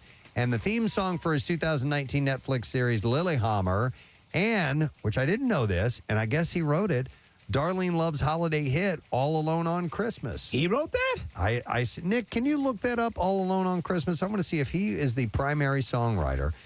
That song was featured in such films as Home Alone 2, Lost in New York, and Love Actually. Yeah, it was. He wrote it. That's awesome. Yeah, written and arranged by Steven Van Zandt. That's fantastic. I had no idea. Among the artists, I know that Gene Simmons wrote Little Drummer Boy. Among the artists that have covered that song, I'm a drummer as well. Over the years, you're a bass player. Oh, all right. Are Nancy Sinatra, Meatloaf, Ronnie Spector, Damian Marley, Brian Setzer, Gary U.S. Bonds, and Jimmy Barnes, among others. So that's a huge.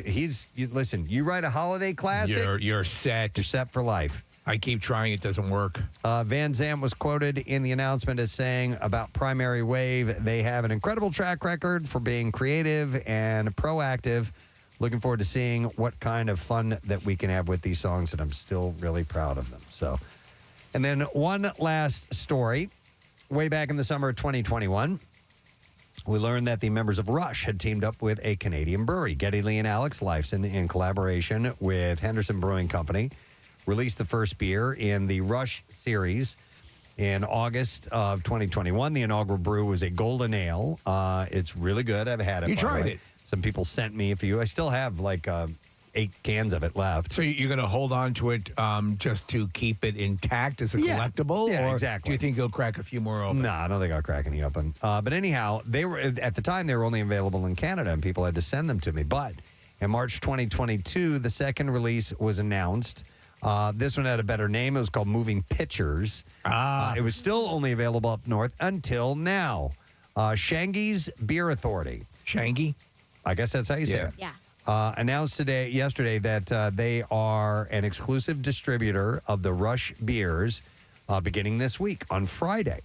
They'll begin carrying Golden Ale at their Emmaus and Macungie locations. And a single 12-ounce bottle will run you $3.99, a full case $59.99. That's pretty wild. The beer distributor opens at 9 a.m. and quantities are limited. You can choose a path that's clear, to quote Rush, and get there early. I wonder which band-associated beer and or libation has proven the most lucrative. Metallica has done very well with that. Iron Maiden had a beer. Yes, that's right. Totally forgot about that. Gobble Wobble sold really well for Sammy Hagar. For Sammy, yeah.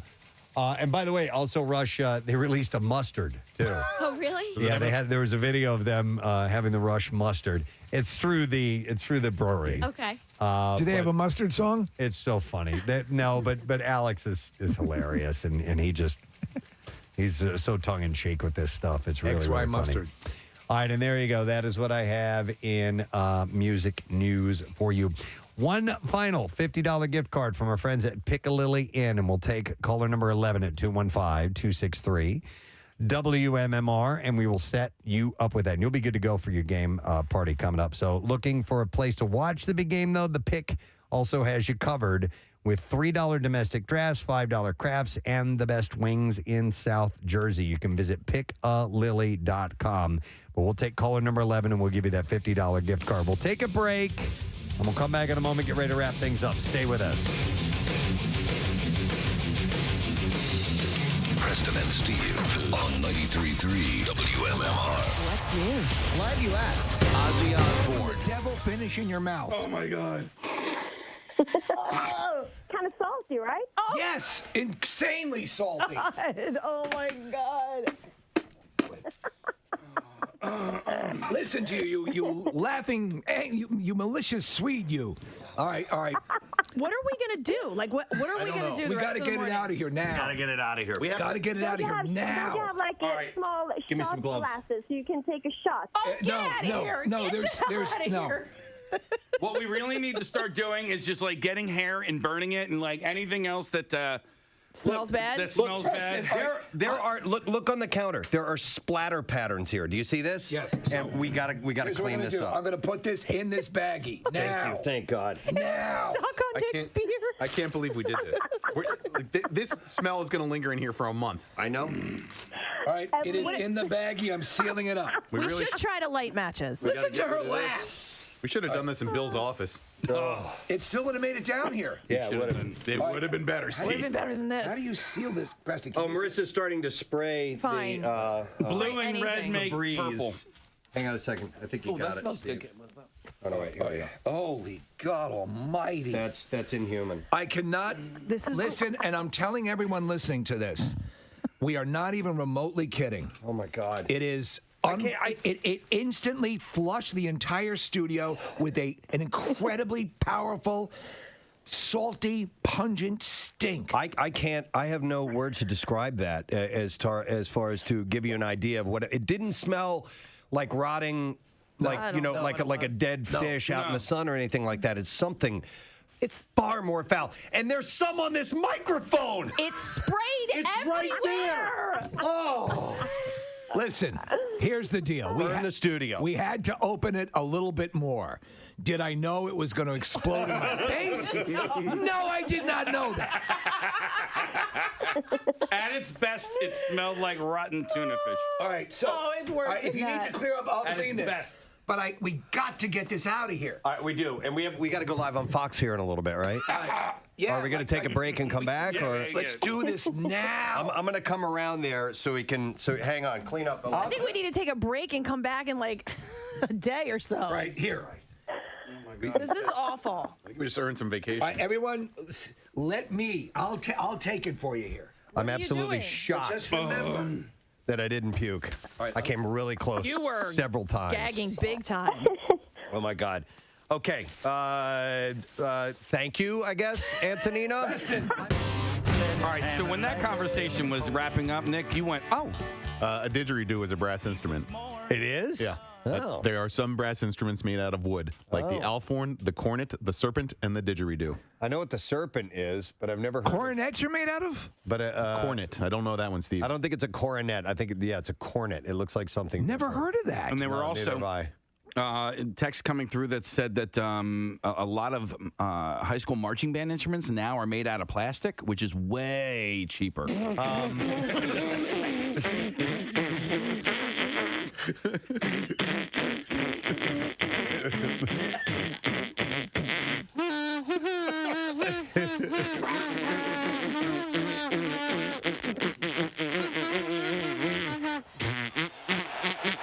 Tickles.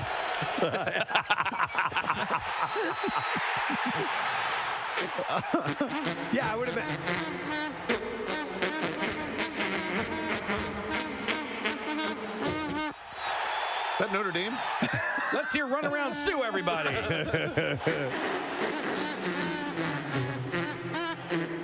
I'm not really playing anything. Sure you are. I would imagine like maybe clarinets and things like that are made out of a plastic. My recorder is made out of a there you See? go. Yeah. That's made out of ivory from No, it's not. illegally poached elephants. Right. And a one and a two and a.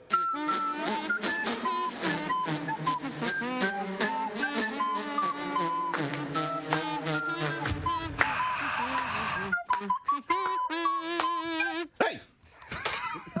They don't have drums, they just have hands. Well, how do you hand make line. Now, Preston, are the drums made out of brass? The drum shells are made out of wood usually, but they have a metal detector. No. Believe we are ready. Is everyone prepared for the ritual? Yes. We are. Let All us right. begin. Welcome, all here today who seek rebirth, to this most sacred celestial event, the solar eclipse. In attendance today are the Council of Elders, being the overlords and lawgivers.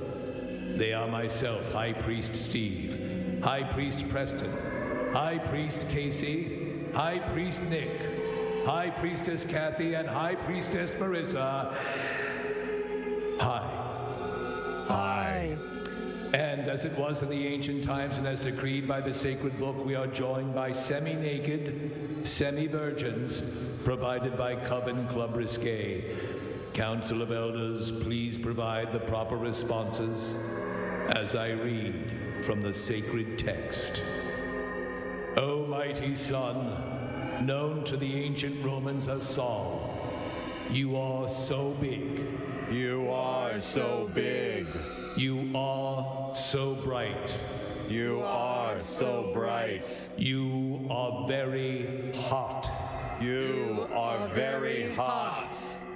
Crazy hot. Crazy hot. I would not touch you. I would not touch you. I'm not stupid. I'm not stupid. And although you appear close to us, you are very, very far away. Now, High Priest Preston, would you please join me on my side of the altar where the one microphone with reverb is and prepare us for the cleansing ritual.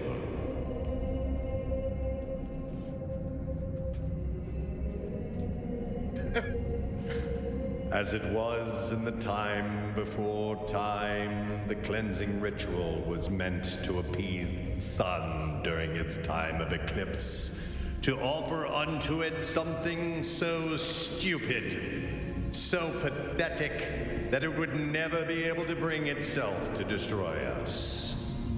In a moment, the Council of Elders and the semi-naked, semi-virgins will surround the Well of Rebirth, which in many ways resembles the toilet we used for St. Patrick's Day.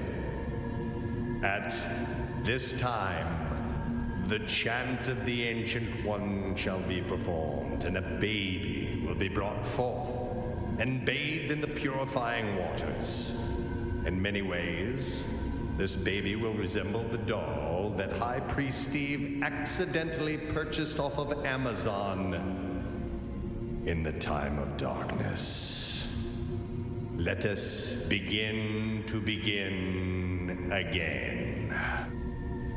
And so we have gathered at the Well of Rebirth, as it was done in the dark time of the ancient time, before time, in accordance with hammer time.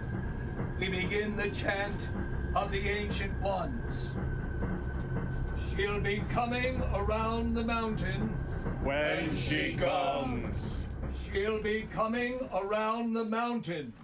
When she comes. She'll be coming around the mountain. She'll be coming around the mountain. She'll be coming around the mountain. When she comes. High Priestess Kathy, will you now come forward and place the baby in the Well of Rebirth? Bricka bracka firecracker zis boom ba. Solar eclipse. Solar eclipse.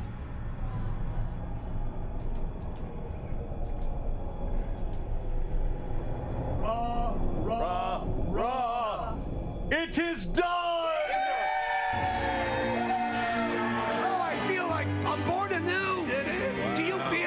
I feel cleansed and rebirthed, Steve. I feel burnt and a little constipated, but I still feel great. I liked how our semi-clad semi-virgin started to burst into dance. Yes, it was wonderful. At the last moment, at the completion, we had dancing here in the studio. All of us wearing our robes, our cultish robes. I was impressed, honestly. It was great. I feel Kathy, ready. You were very good, Kathy. Thank you. Appreciate that. Oh my God! All right, so it is, hopefully you joined along at our along in the office dressed as a druid for our special druid cleansing ritual.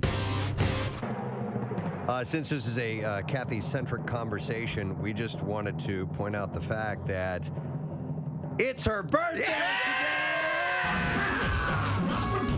Chuck E. Cheese party promise. and we've got a special birthday present for you, Kathy. State your name. If everybody is ready, we're gonna get something special in here for you, Kathy. Remember how you said you wanted to just not even acknowledge that it was your birthday thank today you, Preston. and keep things kind of quiet? Kathy, we'd like you to meet Chuck E. Cheese.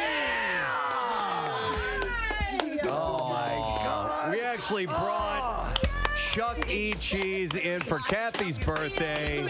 Getting Chuck E. Cheese tickets thrown at By the way, this is TV commercial Chuck E. Cheese. That's right. Really? Yeah. This is the one, the TV Chuck E. commercial. Cheese. Here you go, Kathy. We have a medal for you. Wow. We have a special sippy cup for you. Everyone is happy when Look at this. Kathy, a what is this? party What is pack. party pack? Mazes, balloons, Glasses, whistles, slinkies, a specula. a Twizzler. Yeah, very nice. A specula. I don't know. It looked like it. Oh my And now we have also. Did Pancake have anything to do with this? No, well, maybe. We can't reveal our secrets. Oh, okay, sorry. Oh, Pancake. A crown. We have a crown that she's going to put on. Chucky is actually bowing down to Kathy because it is her birthday today. She is the birthday girl. And who made the cake? You guys put all my favorite things on the cake. Casey had the cake made. Here, put it in front of Kathy so she can look at everything. Okay. And tell us what all you Darth see. Vader, Yep. space, boogies, ew, possums, seagulls, camping, Star Trek. Yeah. A disgusting injury on the foot. An open wound. An open wounds, comics, and I know it's Sarah. Oh, because she's my number one. Number one on my This is your cake But of wait. hate. Wait, It's a there's- hate cake. And look just to the bottom right-hand corner of Sarah Did I Jessica miss one? Parker. What's that? Just Oh, butthole. a butthole. This is your cake. Your hate cake. I'm just glad you got my age right on it. Yeah. Thank you. 29. I'm just thrilled we have Chuck E. Cheese in We the actually studio. have the real Chuck E. Cheese. Now, we have to do something, which is apparently it's the Chuck E. Cheese promise, Yes. right? Okay. Here we go. You ready? This is the Chuck E. Cheese promise. Here it is. Our birthday stars must perform the Chuck E. Cheese Party Promise. Now raise your hand and repeat after me. I state your name. I state your name. Very funny. Do hereby promise. To being the star of my birthday at Chuck E. Cheese's. To be my star at church at Chuck E. Cheese's. I will have fun, play games, win tickets, and party hard. I will have fun, win tickets, party hardy, play hard. In other words, have the best day of my life. In other words, have the best day of my life. I promise to laugh, smile, sing, dance, clap, jump, hug, high five, and be silly for the rest of the day and not let anything get me down. And if I frown, I will legally change my name to Dr. Droopyface and move away to a cabin in the mountains where I will operate an ostrich farm and sing songs about cats from outer space. Okay. He got You don't have to repeat that last part. Just say, let's party! Let's party! Ladies and gentlemen, may I present to you today's official Chuck E. Cheese's birthday stars! Kathy Romano. Kathy, do you want to do the dance with Chuck E. Cheese? Okay, what's There's the a- dance? well, you just have Yeah, to follow please. him. That's all. All right, is there ready? music that we play with this? This is right here. Everything rocks. And right before that, we played Bullbeat, Becoming. Very rare back-to-back song set on the Preston and Steve show. But we did that for a reason. Because I think we need to come full circle this morning with our fellas on the road. And, of course, we're talking about Casey's Big Game Adventure. They had a chance to stop in Philadelphia, Illinois this morning, and they're like 3 miles outside of Philadelphia, Missouri. So we need a little bit more time just to get them where they needed to be. The fact that they're going to visit 2 of our sister Philadelphias in one show, pretty amazing. Yeah. Now, this so- is, I hope they're prepared for this because this one is twice the size. Twice the size of the original Philadelphia. It can get a bit Yeah. confusing if you don't know your way around the roads. There might be, roundabouts and jug handles and things like that. You're going to get lost. And so hopefully they'll be able to hold it together. So how about we go? See how's everybody's doing. It is Casey's Big Game Adventure. Eagle 1, can you read me?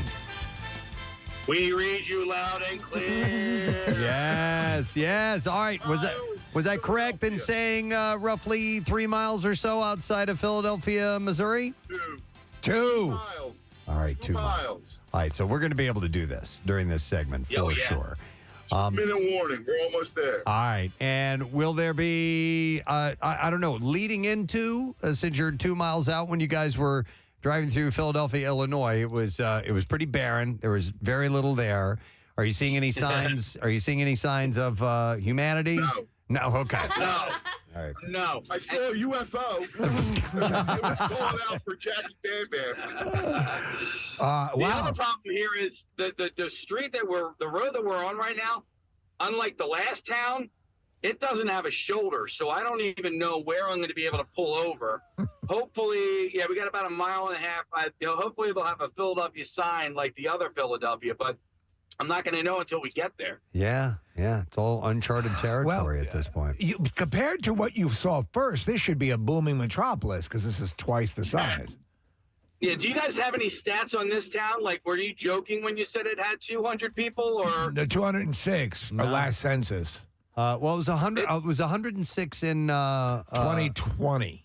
No, I was talking about Illinois. Oh, It was right, yes. 106, and I thought this was like 260 or something like that. I saw 206, but I'm like, yeah. Nick, is there a is there a Wikipedia page on Philadelphia, Illinois? Or Philadelphia, Missouri. There was for Philadelphia, Illinois. There is not. There is not. But yeah, I mean, you guys will you'll see the public county water system on the way in, and then the rural fire department, and then I think the highlight of the town is probably the Farmer's Coop 24-hour gas and diesel. Oh yeah. So that's right around the corner. No, I'm seeing some stats here, Nick. You do have a population. here we go. 206. We got it. Here we go. We're here, guys. We're here. Philadelphia. All right, they have made it. 2011 basketball team. This is awesome. Philadelphia, home of the Mustangs already. It's the home of the. It's the home of the what, guys? The Mustangs. The Mustangs. All right. Yes, the Mustangs. And so, do you see a town sign there that you guys will be able to access? Yes. Yes. As a matter of fact, we do. And so I'm going to get out of the car right now. Okay. Let me put this. Hi, are you guys there? Yeah. Yes.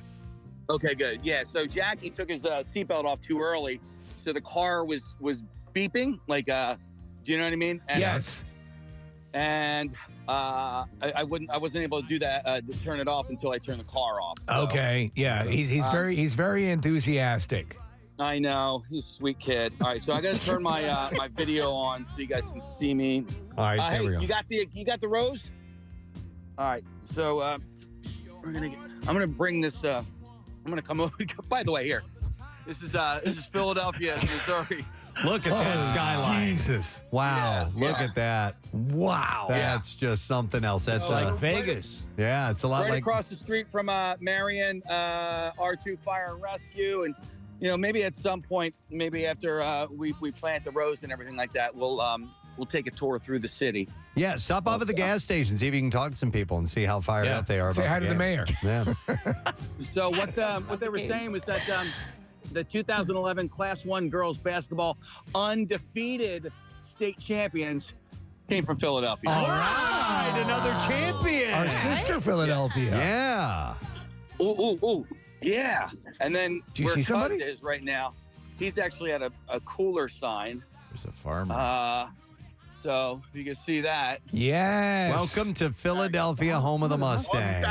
I like it. Nice. Philadelphia, too. So should I plant the flower here? Yeah. I think At this sign rather than the other one? Okay. Sure. I think that's more impressive. Yeah. And Okay, so what do you guys want to bet a cop comes along at this place too? Oh. I'll bet you. If they could meet the police in every Philadelphia, that would be There's great. an all points bulletin out already. Yeah. So do your ritual, Case. Have they been to all another right, here we go. Philadelphia? Are you going to bury? I'll Yeah. bury. Here we go, everybody. I'm going to bury this. You got the water. You got the water. You got the water. Yeah. Make sure you got the right water. All right, I'm the altar boy. We're gonna come on. Use your muscles to take that thing off of the holy water. Oh my gosh, I got it.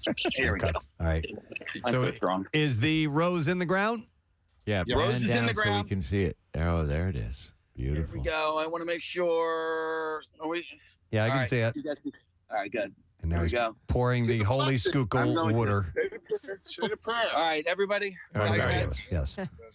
This is a reading from the letter of Randall to the Cunninghams.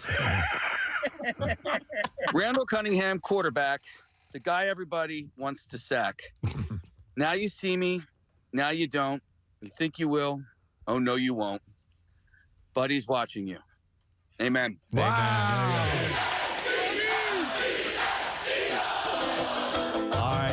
stop number 2 in these official plantings has taken place. Look at this guy. Look at this group of people. Great shot. We're watching all 4 of these guys on the video live in Philadelphia, Missouri, with that towering metropolis in the background. Don't drink that water, Jackie. Oh my goodness! All right, hey, mission accomplished. Mission accomplished, Casey. So obviously, you guys have made your 2 stops you wanted to get to, but where's your destination as far as where you're staying this evening?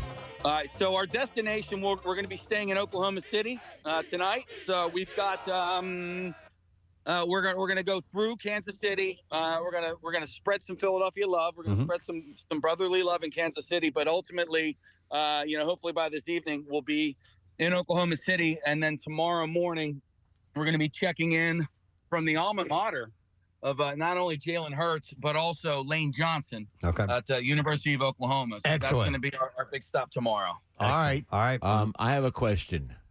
Yes. How has Jackie has Jackie slept? And honest truth, Jackie. Pierre, believe it or not, I get more sleep on these road trips than I do at home. So it's a bonus. That doesn't tell me anything. That could mean for you 10 minutes. So what I'd like to know is I think I got 5+ hours last night. Wow. What time did you get to wherever it was you stopped last night? Number one. It was like 10:30 Philadelphia time. So, we gained an hour. So 9:30. Before we stopped at the hotel, we stopped and grabbed a bite to eat at a Mexican restaurant. But we finally, I think we got to sleep closer to midnight Philly time. And Jackie, how did you go? How long were you in your room before you went to bed? About an hour and a half. I showered instead of showering in the morning, and I got my clothes all laid out. And so when Casey, it's like the Army. He's like, be in the lobby at 5 a.m. Okay, man. I'm on that elevator 3 minutes of 5. And I'm late, Casey. Yeah, I beat Casey boy today, but tomorrow I'll be drill sergeant. So you actually went to bed at midnight and slept for at least 4 or 5 hours. Yeah, I did. Believe it or not. I sent you a couple texts. Didn't you get them? No. Oh, okay. But you send me 500 texts a day on a light day of you holding some obscure 45 that I've never seen before, never heard, or better yet, your father holding it, or you in some mummers thing in front of a Girl Scout troop somewhere. So I have and there never any context to any of the texts you send me. So hey, so we just parked on the street, and the lady we're parked in front of her house, and she just drove past us, and I was gonna say let's go talk to her, but she just pulled into her garage. She's getting her shotgun. Yeah, she's scared. But she gave us a death stare as she was driving past us, and then I was like, "Oh, Casey, is that you?" All right, fellas. Well, job well done. Drive on and stay safe. And I'm sure you'll check in with Pierre and Brent and everybody else through the course of the day. All right, my man? Most definitely. Nice job, guys. Eagle One continues its trek across the country, making it to Phoenix for, dropping off of some wonderful items collected by various people and organizations, and just trying to do our best and do our part to make sure that things go the way they should go. How long do you think those 2 green gold roses, will stay in place? I think they'll stay for a while. I don't think anybody will notice. No one is going to see them. That's exactly what I was Anybody's thinking. going to notice. Yeah. So we'll see. Maybe they'll take root, and you never know. Grow a gold tree. Yep. So, Pierre, shall we do the letter of the day? First, though, the irony that they're doing this massive mad dash to do this sort of opposite scavenger hunt, drop things off along the way, and then get there and not see the game. Yes. And then fly back. Well, there's such chaos and madness in there that I can really wrap my head around it. I can, because it doesn't seem to make sense, but it does. Doesn't make a if you goddamn understand bit of sense. Superstition. And yet there's brilliance in it, and madness, utter madness in it, and absolute chaos in it. And that's why I can relate with it. All right. There you go. Now we can do the letter. Now you can relate. Preston and Steve on 93.3 WMMR. Now, the Daily Letter. And the Preston and Steve show is brought to you today by the letter. Sorry, I jumped. That's all right. I paused. Well, here I go. I as in interstate. All right, letter number 2. By the way, we have a 2-night weekend stay in a cabin at Lackawanna State Park, courtesy of Knock at the Cabin from M. Night Shyamalan. Save your family or save humanity this February. Make the choice. Universal Pictures proudly presents a new thriller from M. Night Shyamalan, Knock at the Cabin. Rated R now in theaters, and you can visit Lackawanna State Park for hiking, picnicking, swimming, and fishing. Just 10 miles north of Scranton and easily accessible from I-81. I would like to, real quickly, before I thank our sponsors, I want to thank Dick Vermeil. Yes. Being on the show this morning. I want to thank Sam Morrill for being on the program. Thank you to Piccalilli for being here. And thank you as well to our listeners who got the tattoos. We had Steve Ardinger, Cliff Mungavin, and Chris Klein, along with Mikey Walters. And thanks, of course, to our tattoo artist from Floating World Tattoos and Piercing, and from Runic Tattoo as well. Also want to take a moment to thank our sponsors. Preston and Steve Show is brought to you today by Acme Markets, fresh foods, local flavors, and by Manhattan Bagel. You gather, they cater. Manhattan Bagel and Duncan. Preston and Steve Show runs on Duncan. Tomorrow's program, we continue with the fellas on the road, see how they're doing. But we also have Adam McKay. Awesome. Philadelphia native joining us, and we'll talk, obviously, about the Super Bowl. And it's Gary Lauer's birthday tomorrow. Oh, my gosh. I don't know what we're doing, but Marissa wrote down Gary Lauer's birthday. We have to put him in the manger. I think that's what we have to do. That's it. We're done. Rage on. Have a great day. We'll see you tomorrow, gang. Bye-bye.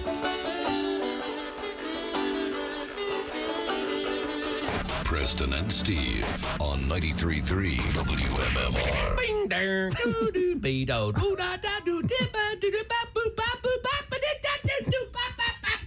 Hey, I'm Andy. If you don't know me, it's probably because